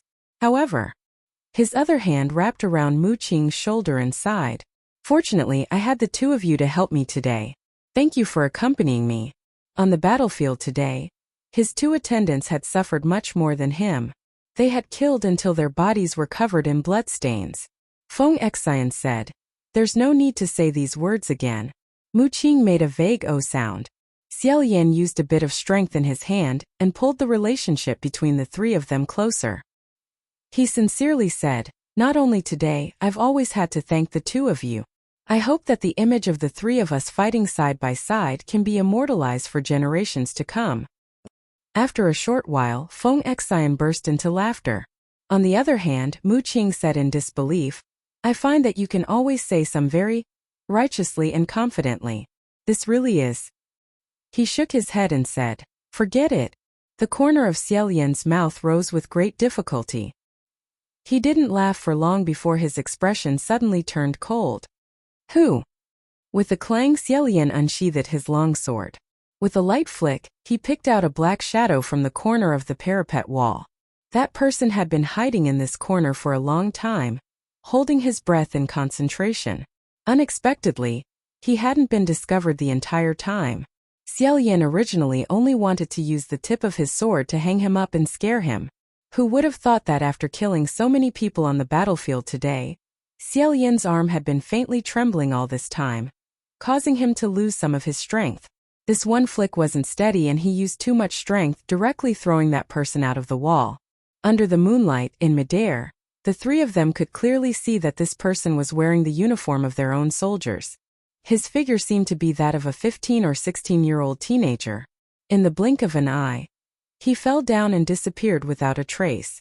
Seeing that one of them was about to fall off the city gate tower, Xiao Yan thought in his heart that this wasn't good.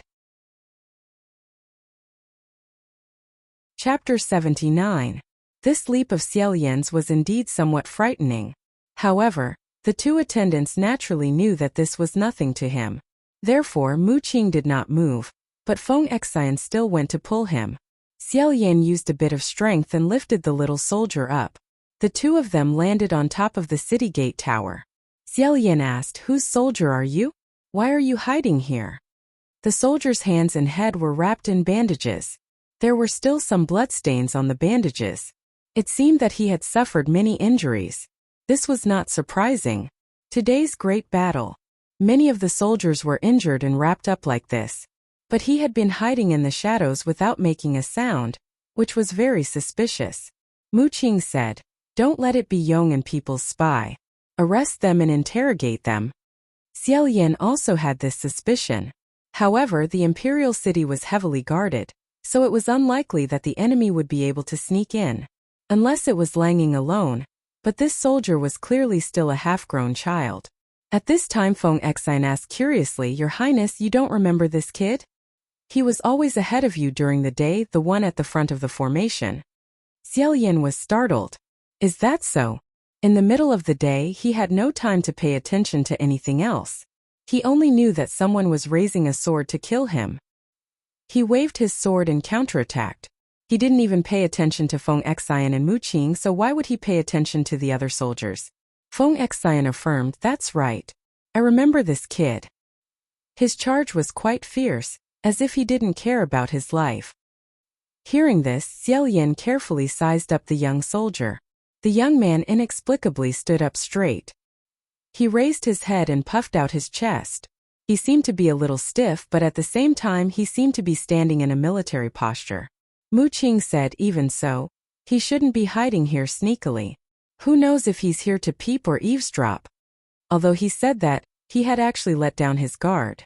Because of the Xianlu army's vigorous promotion of the army of gods, the mandate of heaven, many youths had joined the army in order to follow Xiao Yan.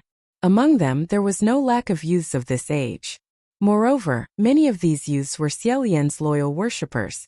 Ever since they were young, they had worshipped his divine statue and listened to His Highness the Crown Prince's good name. Wanting to stealthily approach His Highness the Crown Prince wasn't a rare occurrence. Xiao Yan said, "All right, it was just a false alarm." Towards the young soldier, he warmly said, "I must have scared you just now, I'm sorry." The young man showed no fear. He only stood up straighter and said, "Your Highness." Unexpectedly, before he could finish his words, a strange change occurred. Before the young soldier finished his sentence, he suddenly pounced towards Xiao Yan. Xiao Yan thought he wanted to launch a sneak attack, so he sidestepped and raised his hand to chop down. With his strength, this saber strike would undoubtedly kill the youth on the spot. Unexpectedly, he suddenly felt a chill crawling up his back. His hand suddenly changed direction halfway, and with a backhand movement, he intercepted an arrow that was shot at him from behind. It turned out that the young man had pounced on him because he had seen the cold light of the flying arrow in the air. Xiao Yan was originally standing with his back against the parapet wall. Now that he was attacked from behind, he was not the least bit afraid. Instead, he leaped onto the top of the parapet wall and looked down. In front of the city gate, there was a person standing alone in the distance. Because he was wearing dark clothes, he blended in with the night and was hard to detect. Feng Xian quickly arrived at Xiaolian's side, drew his bow and shot an arrow. However, that person had already calculated the distance and deliberately stood far away. When the arrow shot out, it attracted Xiaolian's attention. Xiaolian waved his hand, and without saying a word, he turned around and walked away. His retreat was extremely fast, and by that time Feng Xian's arrow had already reached its limit. It was only a few inches behind Xiaolian's foot. Feng Xian angrily hammered the city wall, causing dust and stones to rustle down. He said, "Who is that? Who else could it be?" Xiaolian said, "Lang Ying." The Xianlu soldiers also discovered the abnormality. They loudly shouted and ran in all directions. However, out of vigilance, they didn't immediately give the order to open the city gates and give chase. Instead, they went to ask for instructions from their superiors. After Lang Ying finished shooting an arrow, he waved his hand and left. It was as if he had specifically come to say hello to Xiaolian. Mu Qing frowned and said, "What did he come here for? To demonstrate his strength?" Feng Xian angrily said, "Today, Yong'an was utterly defeated. He only barely managed to escape from your highness. What's there to demonstrate?" However, Xiaolian felt something else tied to the arrow. He removed it and brought it to the firelight to take a look. It was a piece of cloth that seemed to have been torn from a cyan-colored brocade robe. There were still traces of blood on the cloth. When he unfolded it to take a look, the character Qi was actually crookedly written on it. Xiaolian immediately pinched the cloth and said, "Where's Qi Rong? Isn't Qi Rong in the imperial palace?" Feng Xian said to the soldiers beside him, "Quickly enter the city to confirm." All the soldiers hurriedly left. This was indeed the corner of the robe that Qi Rong loved to wear. Lang Ying was also famous for appearing and disappearing unpredictably. The possibility that Qi Rong had really been kidnapped by him wasn't small. Without further ado, Xiaolian said, "I'll follow and take a look." Seeing that Feng Xian had also come over, he said, "You guys guard the city gates and don't move. Be careful of luring the tiger away from the mountain." Feng Xian slung his bow over his back and said, "You guys aren't bringing anyone?" If Yong'an's side didn't launch a large-scale invasion first, Xiaolian wasn't willing to let Xianlu take the initiative to send out troops. If Qi Rong fell into the enemy's hands, he could bring him back by himself. However, if he were to bring an entire army, it would definitely cause a huge commotion. There definitely wouldn't be just one or two people who would die. Right now, Xiaolian still wanted to control this matter to the smallest extent possible. He said, "I won't. They still can't do anything to me." After he finished speaking, he lightly pressed his hand against the wall and jumped off the city gate tower. Lightly landing on the ground, he hurriedly chased in the direction that Lang Ying had retreated. After running for a while, he heard the sound of footsteps catching up from behind him. Turning around to look, he saw that it was actually that young soldier. Xiaolian rushed towards him and said, "I don't need help. You can go back." That young man shook his head. Xiaolian then said, "Go back." His footsteps quickened, and in an instant, he left that young man far behind. After running for 5 or 6 miles, he entered a mountaintop. This mountain wasn't steep and was more like a slope. Therefore, it was also called the back slope. According to reports, after Yong'an's people retreated, the majority of the troops and civilians had holed up here. The vegetation on the back slope was dense. At night, strange sounds could be heard from all directions in the pitch-black forest. It was as if there were countless living creatures lying in ambush, eyeing them covetously. Xiaolian went deep into the mountain and held his breath as he searched for a long time. Suddenly, he saw a long human figure hanging from a tree in front of him. Focusing his eyes, he said, "Qi Rong." It was Qi Rong. He was hanging upside down from the tree. It seemed that he had been beaten up by someone and had fainted. Blood flowed from his nose, and one of his eyes was even bruised. Xiaolian unsheathed his sword and cut the rope. Then he caught the falling Qi Rong and patted his face. Qi Rong slowly woke up. As soon as he saw Xiaolian, he shouted, "Cousin Crown Prince." Xiaolian was just about to untie him when he suddenly felt a chill on his back. Turning around, he saw Lang Ying holding a heavy sword with both hands and hacking towards him. The two of them exchanged a few moves before Xiaolian knocked Lang Ying's sword out of his hand. Xiaolian kicked Lang Ying's calf, tripping Lang Ying. Then he pressed the tip of his sword against Lang Ying's throat, ending the fight. Xiaolian said, "You know you're not my opponent. Stop fighting." Today they had fought on the battlefield. Anyone who rushed towards Xiaolian had been killed by Xiaolian. Only Lang Ying had survived after receiving a direct hit from Xiaolian's sword. Now he had dragged his injured body back. Anyone could see that Lang Ying was the leader of this group of young ants people. Xiaolian telling him to stop fighting naturally meant more than one thing. Xiaolian said, "As long as you don't take the initiative to invade, I guarantee that the soldiers of the Imperial City will never attack you. Take water and food and leave." Lang Ying lay on the ground staring straight at him. That gaze made people's hair stand on end. He said, "Your Highness the Crown Prince, do you think what you did was right?" Xiaolian's expression stiffened. On the side, Qi Rong scolded, "Nonsense. Do you know what kind of person Cousin Crown Prince is? He's a god in heaven. If he's not right, then could it be that you, this group of traitorous dog thieves, are right?" Xiaolian shouted, "Qi Rong, shut up." He couldn't answer Lang Ying's question. In his heart, he actually felt that what he did was wrong. However, this was the best method he could think of. If he didn't protect Xianlu and resist the invasion, could he let the Yong'an's rebels attack again and again? Could he even let them kill their way into the Imperial City? If one or two people raised their swords and rushed at him, he could stop when the time was right and knock them out. However, on the battlefield, swords were merciless. He couldn't possibly have the energy to knock them out one by one. He could only stop thinking about it and swing his sword. Lang Ying's question just so happened to evoke that voice in his heart. "Do you think what you did was right?" Qi Rong wasn't as conflicted as him. He said, "What did I say wrong? Cousin, since you've come, then hurry up and kill this group of dog thieves. There are dozens of them against me." Normally, he was arrogant and domineering in the Imperial City. Naturally, there were many Yong'an's people who hated him. Taking advantage of this opportunity to retaliate was nothing difficult.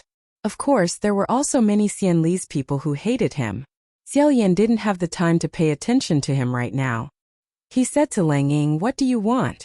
If it rains, Yong'an will still rain. If you want gold, I'll give you the gold statue.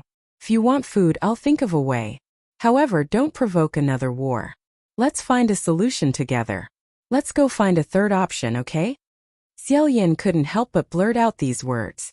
Lang Ying might not understand what a third option was, but he answered without hesitation, "I don't want anything. I also don't need anything. The only thing I want is for Xianlu country to no longer exist in this world. I want it to disappear." His tone was flat, but his words made people tremble. After a while, Xiaolian said in a low voice, "If you want to bring people to attack, I can't just stand by and watch. You have no chance of winning. Even if the Yong'an's people who follow you die, you still want to do this?" Lang Ying said yes. He answered so calmly, so resolutely. Xiaolian's joints cracked, but he had nothing to say.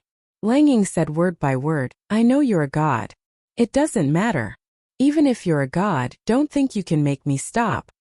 Xiaolian knew that what Lang Ying said was true, because the thing in his tone was something that Xiaolian couldn't be more familiar with. It was a person's determination to not look back.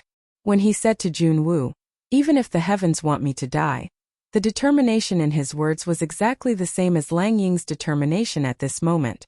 Lang Ying's words were tantamount to an announcement that he would continue to call on the countless Yong'an's people to continue to attack without rest. Then what Xiaolian should do now couldn't be any clearer. Xiaolian had always held his sword with one hand, but now he used both hands. Just as his hands trembled and was about to stab Lang Ying's throat, a strange crunch-crunch sound suddenly came from behind him, followed by a sudden sneer. A person had actually appeared behind him without a sound. Xiaolian was quite shocked. When he turned around to look, his eyes widened. The most likely person to appear at this time was the enemy's officers and soldiers. Perhaps countless swords were already aimed at him. But he didn't expect that the person behind him would be such a strange person. That person was wearing a deathly white mourning robe and had a deathly white mask on his face. Half of the mask's face was crying while the other half was smiling. It was extremely strange. He sat on a hanging vine between two large trees. The crunch sound came from him swinging the vine back and forth. It looked as if he was swinging on a swing. When he saw Xiaolian turn around, he raised both his hands and slowly clapped pa pa. At the same time, a sneer came from his mouth. Xiaolian inexplicably felt his blood run cold. He sternly asked, "What are you?" He used the word thing because his intuition told him that this person definitely wasn't a person. At this moment, Xiaolian suddenly felt something wrong with the sword in his hand. Qi-Rong also shouted. When he turned his head to look, he saw that the ground in front of him had split open into a long pit. Lang Ying, who was originally lying on the ground, was actually swallowed by this crack. The surface of the earth quickly closed up. Xiaolian subconsciously stabbed his sword into the earth's core. When he felt that the tip of the sword only touched the earth and didn't pierce flesh, he finally reacted. He didn't know if he was regretful or happy that his sword didn't kill Lang Ying. At this time, that person in white once again let out a strange laugh. Xiaolian raised his hand and threw his sword at him. This sword flew like lightning. The long sword pierced through that person's body and nailed him to a tree. That person didn't make a sound and fell to the ground. Xiaolian rushed forward to check, but he only saw a pile of white clothes on the ground. The person wearing the clothes had disappeared into thin air. This person's appearance and disappearance were extremely strange. Xiaolian was shocked and didn't dare to be careless. He lifted Qi-Rong with one hand and said, "Go." Qi-Rong shouted, "Don't go. Cousin, set the mountain on fire, cousin. There are a lot of Yong'an people on this mountain. Those wicked people who are sitting at the city gate and refusing to leave are all hiding on the mountain. Quickly burn them all down." Xiaolian dragged him with one hand and walked for a while. He felt the yin energy around them getting heavier and heavier. It was as if countless eyes were watching the two of them. He said, "Didn't you see how strange that person was? It's not good to stay here for long." Qi-Rong said, "So what if he was strange? You're a god. Are you still afraid of these little demons? If they dare come and get in the way, just kill them." Xiaolian said, "Let's go back first and talk." Seeing that he was being perfunctory and unwilling to burn the mountain, Qi-Rong's eyes widened. He said, "Why? This group of people beat me to this state and want to oppose us. You heard it just now. He said he wanted to destroy Xianlu. He wants to destroy our country. Why don't you kill them all? Just like what you did on the battlefield today." Xiaolian's breathing stagnated. He angrily said, "Why do you always think about killing them all? Kill them all. Can civilians and soldiers be the same?" Qi-Rong asked back, "What's the difference? Aren't we all people? Isn't it the same who we kill?" As if he had been poked at a sore spot, Xiaolian's blood surged up. "You!" At this moment he suddenly felt something tighten around his ankle. Looking down, he saw a fat hand stretching out from the dense shrubs to the side and suddenly grabbing his boot. At the same time, several thumping sounds could be heard in front of him. 7 or 8 figures fell from the trees like rain. They were paralyzed on the ground, unable to get up. Although they were in human form, they weren't wearing a single piece of clothing. They were like countless large flesh worms, slowly wriggling towards them. Qi-Rong involuntarily cried out, "Who are you?" Xiaolian chopped off that hand with his sword and said in a deep voice, "They're not people, they're lowly slaves." In the past, Xiaolian had never heard of this kind of thing appearing on any of the mountains near the imperial city. Even if there were any demons or ghosts, they would be quickly wiped out by the Taoists of Huangji Monastery. Then, this group of lowly slaves could only have been deliberately placed here by someone. Xiaolian had never expected that non-human beings would actually get involved in this battle. Thinking back on the various clues just now, he increasingly felt that the other party was in cahoots with Lang Ying. They kidnapped Qi-Rong just to lure him out, but at this moment he didn't have time to think about it. Every time he swung his sword, he could cut 7 or 8 slaves neatly in half at the waist. However, once the slaves appeared, they always came in groups. Sure enough, the trees and shrubs around him rustled and shook more and more violently. More and more human figures with blurred faces crawled out of the bushes and swarmed towards Xiaolian in an endless stream. Moreover, they only swarmed towards Xiaolian. He killed 10 with a swing of his sword, and immediately another 20 charged towards him. Just as Xiaolian was waving his sword, A lowly slave on the tree aimed at Xiao Yan's back and pounced down from mid-air. Unexpectedly, before it could even get close, it was cut off by a ray of cold light. Qi Rong didn't bring any weapons, so naturally, he couldn't have cut it off. Xiao Yan turned around and saw that the one who waved his sword was actually the young soldier. He had been left behind by Xiao Yan in front of the city gates, but he actually still followed him and found them. That young soldier was holding a broken sword, and with a few swings, he beheaded several lowly slaves. It was very useful. As these things crawled, they secreted extremely sticky bodily fluids. Qi Rong cried out in disgust. He ruthlessly stomped on the head of a slightly weaker lowly slave a few times, but discovered that this thing wasn't that scary. Puzzled, he said, "It's not that powerful?" What he didn't know was that lowly slaves often appeared in cooperation with other vicious evil beings. Xiao Yan bit his lip and dipped two of his right hand's fingers in blood. Then, he wiped them across the blade of his sword. In the end, he stuffed the sword into Qi Rong's hands and said, "You two take this sword and leave first. Nothing will dare approach you. On the way, if you hear anything, don't turn your head. Remember, you absolutely must not turn your head." Qi Rong said, "Cousin, Xiao Yan interrupted him. "The powerful ones will come later. In a moment when they come, I won't be able to take care of you. It's better to go back and report." Qi Rong didn't say anything else. He took the sword and madly ran. The treasured sword in his hand, Xiao Yan, had already activated a spell to illuminate it. Along the way, none of the lowly slaves or other evil beings dared to approach him. Unimpeded, they quickly disappeared. However, that young soldier still hadn't left. Since Qi Rong had already taken the lead and left, Xiao Yan didn't have a second treasured sword to give him. Thus, he could only change the sword into a palm and repeatedly kill them. In addition, that young soldier also spared no effort to cooperate. After the time it took for an incense stick to burn, all of the lowly slaves were finally cleared out. The ground was covered with mucus and corpses, and the stench of blood lingered. After confirming that not a single lowly slave was left behind, Xiao Yan calmed his breathing. Turning around, he said to that young soldier, "Your sword skills aren't bad." That young soldier tightly gripped the sword. Originally, he was still slightly gasping for breath, but all of a sudden, he stood up straight and said, "Yes, yes." Xiao Yan said, "I wasn't giving an order, so why did you say yes to me? When I ordered you to go back just now, why didn't you say yes?"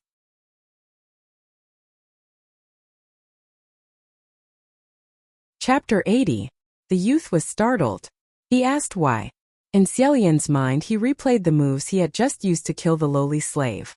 He casually made a few moves and said, "You've never tried using a knife before, right? When you use a sword, the wind of the sword is treacherous. Although it's fast and ruthless, it seems to be somewhat restrictive. You can't use it properly. If you've never used a knife before, why don't you try it next time? I think the power might be even stronger." Every time he saw someone make a move, there was something wonderful about it. He couldn't help but want to exchange a few words. He wasn't pointing fingers, but rather, he was full of interest and wanted to actively discuss with the other party. Because his combat experience was too rich, he often didn't even need to think about it to know at a glance. However, for a moment he couldn't say why. He just felt that it must be like that. Most people respected his status and listened. In their hearts, they rarely thought about whether or not what he said made sense. However, this youth listened seriously as if he was thinking. From time to time, he would also look at the blade in his hand. After saying a few words, suddenly, there was a rustling sound in the pitch-black forest all around him, as if something was quickly crawling past. Xiao Yan immediately remembered that he was still in a dangerous situation. His interest came at an untimely time. He immediately collected his thoughts and said, "I don't know if there are any other evil creatures on this mountain. We need to thoroughly clean them up." The youth nodded his head vigorously and offered the iron sword in his hands. Xiao Yan shook his head and said, "You just need to protect yourself. You didn't leave just now, and now you can't leave. I'll do my best to protect you. You must also be vigilant." At this time he saw the grass tremble again. Something quickly leaped over. Xiao Yan swung his hand and struck it. That thing let out a blood-curdling screech and stopped moving. Xiao Yan smelled a bloody smell and couldn't help but feel strange. If it was a lowly slave, What flowed out after being beaten would be sticky bodily fluids that were extremely sticky. It wouldn't emit this kind of bloody smell. Thus he went forward to investigate. Pushing aside the grass, there was indeed a big-headed lowly slave inside. It had already been smashed into pieces by his palm. However, it wasn't the creature that emitted the bloody smell. Instead, it was the thing in its mouth. A piece of scalp with long hair. Lowly slaves lived by eating scraps. It seemed that a living person had already been killed. As it crawled over, drops of blood dripped onto the grass. Xiaoyan immediately followed the trail of blood and walked forward. The young soldier followed closely behind him. The further he went, the thicker the bloodstains became, and the stronger the stench of blood became. Soon he heard a weak cry. The soldier raised his sword and stood in front of Xiaoyan, but Xiaoyan pulled him behind him. After turning around a flowering shrub, a half-sized cave appeared in front of them. This cave was probably a temporary resting place for some people, but now it was littered with corpses. 20 to 30 slaves were happily gnawing on the corpses on the ground. There were 5 or 6 of them surrounding a young girl on the ground. That young lady had a pained expression on her face.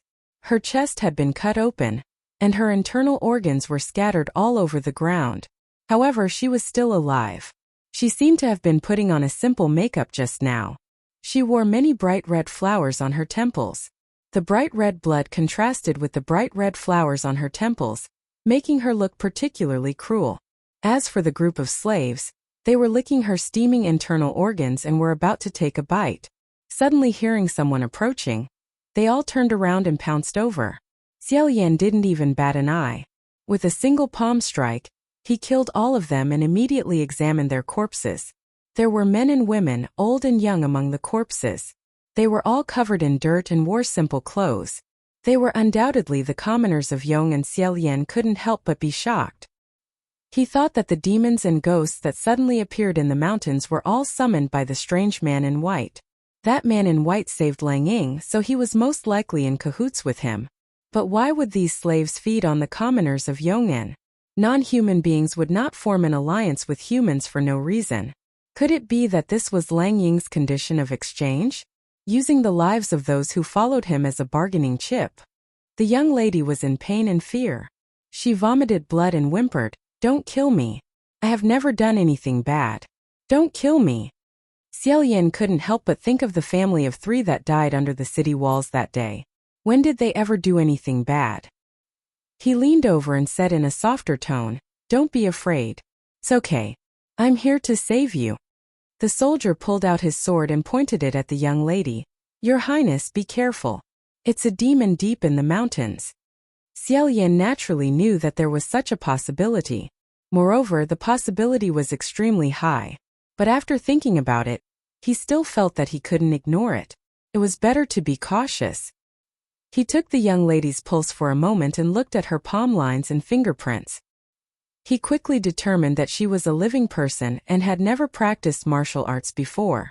She didn't even have the strength to truss a chicken.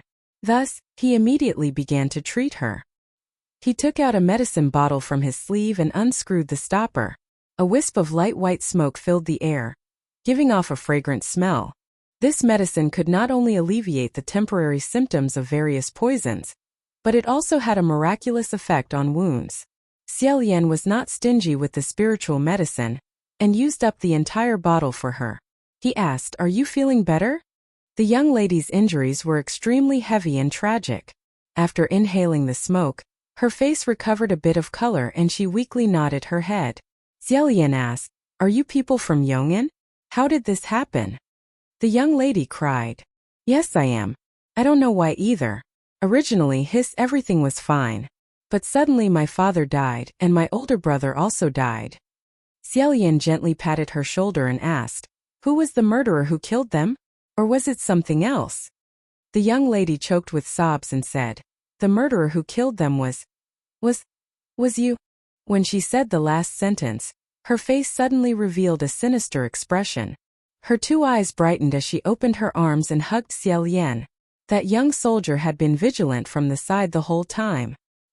His reaction was surprisingly fast as he stabbed his sword towards her back. That young lady was already seriously injured. Now that she was stabbed, she definitely wouldn't be able to live. However, she still laughed cheerfully and tightly hugged Xiao Lian, not letting go. She maintained this position until she breathed her last. She hugged him too tightly, so that young soldier had to struggle to drag her corpse out.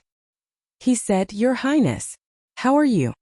Xiao Lian also thought that this young lady wanted to sneak attack him in the end. However, she didn't have any sharp weapons on her body. She didn't even try to bite him. She only tightly hugged him as if this was enough to satisfy her. Even in death she didn't let go. He said in a daze, "I'm fine." Before he could finish his sentence, as if she was mocking him, a sudden wave of dizziness hit him.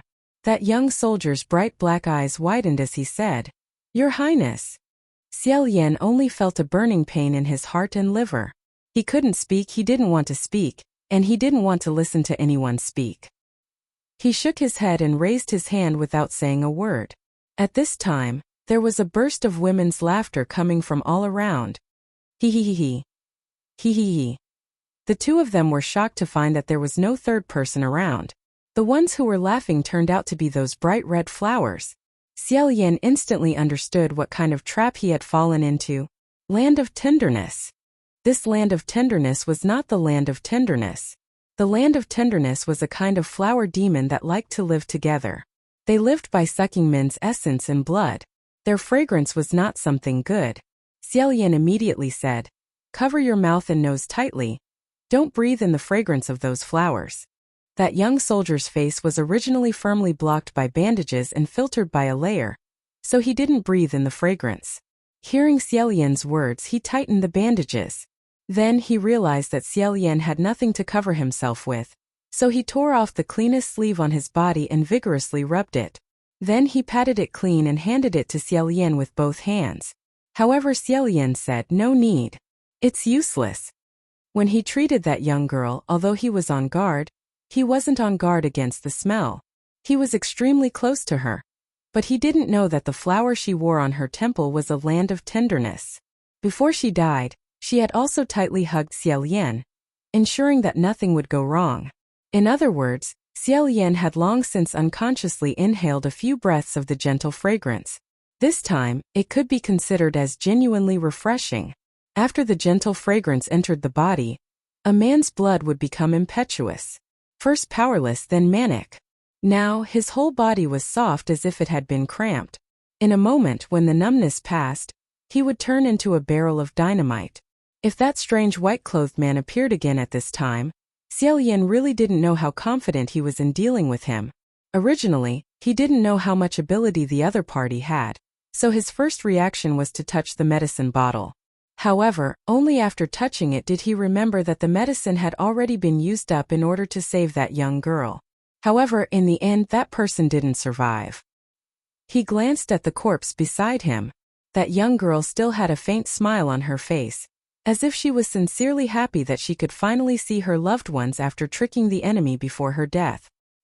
He could only blame the bloody scene for diluting the dangerous beauty of the flower, and the smell of blood diluting the strange fragrance of the flower.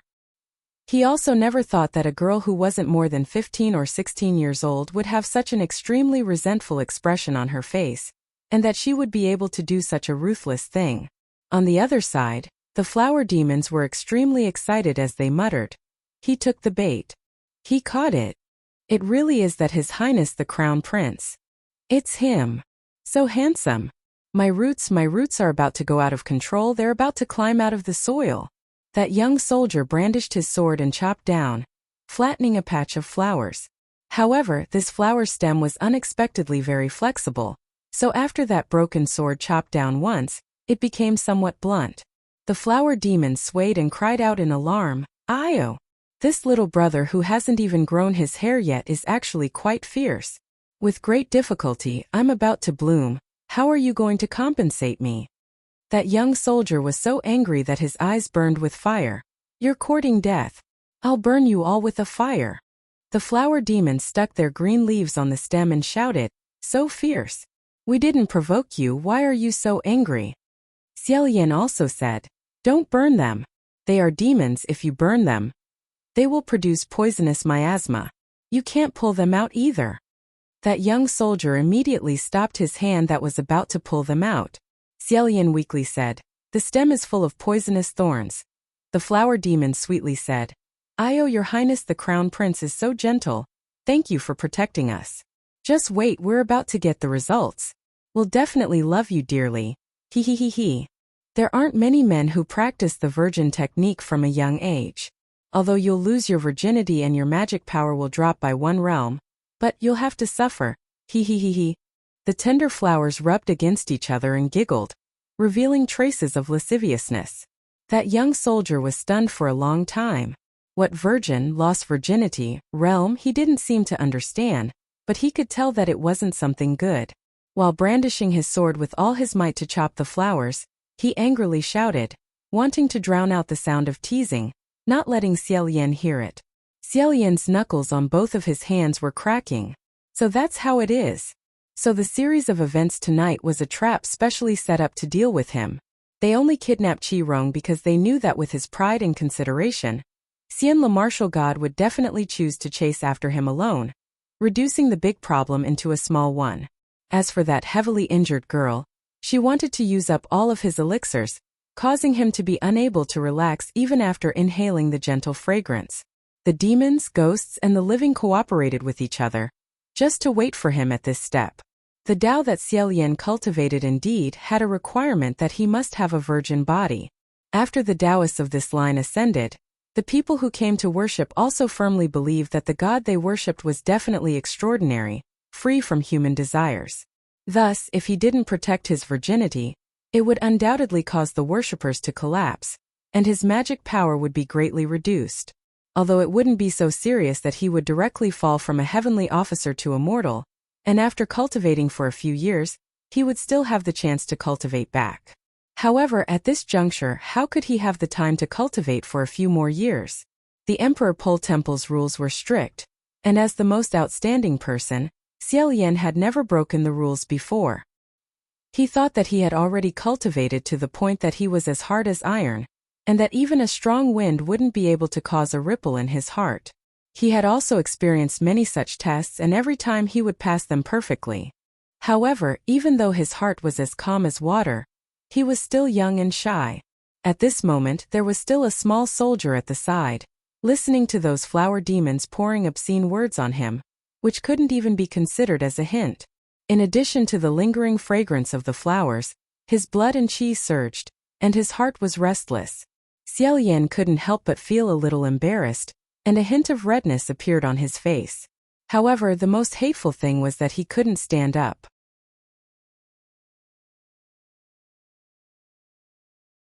Chapter 81. Hearing this, the young soldier's back suddenly stiffened. He slowly turned around, but he didn't dare to come over. The current situation was urgent. Seeing him hesitate, Xiaolian felt a wave of anxiety rush up in his heart. He resisted the impatience and said, "Don't be afraid. I won't do anything to you. Come here quickly."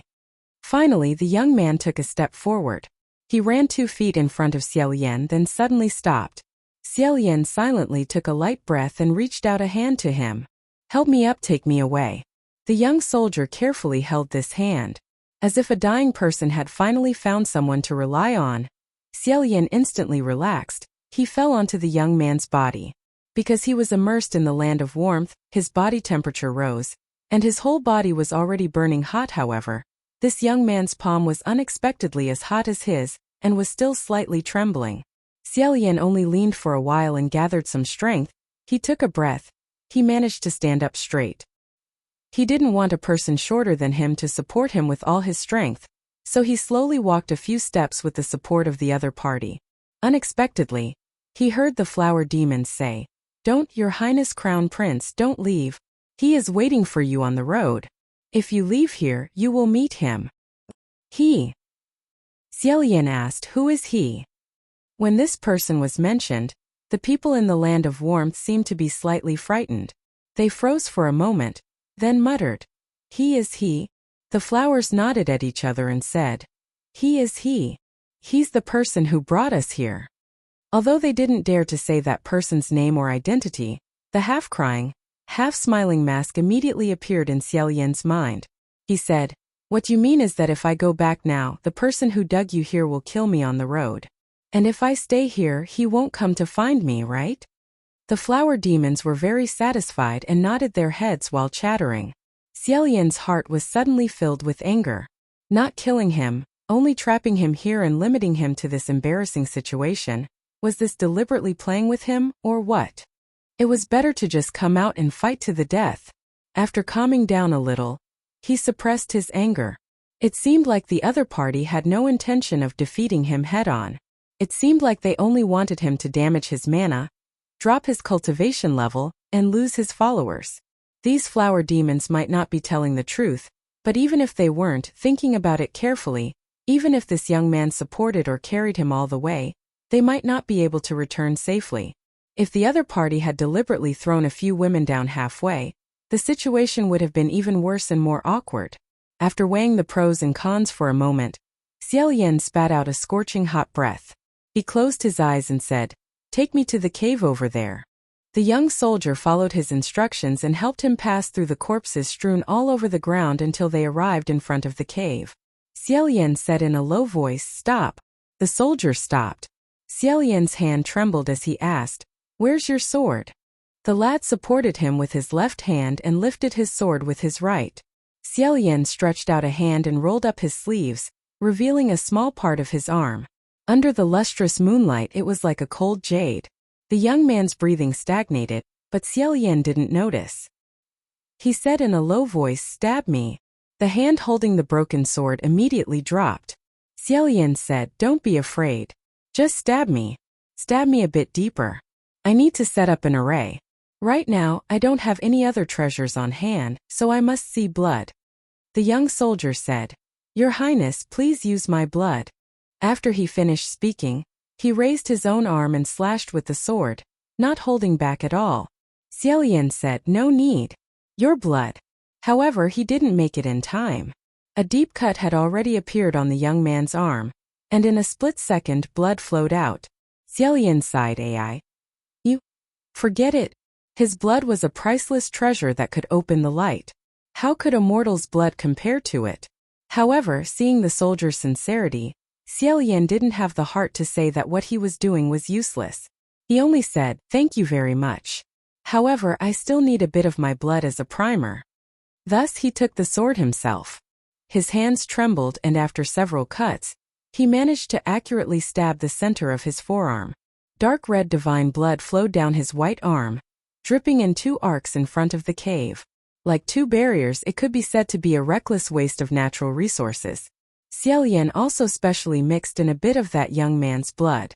After he finished drawing, he felt even more dizzy. He said, "Go in." The cave was pitch black. That young man took out a fire starter from his bosom and rubbed it. The light of the fire illuminated the surroundings to an extreme degree. That young soldier's face was firmly covered by bandages, but at this moment, Xiaolian's sorry state was completely exposed.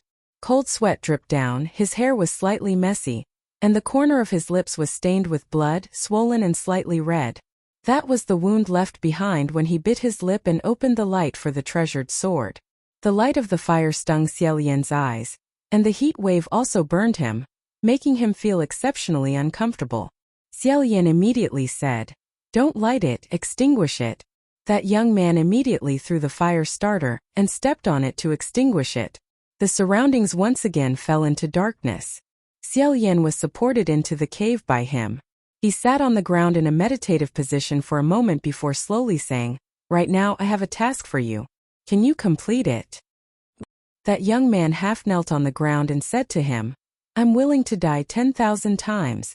Xiaolian endured his hurried breathing and forced himself to calm down. "In front of this cave I set up a barrier. There are two in total. The one on the outside doesn't let anything from the outside in. The one on the inside doesn't let the people inside out."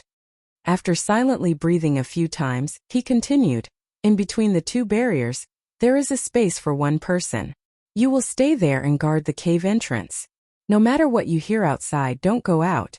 Similarly, no matter what you hear inside, don't come in." That young man was slightly stunned.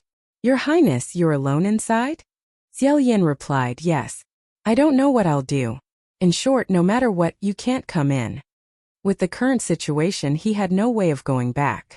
As for waiting for reinforcements, Qi Rong reckoned that he would still be stumbling on the road. Just running back to the imperial city would take a long time. By the time he called for reinforcements, who knew how long that would take? He could only first lock down a territory, firmly defend it, and think of a way to dissolve the gentle fragrance. He lowered his voice and said, "The flower demons bear fruit, and their charm is extremely strong. They are most likely about to mature soon." At this moment, the fragrance in the air suddenly soared, interrupting his words. That warm, soft, and ambiguous scent blotted out the sky and covered the earth. The flower demons let out carefree giggles and said one after another, my roots have hardened. The fruits have ripened." Smelling that extremely fragrant fragrance, Xiaolian felt his heartbeat speed up and his blood rush to his head. Clenching his teeth, he said, "Quickly get out. You absolutely cannot breathe in the fragrance. If they come near, don't be afraid. Nothing can cross the bloodline, but as long as your feet are still inside the array, you can use your sword to kill them." That young soldier glanced outside, nodded his head, and rushed out with his sword in hand. He then stuck himself between the two bloodlines at the entrance of the cave. Outside the cave, among the corpses lying on the ground, the clusters of flowers were even more gorgeous. And that entire cluster of flowers was faintly trembling, as if the roots underneath were about to break out of the ground. Not long after, sure enough, something broke out of the ground. It was a woman's head. That woman's head grew out of the ground, breathing the fresh air on the surface of the soil. She seemed to be extremely carefree and intoxicated. Her eyes narrowed into slits. Following that, half a perfectly round shoulder and an arm also climbed out of the ground.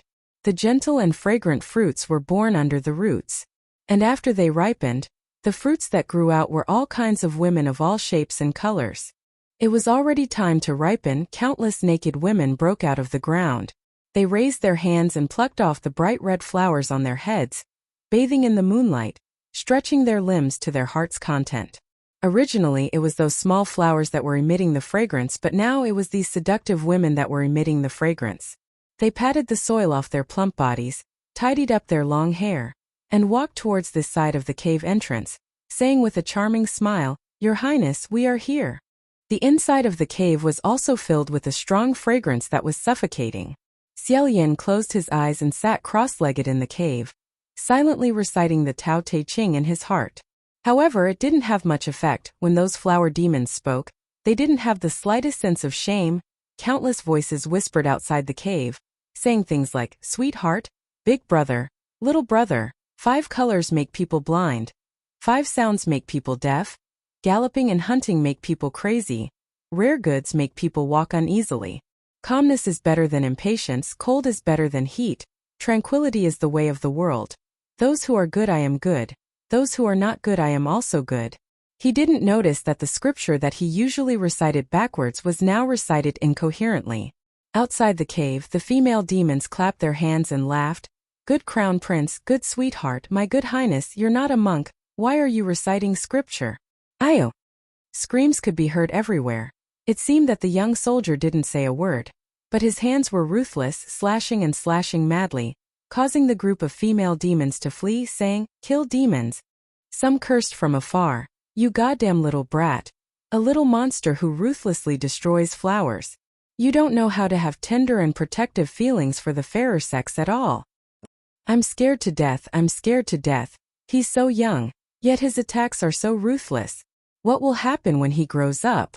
The group of flower demons eagerly squeezed into the cave, yet they just couldn't squeeze in. For a moment they didn't see the blood formation on the ground, so they thought it was because someone was blocking the entrance of the cave. After discussing for a while, they gathered not far away and said, "Little big brother, why do you have to block here and not let us pass? It's not like we want to do bad things, we just want to have some fun with His Highness the Crown Prince. Be good, little general. Don't disturb us when we're looking for His Highness the Crown Prince to do something good. This little brother is fierce and domineering.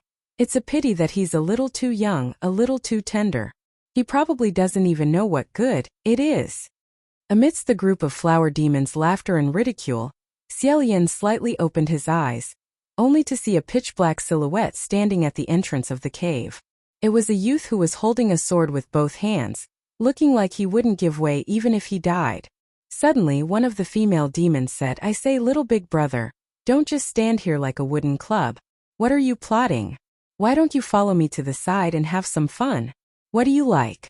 How about me?" That young soldier still didn't utter a single word. The group of female demons thought that if they wanted to enter the cave, they would have to go through him. One after another, they used all of their skills and jeered, "What about me? What about me? Do you think I look good? Look at me, do you like me?" However, from the initial teasing to the later complaints to the final curses, that youth remained the same from start to finish. When they were far away, he would ignore them, and when they were near, he would chop them. Xiaoyan knew that before a woman was unearthed, one could casually fabricate their appearance in the soil. He wanted to remind the youth, but for some reason, he didn't dare to open his mouth. With great difficulty, he endured the waves of heat. Then he said, "Don't look at them." Just resisting the blood rushing to his brain had already made him exhausted. Therefore, even though his voice was extremely light and low, that young soldier heard it in an instant. He immediately said in a loud voice, "Yes, Your Highness, you. How are you?" Xiaoyan said, "I'm fine. If it's too hard to endure, I'll seal your eyes, mouth and nose."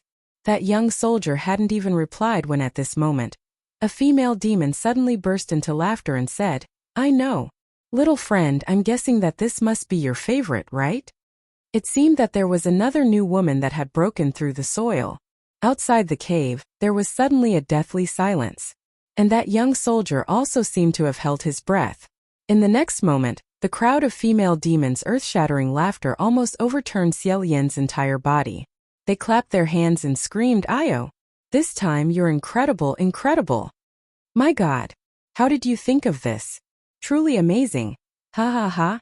Quickly look! This brat's entire body is stunned. I think there's an 80% chance that it's like this. That's right. I thought this damn brat was a rock, but who would have thought that I was wrong? He's so young, yet his courage is so big. I concede defeat, I concede defeat. How about it, little friend? With such a beautiful scenery, why don't you hurry over and enjoy yourself? If you miss this village, you won't have this shop anymore. If you don't come now, even if you want to eat it for 800 years, you won't be able to eat it. Or do you want us to help you? Right now, isn't it? He. That young soldier was thoroughly enraged. His voice carried a chilling intent as he said, "You are courting death."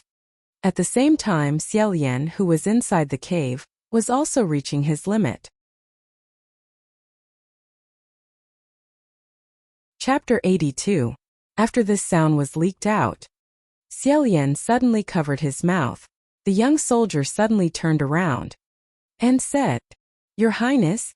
Xiaoyan supported himself with one hand and covered his mouth with the other. His breathing was chaotic and his shoulders were twitching. Just listening to this voice and looking at this back, most people would think that he was sobbing.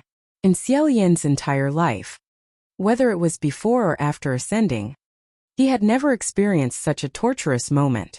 It was much more difficult than the harshest cultivation in the Emperor Polarity Temple.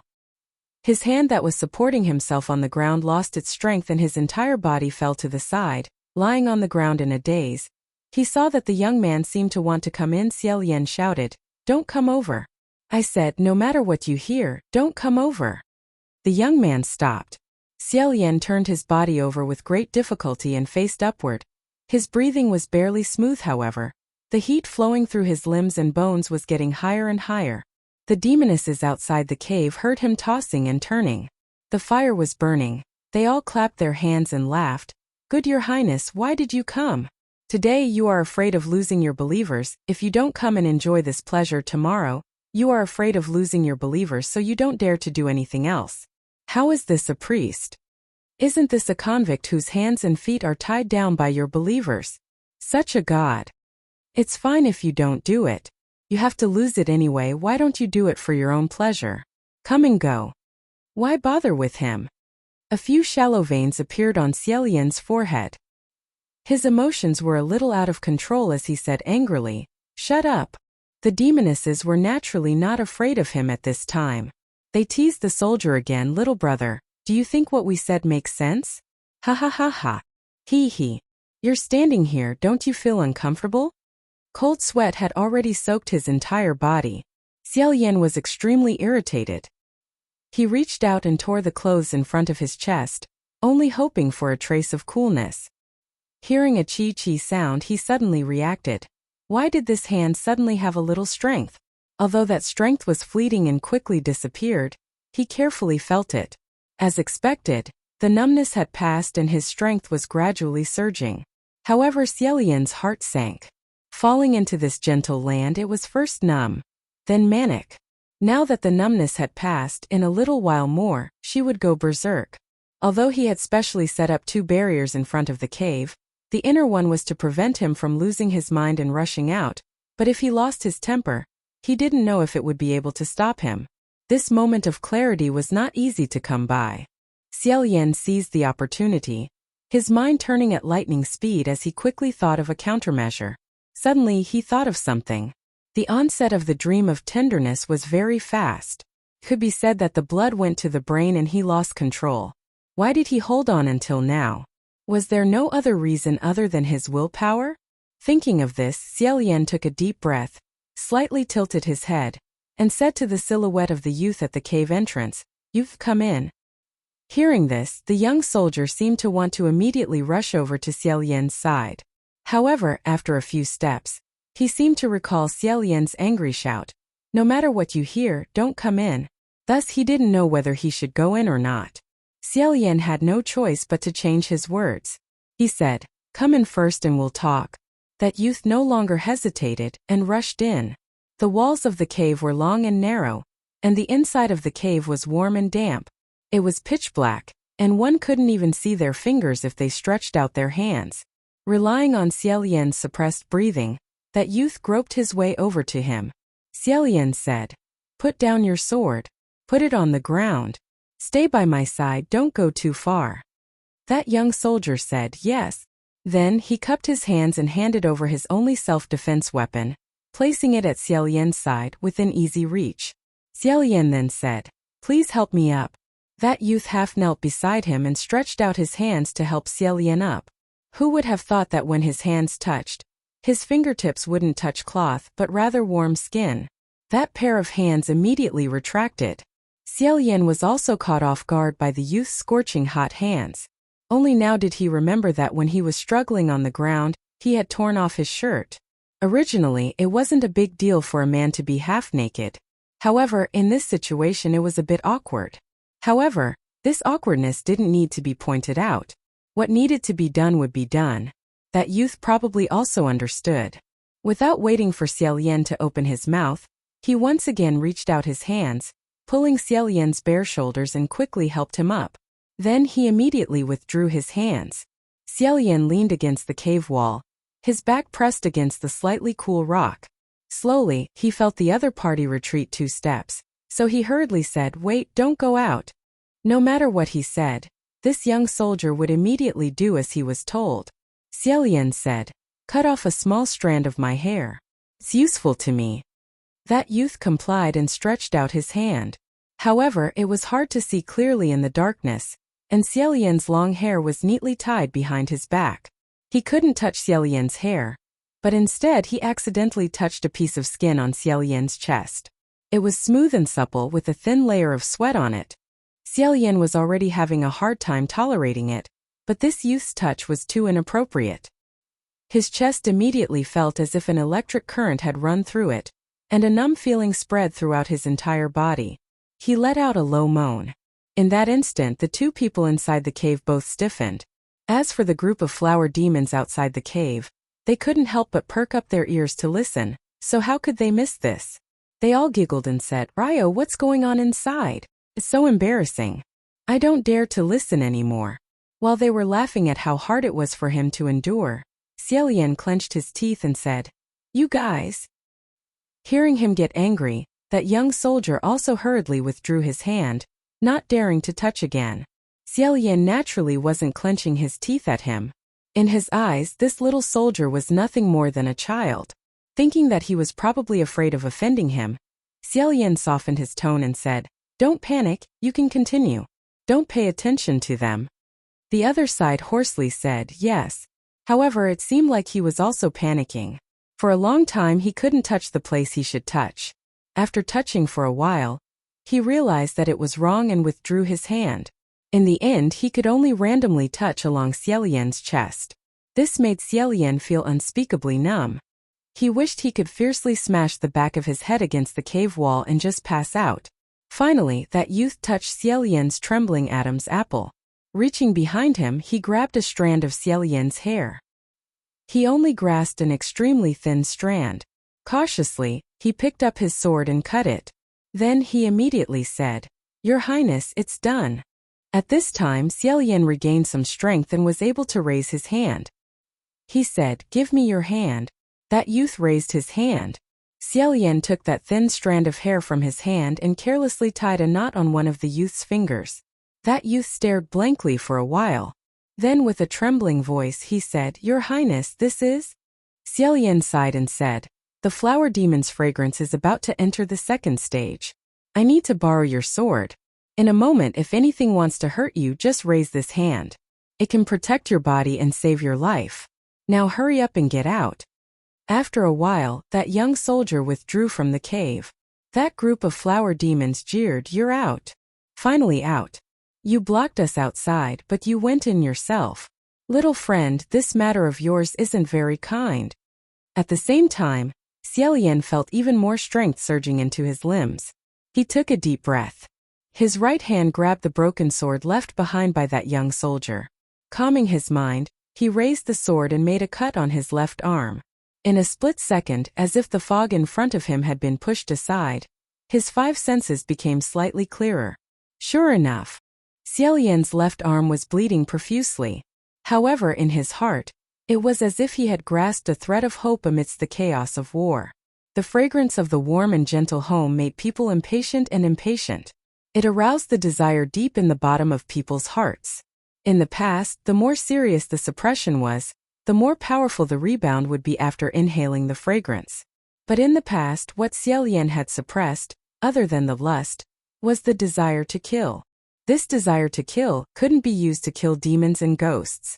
Because he had killed a lot of demons and ghosts in the past, it couldn't be said that he had suppressed it. The target of the kill had to be a person or a god. Only then would there be a forbidden feeling.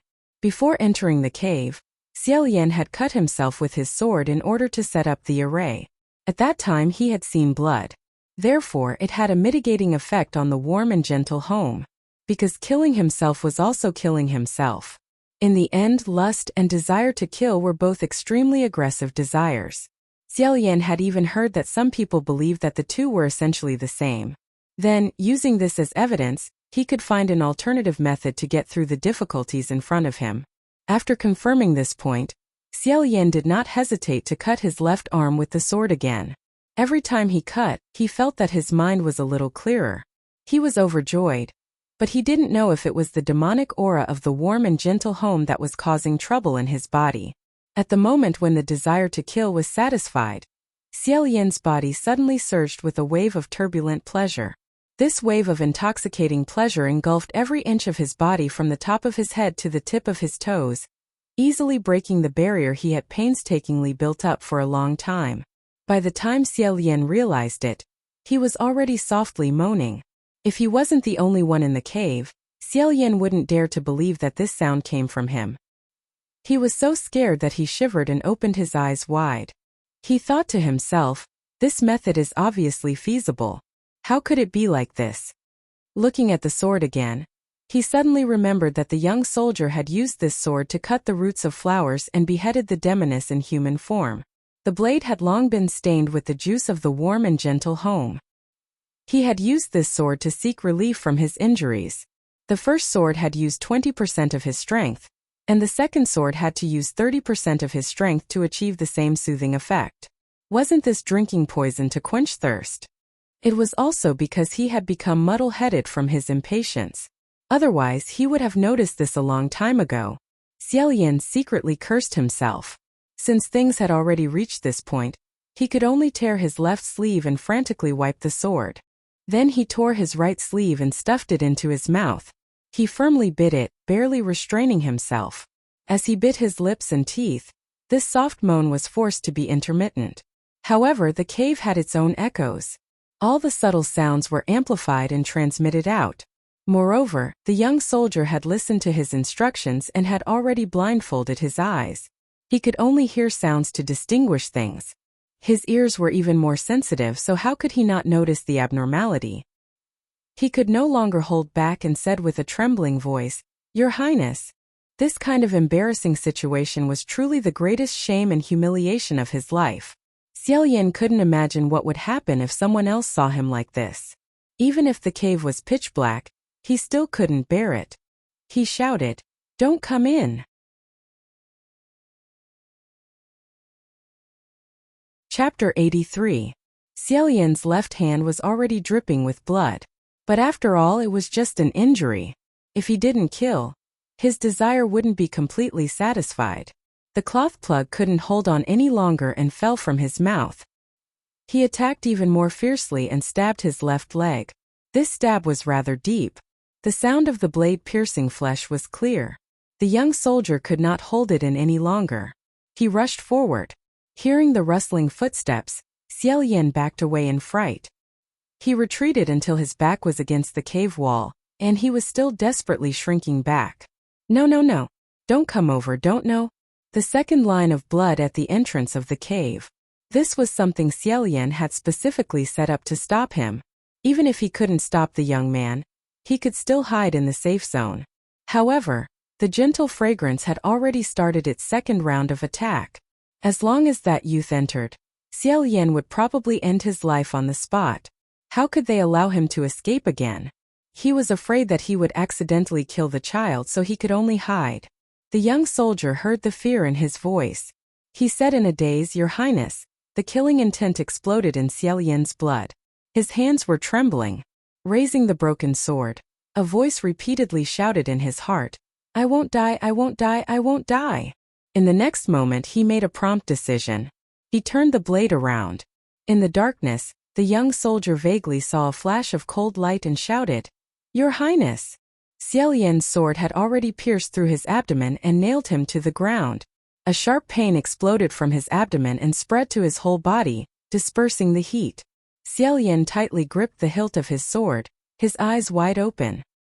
He coughed lightly, and a trace of blood seeped out from the corner of his lips. Even his breathing became sluggish, and he stopped moving. The young soldier seemed to be stunned, and with a plop, he knelt down beside him. At this moment, a shrill scream came from outside the cave. "Who is it?" The delicate voices of the flower demons were very ear-piercing. However, someone's roar was even more ear-piercing than theirs, covering all their voices. "What the hell?" Hearing this roar, Xiaoyan suddenly took a deep breath. "Feng Exine." Another voice said in a muffled voice, "The land of tenderness. If you don't want to get hit, quickly cover your face." This was naturally Mu Qing, who had already covered his mouth and nose. Feng Exine covered his face. As if he had seen something, he said in a muffled voice, "That's Her Highness? Your Highness." "Fuck. What the fuck? What are you trying to do?" Mu Qing also let out a cry of surprise and said, "This is truly improper, too outrageous." However, his tone was not as angry as Feng Exine's. Instead, it was as if he had heard a bad joke. Xiaoyan lay in the cave, not knowing what they were talking about. He could roughly guess that they were dissatisfied with the female demon's naked body in front of him, as it was offensive to public decency. Feng Exine cursed repeatedly and said, "Hurry up and burn it. Don't let anyone see you." Then there was a burst of fire and the sound of burning. In the raging flames, the screams and curses of the demonesses gradually disappeared. Mu Qing said, "Burn it cleanly. This banshee's fragrance is poisonous. If the seeds are left behind, they will grow up and cause trouble." Xiaoyan took a deep breath and was about to speak when he coughed. The two men recognized his voice and shouted towards the cave. "Your Highness, are you inside?" Xiaoyan said, "I'm here." Although he tried his best to keep his voice steady, it was still weaker than usual.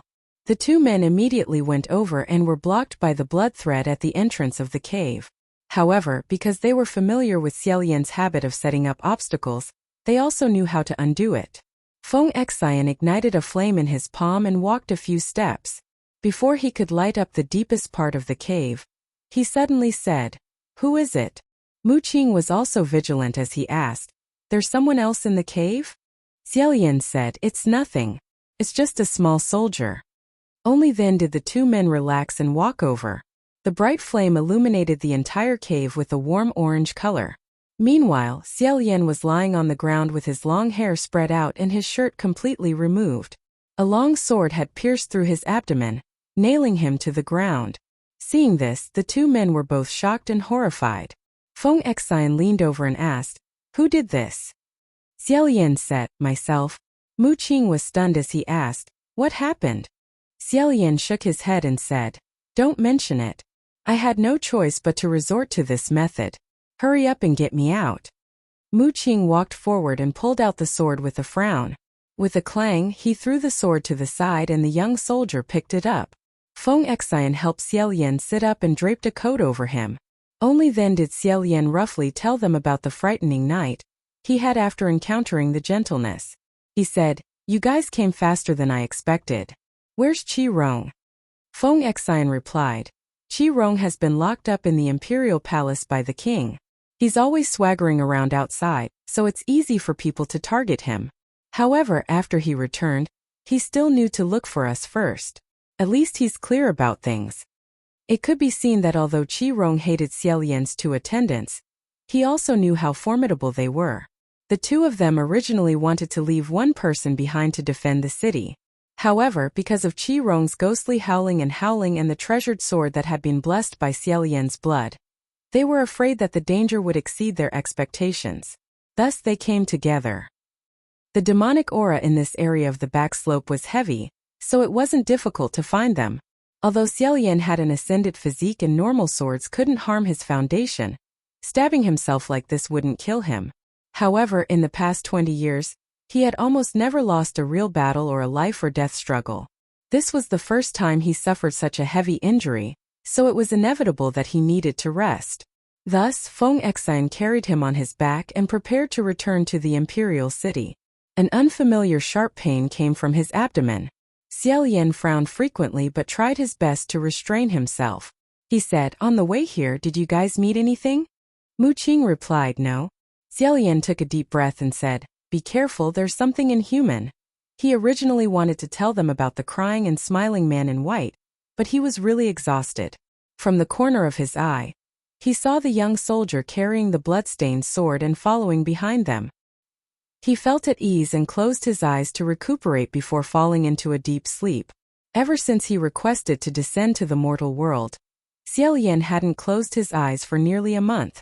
The continuous accumulation of energy exploded this time, causing him to rest for 3 days straight. 3 days later, he suddenly woke up with a start and discovered that he was lying in his room. The ceiling above him was magnificent and majestic. It was actually the imperial palace. He immediately sat up. Feng Xian. Feng Xian was outside testing his bow when he heard the sound. He came in and said, "Your Highness." The injury on Xiaolian's abdomen had long since healed. He immediately got off the bed and said, "Did I rest for a long time? Did something happen?" Feng Xian replied, "Don't worry. It's only been a few days. There haven't been any enemy invasions these past few days. If there were, wouldn't I have called you? Go to bed. You're not wearing shoes." Xiaolian finally relaxed and sat back on the bed. After a pause he asked, "Where's Mu Qing?" Mu Qing also walked in. In his hands were the clothes that had been prepared for him. He said, "Here." He served His Highness the Crown Prince as he dressed. On the side, Feng Xian said, "However, although there hasn't been any fighting these past few days, we've discovered something." Xiaolian asked, "What is it?" Mu Qing said, "Previously, didn't you say that there was something strange going on with Yong'an? We suspected that they had external help. We went to the back slope to investigate the situation. We saw a few people. Although they were dressed like locals, their accents were very strange. They didn't seem like people from Xianlu. I've captured those people." Sure enough, there are other countries secretly supporting them by secretly transporting provisions and armor. Otherwise, with so many living people from Yongan squeezed into a barren mountain, it would have been impossible for them to survive until now by eating wild vegetables and peeling tree bark. Feng Xen cursed motherfucker, they usually pretend to be good friends. Now at this critical juncture, they're stirring up muddy waters. They want Xianlu to be as chaotic as possible. Xianlu country had a vast territory and abundant resources. It was rich in minerals and rich in gold and jewels. The surrounding countries had coveted it for many years. Xiaolian had long since expected this. He lowered his head and shook it. Then, he thought of another matter and asked, "What about that child?" Feng Xian asked, "Which one?" "That little soldier?" "That day. He was busy bringing you to see the state preceptor. No one paid attention to him. He probably returned to his unit by himself." Xiaolian finished putting on his clothes. Putting down his arms, he sat upright on the bed and said, "That child's skills aren't bad.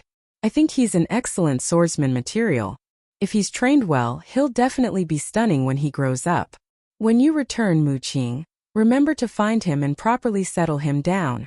You can mention him." Xiaolian was a person who loved people with good skills. He would only mention them when they were by his side every day. This wasn't the first time, but it was the first time he evaluated a child like this. Mu Qing listened to Xiaolian praise him as excellent swordsman material, and will definitely be stunning when he grows up. His expression became somewhat subtle. He crumpled Xiaolian's hairband into a ball in his hand before turning around and tossing it to the side.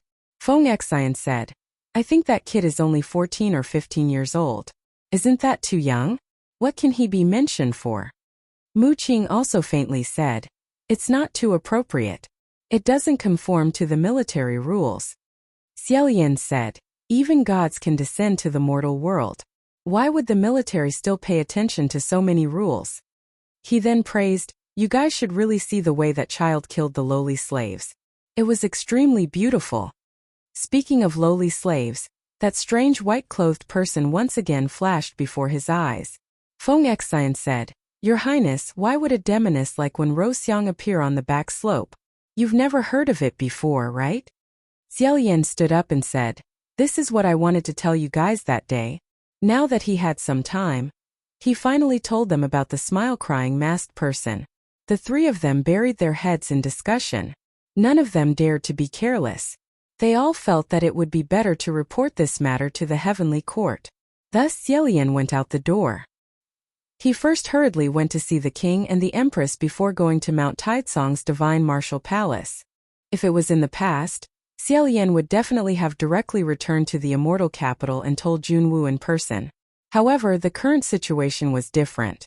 He had taken the initiative to leave the immortal capital, which was equivalent to him taking the initiative to return the key. Now, even if he wanted to go back, he wouldn't be able to open the door. In addition, he had left in too much of a hurry that day. The voice in the divine martial palace was sonorous, so he felt a bit embarrassed towards Junwu. Thus, he only respectfully offered a few sticks of incense in the divine martial palace and sent a message to the statue of the divine martial heavenly emperor. When Junwu was free, he would hear it. However, there were at least 8,000 people who offered incense to Junwu every day. There was no lack of great believers among them. When he would hear it, that would really depend on fate. He didn't dare to leave for too long. He immediately returned to the battlefield and continued to defend the city. Perhaps it was because they had consumed too much in the first battle, and their external help had been repeatedly cut off by Feng Xian and Mu Qing. Yong'an changed their strategy and no longer blindly rushed forward. Over the past few months they had fought a few small battles, but they didn't lose too badly. Compared to the first battle, it was simply a small skirmish. That strange man in white also didn't appear again. Thus, the Xianlu imperial city gradually relaxed. Xiaolian also had a rare opportunity to go down from the front lines and take a walk in the imperial city to relax. He crossed a small stone bridge and pushed aside the weeping willow beside the bridge. He looked at the bright red carp swimming happily in the flowing water under the bridge. He was very envious. After a while, he suddenly felt someone staring at him from behind. When he turned his head, he didn't see anyone. He felt it was quite strange, but because he didn't feel any killing intent or malice, he didn't care. After getting off the bridge, he slowly walked along the Divine Marshal Street. Along the way, people either excitedly, respectfully, or happily saluted him, calling him His Highness the Crown Prince. Xiaoyan smiled and nodded to them one by one. After walking for a while, he felt the gaze staring at him from behind again. This time he had a plan. When he suddenly turned his head, he really caught someone. He saw that behind a willow tree, half a figure flashed back. Xiaoyan walked up and was just about to reach out to grab that person when he saw a youth with a bandaged head hiding behind the tree. He couldn't help but be startled and said, "You are?" That youth's head was covered in bandages, but he still had his arms crossed to cover his face. Only a pitch-black eye peeked out from behind his patched sleeves. He dryly said, "Your Highness the Crown Prince, I didn't do it on purpose." Xiaoyan pointed at him and said, "You were that night." Before he finished speaking, he immediately remembered what happened that night a few months ago and how miserable he was.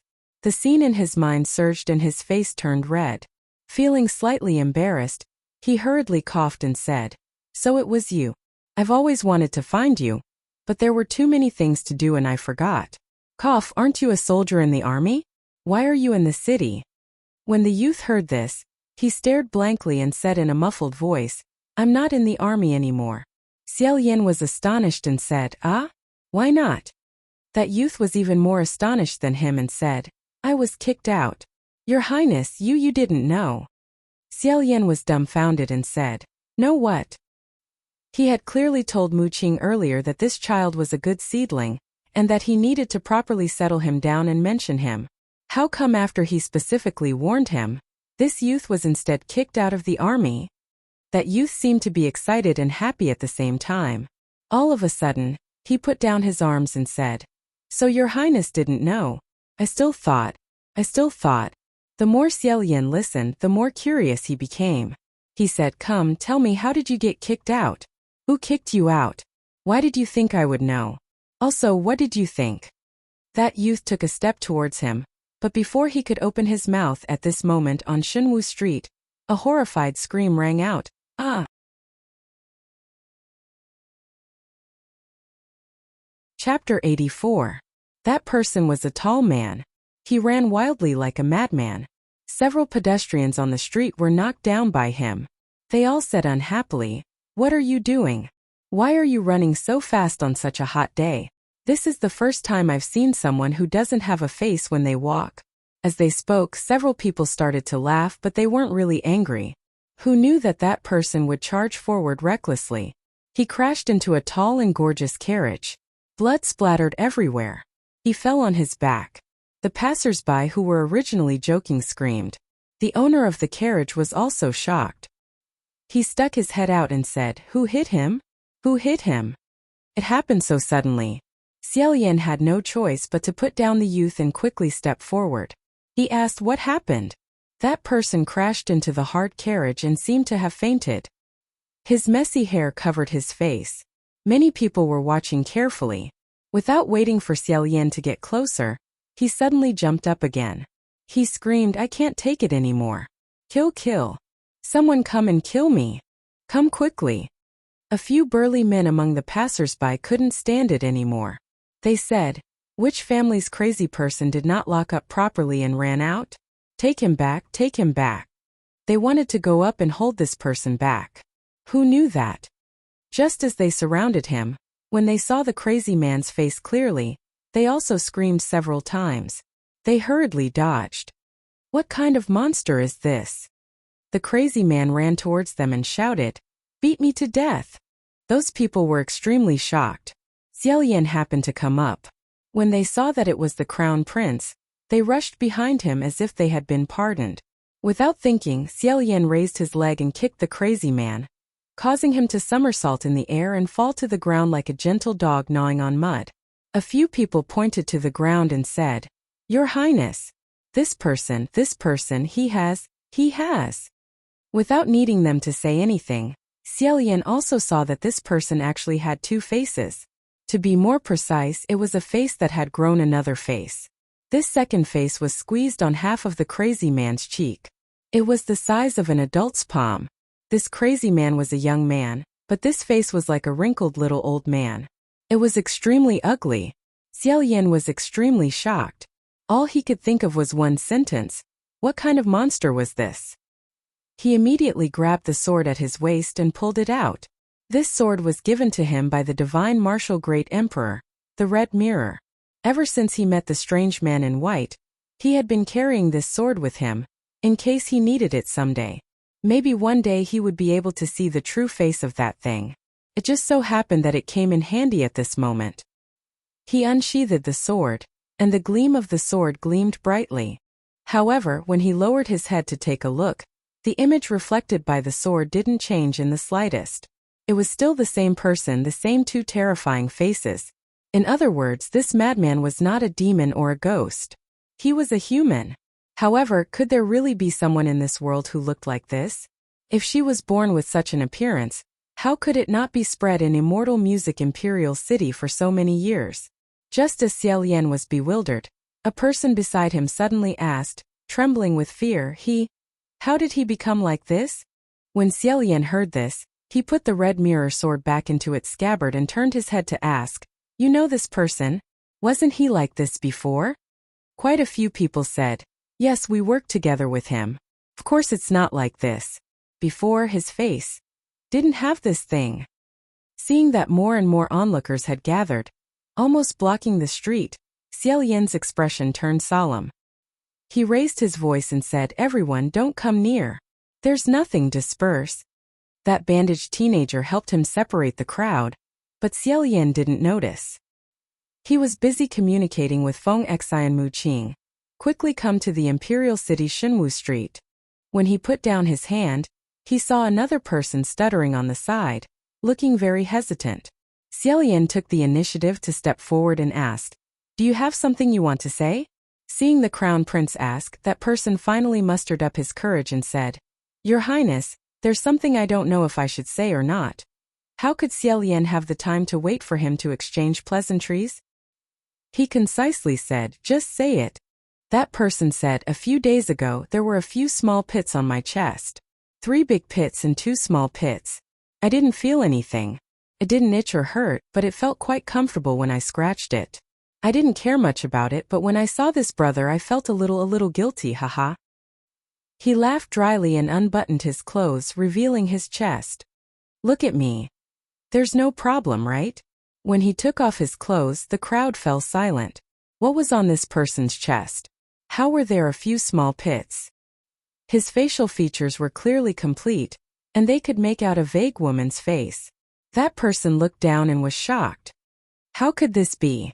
Clearly wasn't so lifelike before? Lifelike? No matter which word was used, it was extremely terrifying. Everyone felt their hair stand on end. That person couldn't help but grab Xiaoyan's clothes and shouted, Your Highness, save me! At this time, Feng Exi and Mu Qing received the communication and rushed over from the city gate tower. Seeing this, both of them frowned. Feng Exi shouted, Get up, what's going on? Xiaoyan didn't have time to explain. He patted that person's shoulder and comforted him. It's okay. Just calm down. His tone was gentle and firm, serious and calm. That person thought he had a card up his sleeve and was even more convinced that such a small matter was as easy as flipping his hand for His Highness the Crown Prince. He calmed down. However, Xiaoyan's heart was in turmoil. This kind of human face actually grew gradually, and those who had this symptom, let's call it a symptom for the time being, wasn't just one person. In that case, could it be possible to guess that there were actually more? He immediately summarized the general situation to Feng Exi and Mu Qing and said, Report to the Imperial Palace and pass down the order to search the entire city to see if there's anyone else who has similar things on their body. We must not miss a single one. Because this thing was too frightening, the monarch attached great importance to it after receiving the news. He dispatched a large number of people to conduct a search and investigation, and the efficiency was surprisingly high. That night it was confirmed. In the entire Xianlu Imperial City, there were already 5 people who had relatively clear human faces on their bodies. These 5 people either saw it and didn't take it seriously, or the human face grew in places where it wasn't easy to detect. In addition, it didn't hurt or itch, so they didn't notice. In addition, There were more than 10 people who already had relatively shallow pits and protrusions on their bodies. They were suspected to be human faces that hadn't yet formed. Among these 20 or so people, the majority were women and youths. After they were all sent to Xiaolian, they were all anxious and uneasy. They greeted each other and casually comforted each other with a few words. Xiaolian was originally explaining things to others, but when he noticed this, he felt that something was wrong and asked, "Do you all know each other?"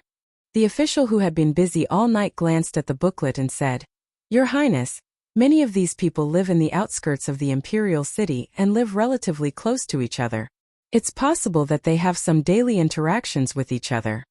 "Many of them live in the same place?" Mu Qing was stunned and said, "The people who live close to each other all have human faces on their bodies? Could it be that this thing is contagious?" Xiaolian thought about it faster than him, but he didn't speak as fast as him. He immediately said, "Separate. Disperse the crowd. No one is allowed to hang around nearby. Find a place and completely isolate everyone here. There's a strange disease.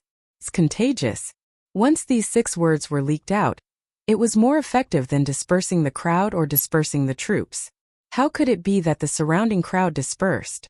More than half of the houses on the street were empty. Xiaolian ordered the officials and soldiers who had come to listen to his orders to be fully armed and properly protected. He then led these 20 or so people to the outskirts of the imperial city where some of them lived.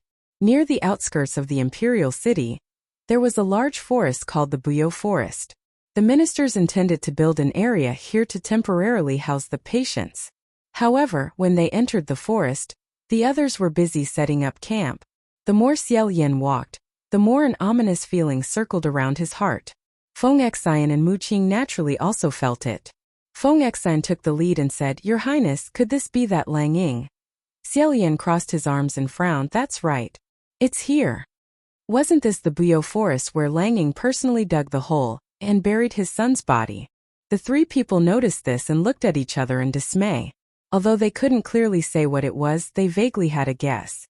It drove them to coincidentally start looking for the place where Lang Ying's body was buried that day. However, several months had already passed since that day. Moreover, there were so many trees in the Buyou Forest.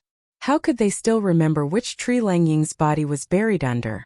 Just at this moment, an indescribable stench wafted over. This stench was somewhat similar to the smell of rotting corpses, but it was even more suffocating. Just one breath was enough to make a person faint. The others also smelled it and retreated one after another. They covered their noses and fanned themselves. "What's over there? What's going on? It's even more smelly than if it was marinated in a jar of soy sauce for 10 years. Xiaolian rushed forward and followed that frightening smell. Sure enough, he found a somewhat familiar crooked tree. Under the tree, the ground slightly bulged, forming a gentle little mound. The soldiers raised their swords and gathered around to protect him. Xiaolian raised his hand to stop them and said in a low voice, "Be careful. Normal people shouldn't come over." Feng Xian, who wasn't a normal person, casually picked up a shovel and went forward. With a few shovels, that mound of dirt became a pit. The stench became increasingly strong, and he became even more careful with his shovel. After a few more shovels, a little black thing was dug out from under the soil. It seemed to be slightly squirming. He slowed down his movements, and the soldiers acted as if they were facing a great enemy. Suddenly, the surface of the soil arched up high, and a swollen, enormous figure broke out of the ground, exposing itself to the crowd of people holding torches. That putrid stench instantly soared, and quite a few people immediately vomited on the spot. Xiaolian's pupils also shrunk. That thing could no longer be described as a person. Anything else was more similar to a person than it. No one would be able to tell that this corpse, which could be described as enormous, was once a thin and weak child. An urge to vomit surged up his throat, and Xiaolian tilted his head to look to the side. Feng Xian and Mu Qing were also stunned. They both blurted out, "What is this thing? Is this a curse, or is it purely the decay of a corpse?"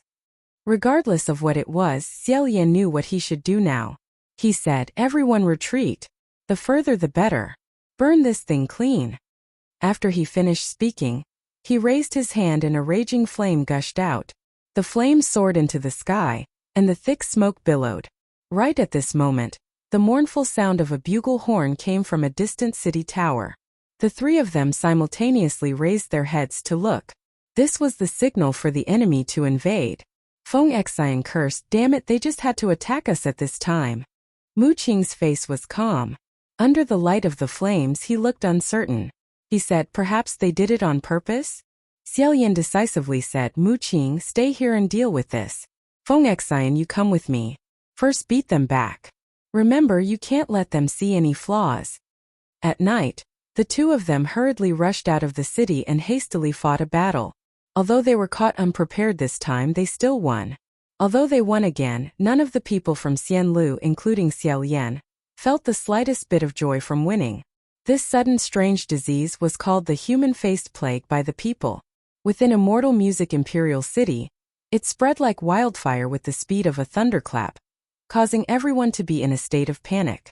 The monarch had considered sealing off the news, but the first patient had rushed out from the streets.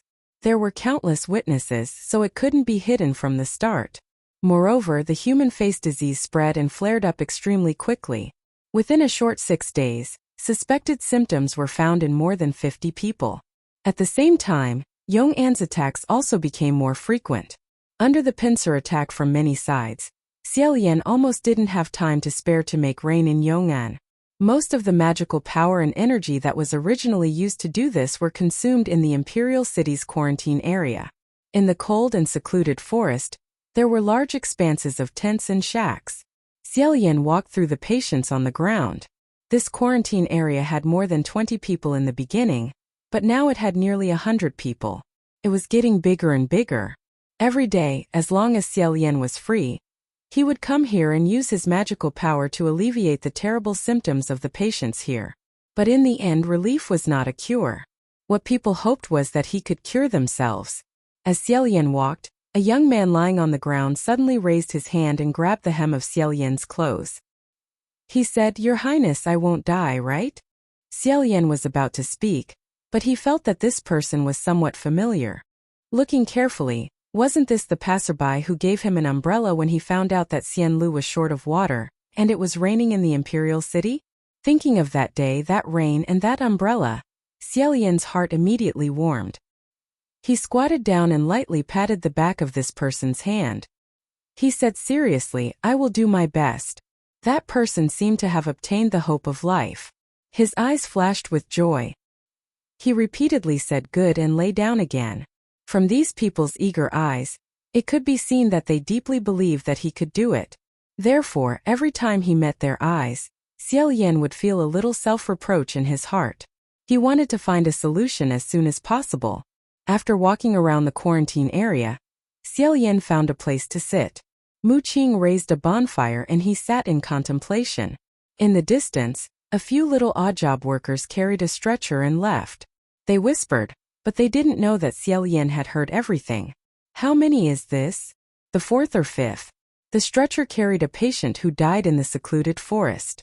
In fact, it was very difficult to kill people with the human face disease. But not dying was scary. Not dying meant that they would have to carry this thing on their body for the rest of their life. Just thinking about it made people lose the courage to live. Especially some young women who cherished their appearance. If it grew on an important part like the face, most of them would choose to die in the end. One person sighed, "Sigh. When will it end?" Another person said, "With His Highness the Crown Prince here, we won't lose. Don't worry." The first person complained, "I'm not worried about losing, but in this situation, what's the use of not losing? It's still hard for us commoners to live." Sigh, "Forget it, I'm not complaining. Just pretend that I didn't say anything."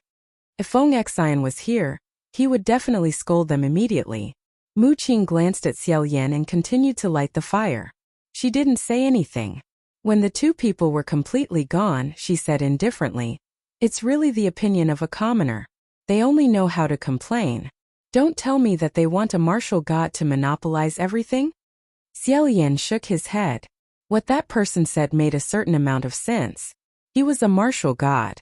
An army with him would be invincible. However, at this time, what was the use of just winning the battle? The army was established to protect the commoners, but the commoners at the back were being attacked by the plague. Wouldn't the original advantage become a joke? At this time the bonfire swayed slightly. A person sat beside Xiaolian. It was Feng Xian. Xiaolian immediately asked how was it? Feng Xian shook his head saying, "It's the same as the result of your investigation. We couldn't find Lang Ying on the back slope. We also didn't see any strange people in white clothes. We don't know where they are hiding. There's no way to check if they are playing tricks. Also, the people of Yong'an are really good. None of them are infected with the human face disease." Mu Qing poked the fire saying, "The imperial city and the back slope are so close. No matter what, it's impossible that none of them are infected. It's obvious that they are the ones playing tricks." Many people secretly thought this way, and it was indeed very reasonable to think this way. However, even if they knew that it was the people of Yong'an, or more specifically, that it was Lang Ying who was playing tricks, the other party hid very well. They couldn't find any clues.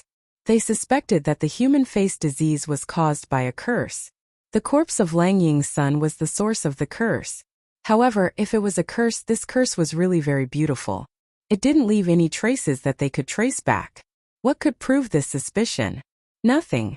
Who knew if this human face disease was just a new type of disease that was born naturally?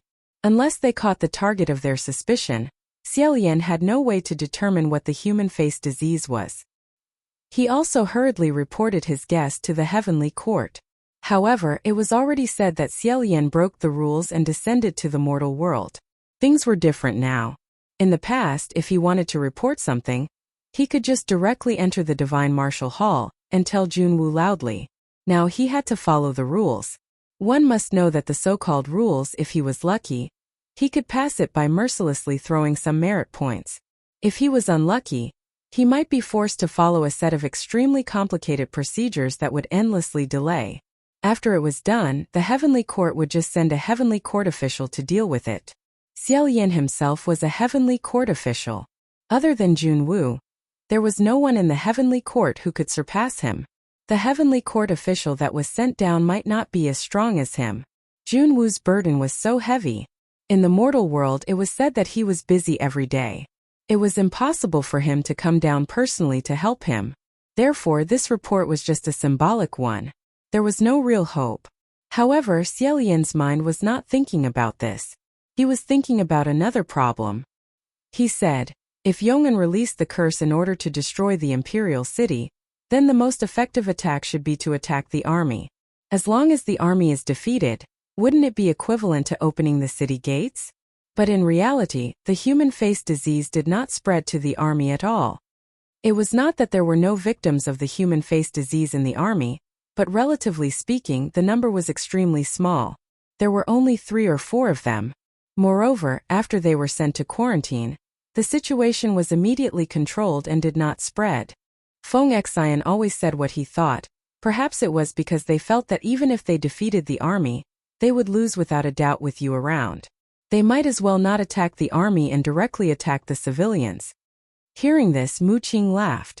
Feng Xian said, "What are you laughing at?" Mu Qing said, "Nothing. You can always come up with very reasonable opinions. I have no objections." Feng Xian was most annoyed by his manner of wanting to stab people in his heart, but always pretending to be gentle.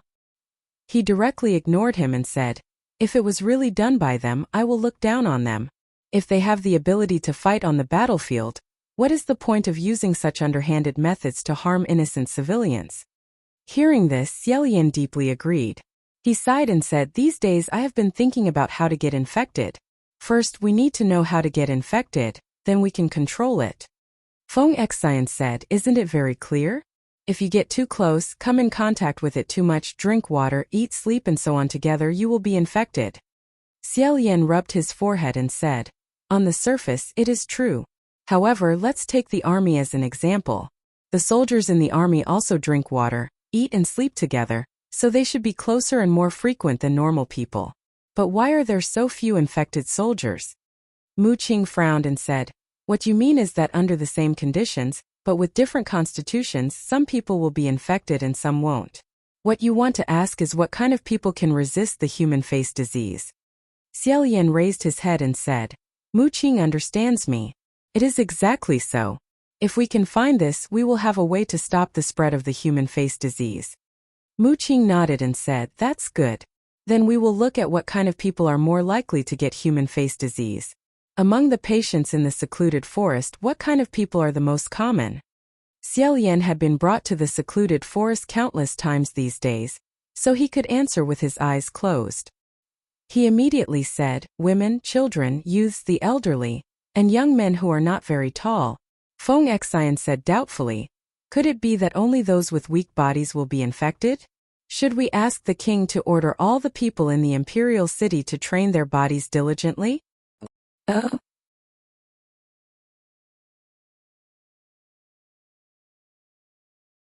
Chapter 85. It was obvious that something was wrong, because the first person to rush onto the Divine Martial Street was a strong man with a strong physique. It was untenable. Compared to the other soldiers, the few soldiers who suffered from the human face plague. As for what exactly was different, Xiao Yan had thought of many possibilities and tested many of them. In all aspects they were not much different from others. Among all the infected, appearance, physique, even identity, personality were all varied. Unable to come up with a fixed pattern. Could it be? Who was infected and who was not? Was it really just a matter of luck? Xiao Yan muttered to himself, what exactly did the soldiers do? How could they resist the spread of the human face plague? In other words, what exactly was there that the commoners did less? The soldiers did more. At this point, his eyes suddenly widened, his face turned pale. Hearing his voice stop abruptly, Feng Xian said, "What's wrong, Your Highness? What did you think of?" Xiao Yan had indeed thought of something. He thought of a reasonable speculation. At the same time, it was also a terrifying speculation. He suddenly stood up and blurted out, No, it shouldn't be like that. It's impossible for such a thing to happen." Feng Xian and Mu Qing also stood up and said, "What is it?" Xiao Yan covered his forehead and paced back and forth a few steps. He raised his hand and said, "Wait a minute, I have a very absurd guess. It shouldn't be true, but I need to test it." Mu Qing said, "What exactly is your guess? How do you want to test it? Do you want me to find someone to test it for you?" Xiao Yan immediately rejected, "No, I can't find a living person to test it. What if I guess wrong?" It was better to say that he hoped in his heart that he guessed wrong. It would be better if he was very wrong. Mu Qing frowned and said, "Your Highness, if you want to know if your guess is right, you have to use a living person to test it. This is the best way. It's useless for you to worry here." Feng Xian also frowned. "Don't you see that he's annoyed? Don't say such things at this time." Mu Qing turned his head and said, "Strange, what did I say? Am I not telling the truth? At this point, what's the use of hesitating and struggling?" Feng Xian said in disgust, "Do you have to measure everything by whether there is a use or not? That's a living person. You didn't even hesitate. Aren't you being too calm?" Mu Qing said, "Calm down? Are you trying to say that I'm cold-blooded?" Xiao Yan also didn't have the patience to gently mediate between the two of them in the past. He said, "The two of you can start fighting over a single sentence. How improper. Stand here for the time it takes for a stick of incense to burn, and no one is allowed to move during that time. Old rules." Upon hearing the three words old rules, Feng Xian and Mu Qing's expressions changed slightly. Xiao Yan waved his hand and said, "The heavenly official blesses me. Begin." After a long while, Feng Xian gritted his teeth and said, "The star of fortune shines upon us." Mu Qing also gritted his teeth and said, "Just follow the script." Feng Xian said with difficulty, "Who?"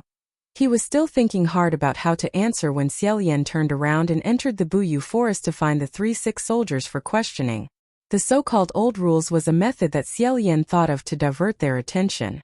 Feng Xian and Mu Qing had nothing better to do than to stab each other with a few words. The starting point was neither big nor small.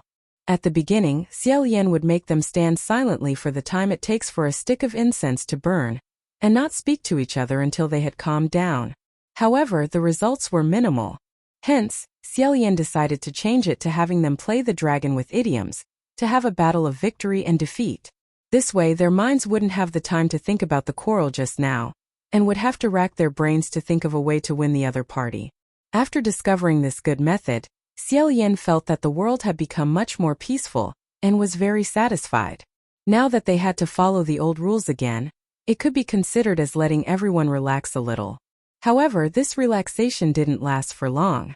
After the time it took for an incense to burn, Xiao Yan returned. His expression was extremely unsightly as he ordered, "Gather all the soldiers in the camp who live and eat with the soldiers who are sick. I have something to ask them." The two of them had already been stuck several times, and each had their own victories and defeats. Finally, they didn't have to play the dragon anymore, and they both heaved a sigh of relief. Mu Qing said, "That's fine. However, this kind of roundabout way of seeking confirmation might not necessarily guarantee that the results will be completely accurate." Feng Xian turned around and was about to carry out his orders when Xiao Yan spoke up again. "Wait. It's already late at night. Going to ask them now would make too much of a commotion, and we can't gather too many people at once, lest we attract attention. The things I want to ask can't leak out even the slightest bit of information. This way we won't be able to hide it from others." Feng Xian turned around and asked, "Then what should we do? Should we bring them one by one to your place and ask them in private?" Xiao Yan replied, "That's the only way. Tomorrow, first bring the soldiers who are close to those people to my room one by one. We can't let them know that they've all been interrogated. Remember to order them to absolutely not tell anyone else. Otherwise..." He sucked in a breath, then sighed and said, "Forget it. It's better if you threaten them. Just say that if this gets out, they will be killed without question. The more ruthless, the better." Mu Qing said, "If we ask them one by one, how long will that take?" Xiao Yan replied, "No matter how long it takes, we still have to ask them. The more we ask, the more we can confirm this matter. I have to get to the bottom of it. I absolutely cannot make the slightest mistake." Thus, on the second day, Xiao Yan sat in a room that had been temporarily set aside for him on the city gate tower. He personally interrogated over 300 soldiers.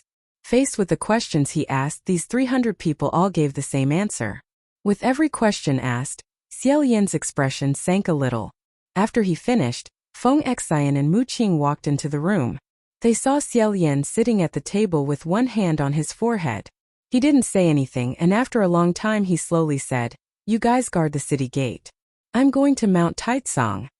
Feng Xian hesitated before asking, "Your Highness, did you manage to ask anything? In the end, was it a curse or?" Xiao Yan nodded his head and said, "I got it. It was a curse."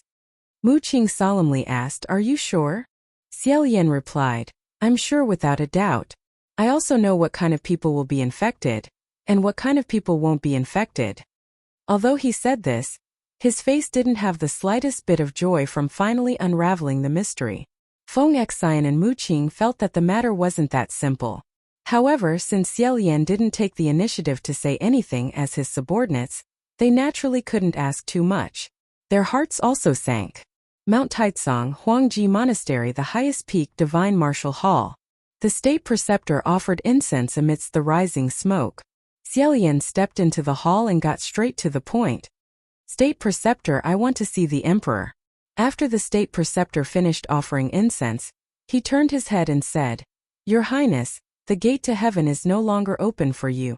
Xiao Yan replied, "I know.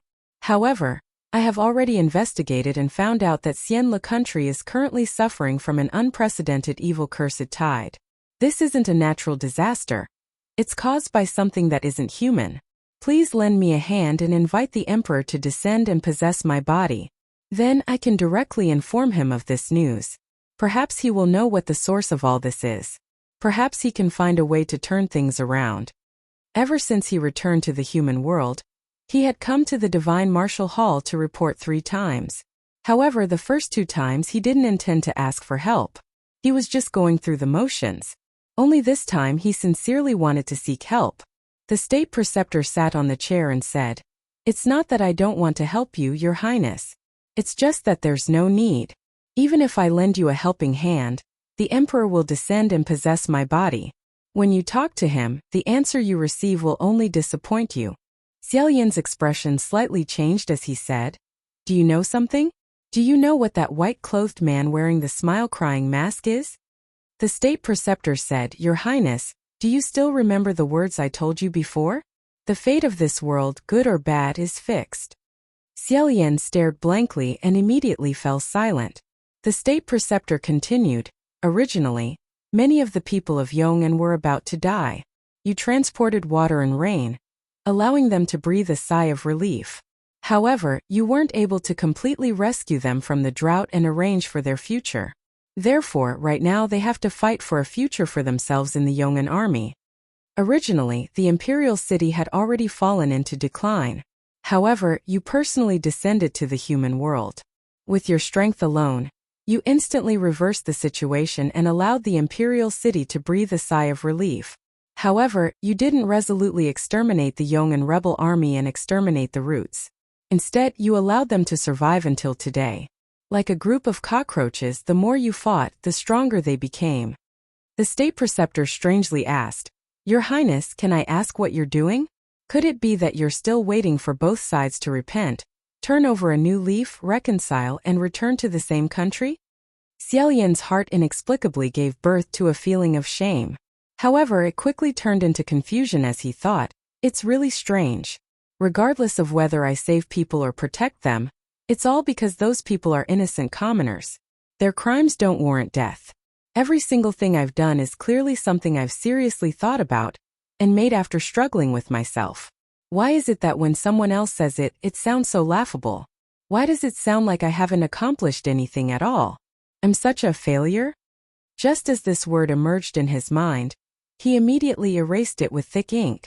The state preceptor continued, "With your deity's body, you interfered with the affairs of the human world. The destiny of Xianle country has been turned upside down by you, turning it into a complete mess. In order to achieve balance, some other things will naturally be born, bringing back the tracks that were deviated by you.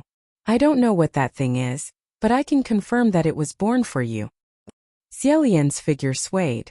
The state preceptor continued, "I can also confirm that when the divine martial emperor saw you, he would certainly tell you the same thing, because this is the reason why he didn't let you come down. But I feel that even if he told you at that time, you would most likely still come down. Teenagers are like this. If they don't listen to advice, if they don't fall, they won't believe that they can't walk." Xiaolian said in disbelief, "You mean the cause of this human face plague is actually me?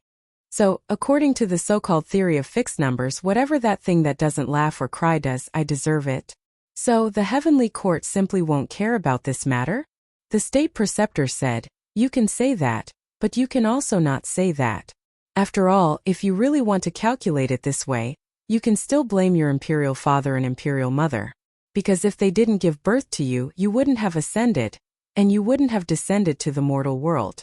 So on and so forth, you can blame the ancestors of your Xianle country. Therefore, it was meaningless to discuss who created the cause. As for the last question you asked, yes, it won't. Because the destruction of Xianle country was originally inevitable. Since you reached out and messed up this chess game, then there must be another hand to put the chess pieces back in place." Xiaolian took a deep breath. He didn't want to discuss with him whether or not the destruction of Xianle country was inevitable. Closing his eyes for a moment, he said, "Then may I ask the state preceptor, if I disappear now, will this thing also disappear with me?" The state preceptor said, "I'm afraid it won't. It's easy to invite a god in, but it's hard to send him away. There's no difference between demons and ghosts." Xiaolian nodded and stiffly said, "Good. Thank you for your guidance, state preceptor." He knew that it was useless to say more. The only thing he could rely on was himself. After paying his respects to the state preceptor, he said goodbye and prepared to leave. Behind him, the state preceptor said, "Your Highness, from now on what do you plan to do?" Xiaolian lowered his head and said, "Since it's useless for me to disappear now, then I will fight it to the end. This is my only path."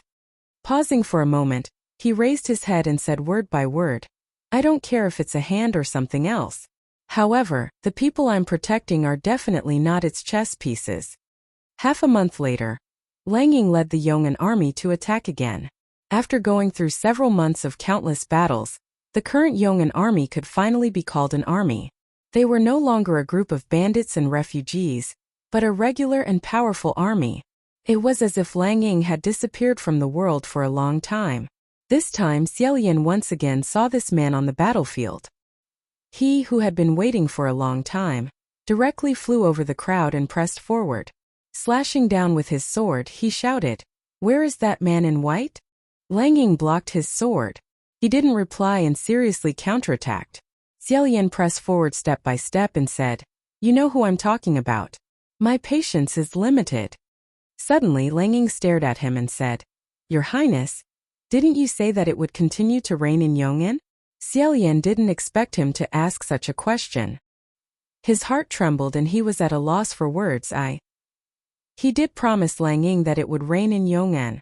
However, during this period of time, the number of people infected with the human face plague in the imperial city had multiplied several times. Currently, there were almost 500 people infected. These 500 people were all squeezed into the Yulin. Seeing that this quarantine area was about to be insufficient, the officials discussed moving to a further larger place.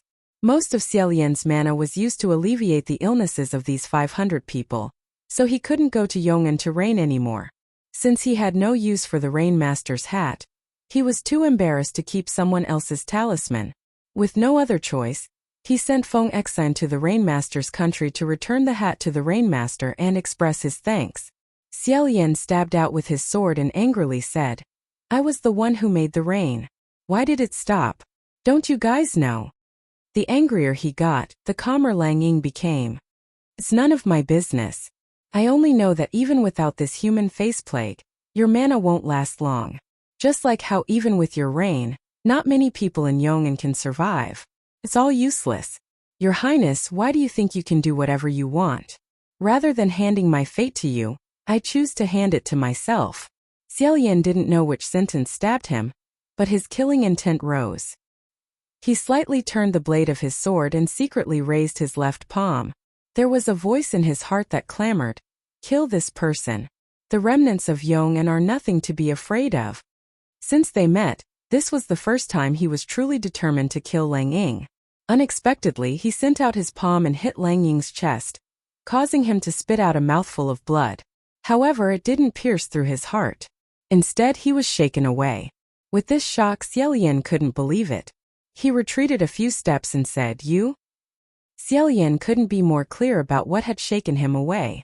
There were powerful people in the world such as monarchs, geniuses, and righteous people. Whenever they encountered a critical moment, they would naturally produce a protective aura to protect them from harm. Most of these people had the potential to ascend to immortality. Lang Ying was nothing more than a wild person, yet he actually produced this kind of protective spiritual aura. Moreover, it was an extremely rare kind, the aura of a monarch. Xiaolian didn't dare to think about what this meant. Suddenly, he felt a chill in his chest. It was Lang Ying's sword stabbing over, piercing through his chest. In this battle, the two sides didn't have a winner or loser. The invading Yong'an side still lost many people, but this time the Xianlu Imperial City's side didn't fare much better. If it was someone else, it could be said to be a Pyrrhic victory. However, for Xiaolian, this was definitely a defeat. This was his first defeat. Moreover, although Lang Ying still couldn't beat Xiaolian and was eventually injured and retreated, many people saw the scene of Lang Ying stabbing him. Xiaolian could roughly guess how many officers and soldiers in the army were discussing behind his back. His Highness is a martial god, how could he be stabbed? Aren't we the soldiers of the gods? Why didn't we achieve a complete victory like in the past? However, he was already unable to pay attention to these small voices. That was because Mu Qing told him that today, Bu Yulin had sent over 100 more patients with the human face plague. In a short day, there were another 100. Now, the first batch of patients with the human face plague had already reached an extremely serious stage. From top to bottom, there wasn't a single spot that could be seen. Everything had to be covered with thick white cloth, otherwise just looking at it would be horrifying. However, through the white cloth, one could faintly see the uneven contours of the body. Xiaolian walked around to treat the patients. With great difficulty, he finished a round. Only then did Feng Exine pull him to the side and whisper, "Your Highness, what happened on the battlefield today? How could you be stabbed by that barbarian? Later on, you clearly hit him several times. Why didn't you kill him?" Xiaolian didn't want to tell him that Lang Ying's body had an additional layer of the aura of a monarch that even a heavenly official couldn't offend. He could only helplessly smile bitterly. It wasn't that he didn't want to kill him, it was that he couldn't. The magic power contained in his attacks had all been absorbed by this layer of King's aura. Thus it was completely ineffective against Lang Ying. After he discovered this, he immediately switched to using real swords and spears, fighting with his fists and feet. However, this Lang Ying's skin was coarse and thick, so he could take a beating. Right at this moment, a person in the distance suddenly howled, "Your Highness, save me!" Xiaolian had just received a bowl of water from Feng Exine. He had just taken a sip when he heard the howl and immediately choked. Without even taking a breath to rest, he rushed over. The one who had howled was the youth who had delivered him the umbrella that day. Because Xiaolian had been especially gentle towards him, this youth had been especially diligent in shouting for him to save him. The first part of this person's face was his knee.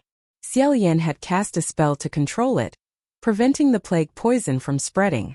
Thus, from his entire body, only his left leg had a human face. Right now he was madly kicking that leg, hovering between life and death. Xiaolian held him down and comforted him. "Don't move. I'm coming." That youth was extremely terrified. He grabbed him and said, Your Highness, save me. Just now I felt my leg itch, as if there was some kind of grass pricking it. Then I looked down and saw those things.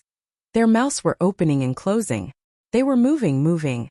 They're eating grass. They're alive. Xiaolian immediately felt his blood run cold. He looked down and sure enough, the youth's left leg was packed with dozens of human faces. Quite a few of their mouths had blades of grass in them, and some were even chewing them hungrily. Many of the patients began to scream, and the crowd became restless.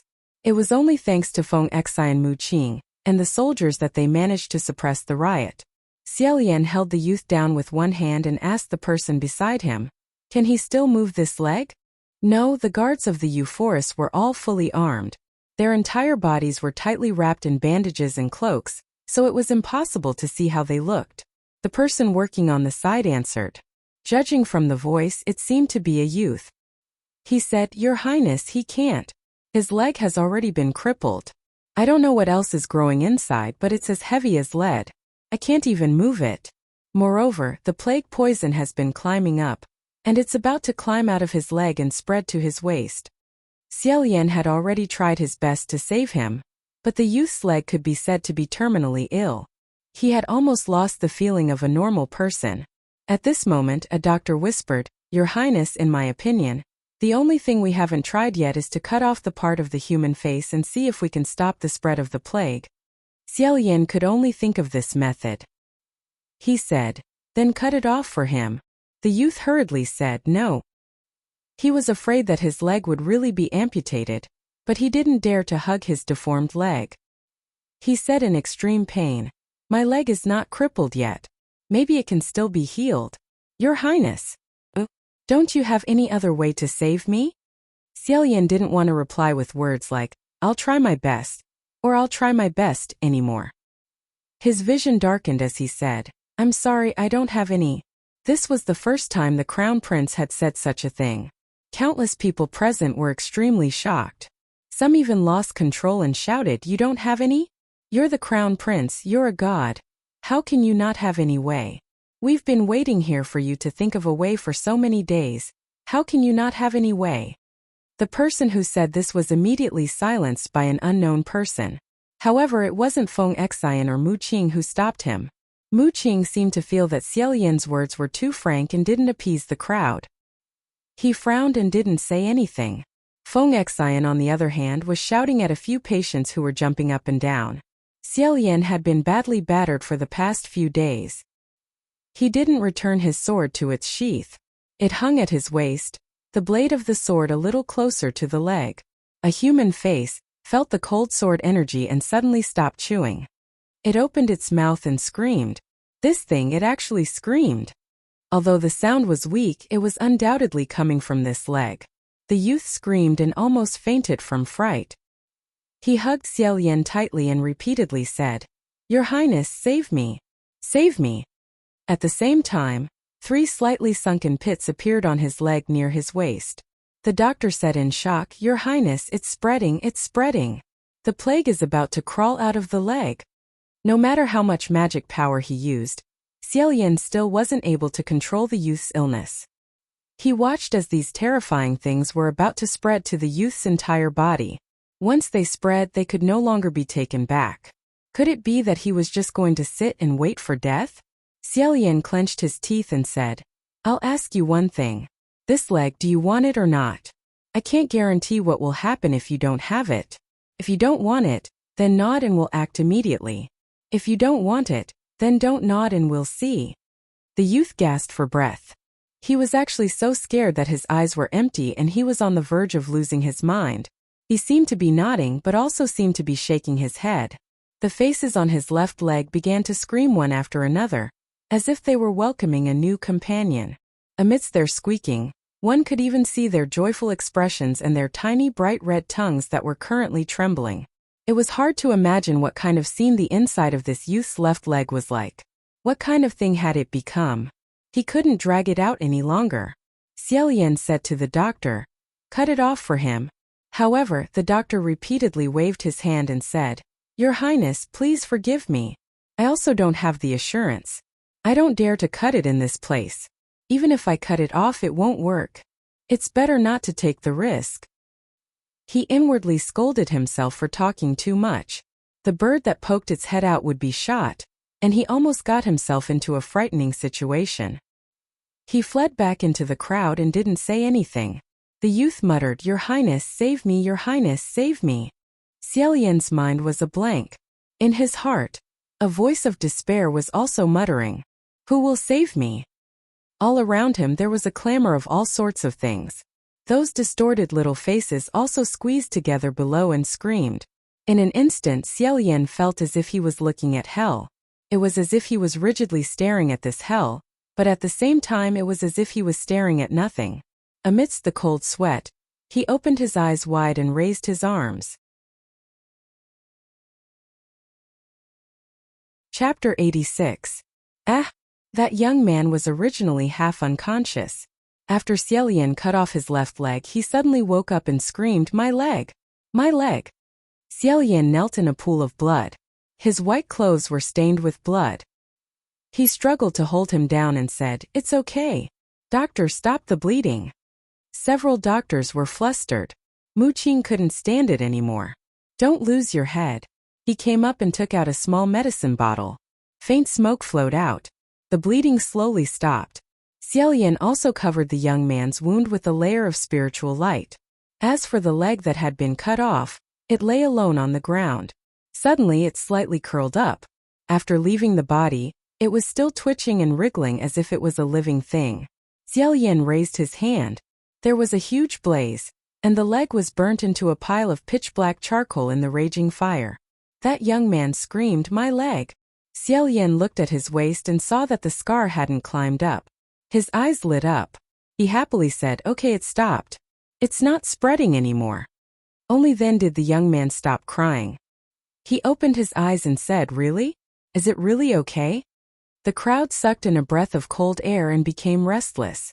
After hesitating for a while, someone shouted, "Your Highness, please help me treat him." Not far away, a young man's voice shouted, "Don't mess around. It's not certain. What if he relapses again after a while?" With this voice's reminder, Xiaoyan calmed down and said, "Yes. Right now I can't be sure. I still need to observe for a while." Someone fearfully said, "How much longer do I have to observe? I can't wait any longer. If I wait any longer, this thing is going to grow on my face." Someone threw caution to the wind. "I'm willing to take this risk." Not long after, the hundreds of people in the Buyu forest all clamored, "Your Highness, I beg you to relieve our suffering." Xiaoyan was placed in the center. Although it was difficult, he didn't dare to be careless. He said, "Everyone, please get up first.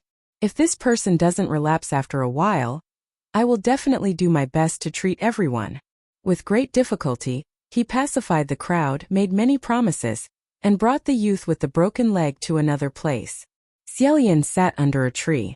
Muqing looked around and said in a low voice, "Why did you just cut off his leg?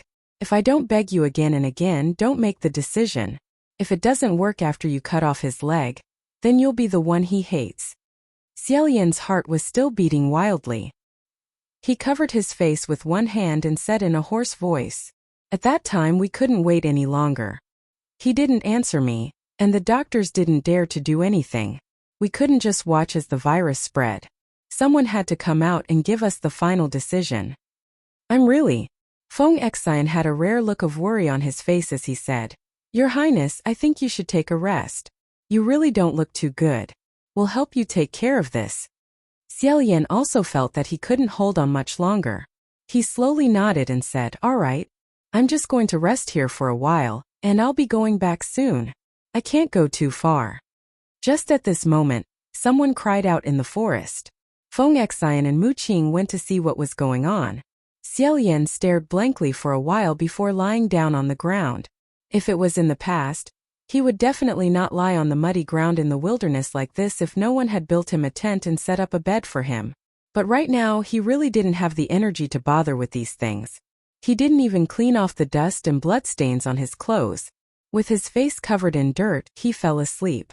After an unknown amount of time, he heard Feng Xian call out to him in his daze. Xiaolian suddenly woke up and flipped over to get up. He felt something slip off his body. Looking down, he saw a tattered and patched blanket. He didn't know who had covered him with it while he was resting. Xiaolian rubbed the space between his eyebrows and said to the approaching Feng Xian, "I don't need this. Give it to those patients." Feng Xian was stunned when he heard this. "Ah, what did you say? This blanket? I didn't give it to you. I just came back." Xiaolian turned his head. "Is it Mu Qing?" Mu Qing said, "It wasn't me either.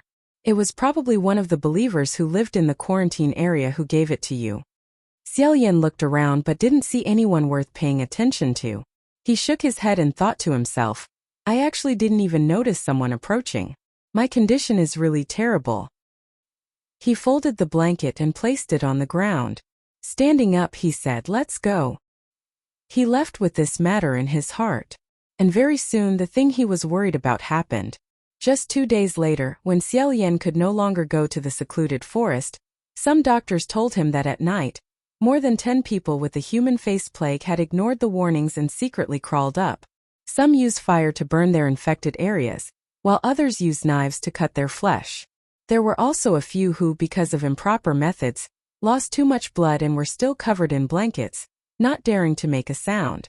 They were afraid of being discovered, so they quietly died.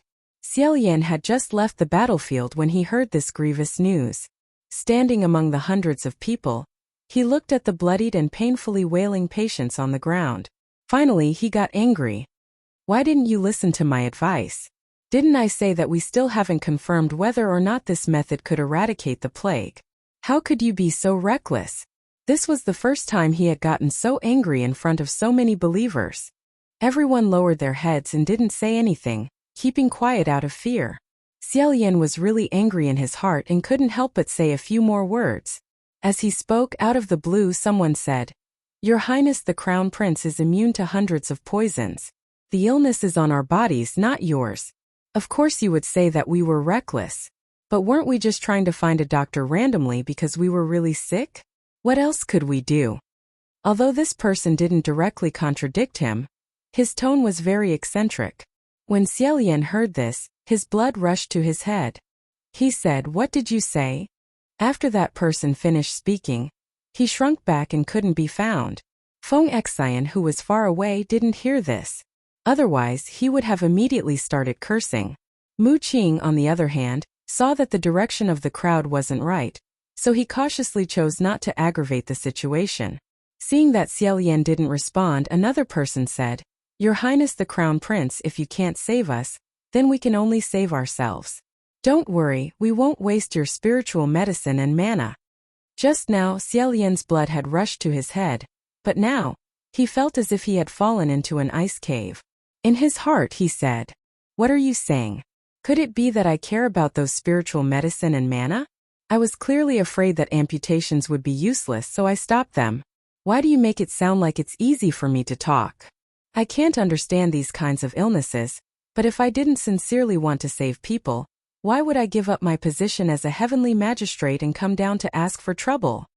In his entire life, He had never been stabbed with such words, nor had he ever suffered such grievances.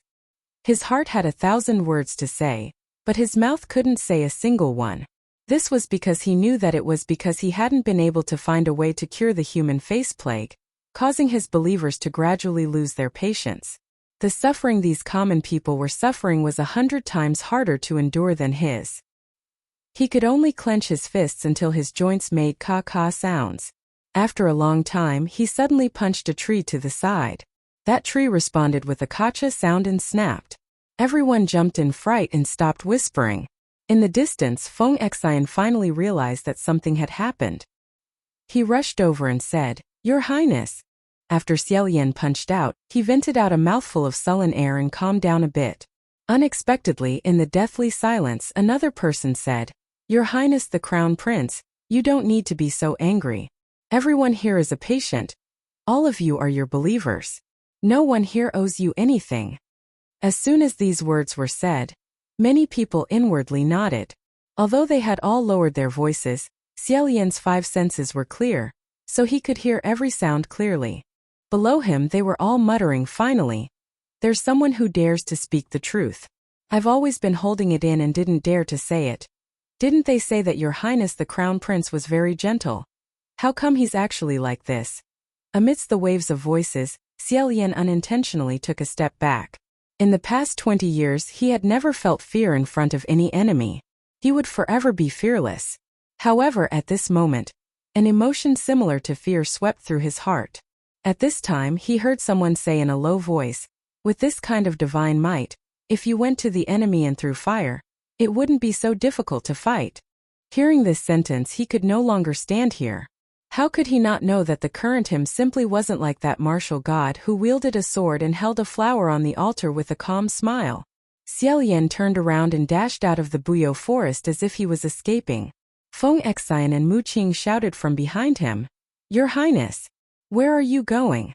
Suddenly there was a commotion in the crowd. It seemed that a young nurse had suddenly started punching and kicking a few patients, triggering a round of tumultuous fighting. However, Feng Xian and Mu Qing couldn't be bothered with this side. They called over a few squads of soldiers to look after the scene before closely chasing after Xiaolian. The direction he madly ran in was towards back slope. With a single step he flew several feet. Not long after, he arrived at the lush mountaintop. Xiaolian's eyes turned red as he shouted from within the forest, "Come out!" Feng Xian replied, "Your Highness, what are you doing here?"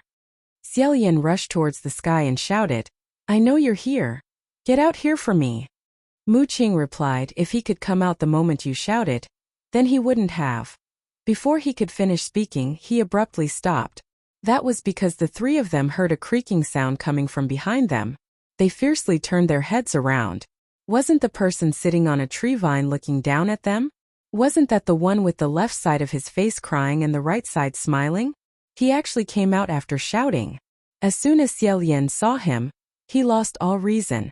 Flying over, he fiercely shouted, "I want your life." That white-clothed person lightly and skillfully dodged. His wide white sleeves were like a pair of butterfly wings fluttering in the wind, extremely graceful. Feng Xian and Mu Qing both cried out in surprise. Originally they wanted to go and help, but they abruptly discovered that something was wrong and stopped their movements. Both of them had stunned expressions on their faces. However, because Xiaolian's heart was filled with rage, he didn't notice anything.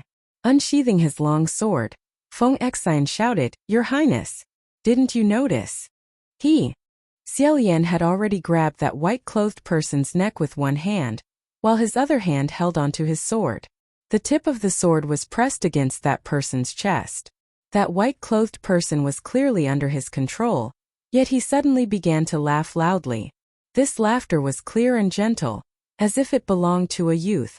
Xiaolian felt that it was extremely familiar, as if it belonged to someone.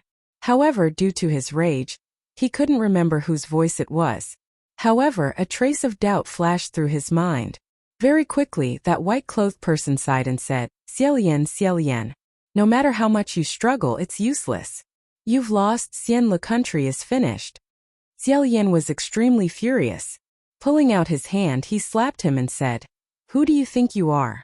If I didn't let you speak, then shut up. To him, this was truly an extremely crude action.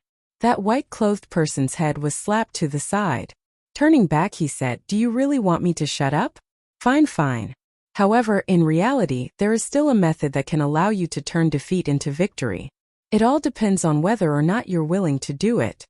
If he hadn't added the last sentence, Xiaolian definitely wouldn't have paid attention to him. However, when he added the last sentence, Xiaolian felt that there was a possibility that what he said was the truth. There was a method, but in a moment he would have to pay a heavy price. Taking a deep breath, Xiaolian said in a low voice, "What method? What do you want me to do? Just say it, less nonsense." That white-clothed person said, "If you come a little closer, I'll tell you." Xiaolian said, "Okay." Feng Xian said, "Your Highness, you shouldn't be." However, he saw Xiaolian's sword pierce through that white-clothed person's heart. Leaning down, he said, "Speak."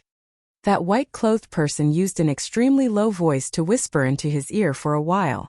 The bystanders couldn't clearly hear what he said. However, the more Xiaolian listened, the wider his eyes became. After listening for a while, he couldn't bear it anymore and slapped that white-clothed person again.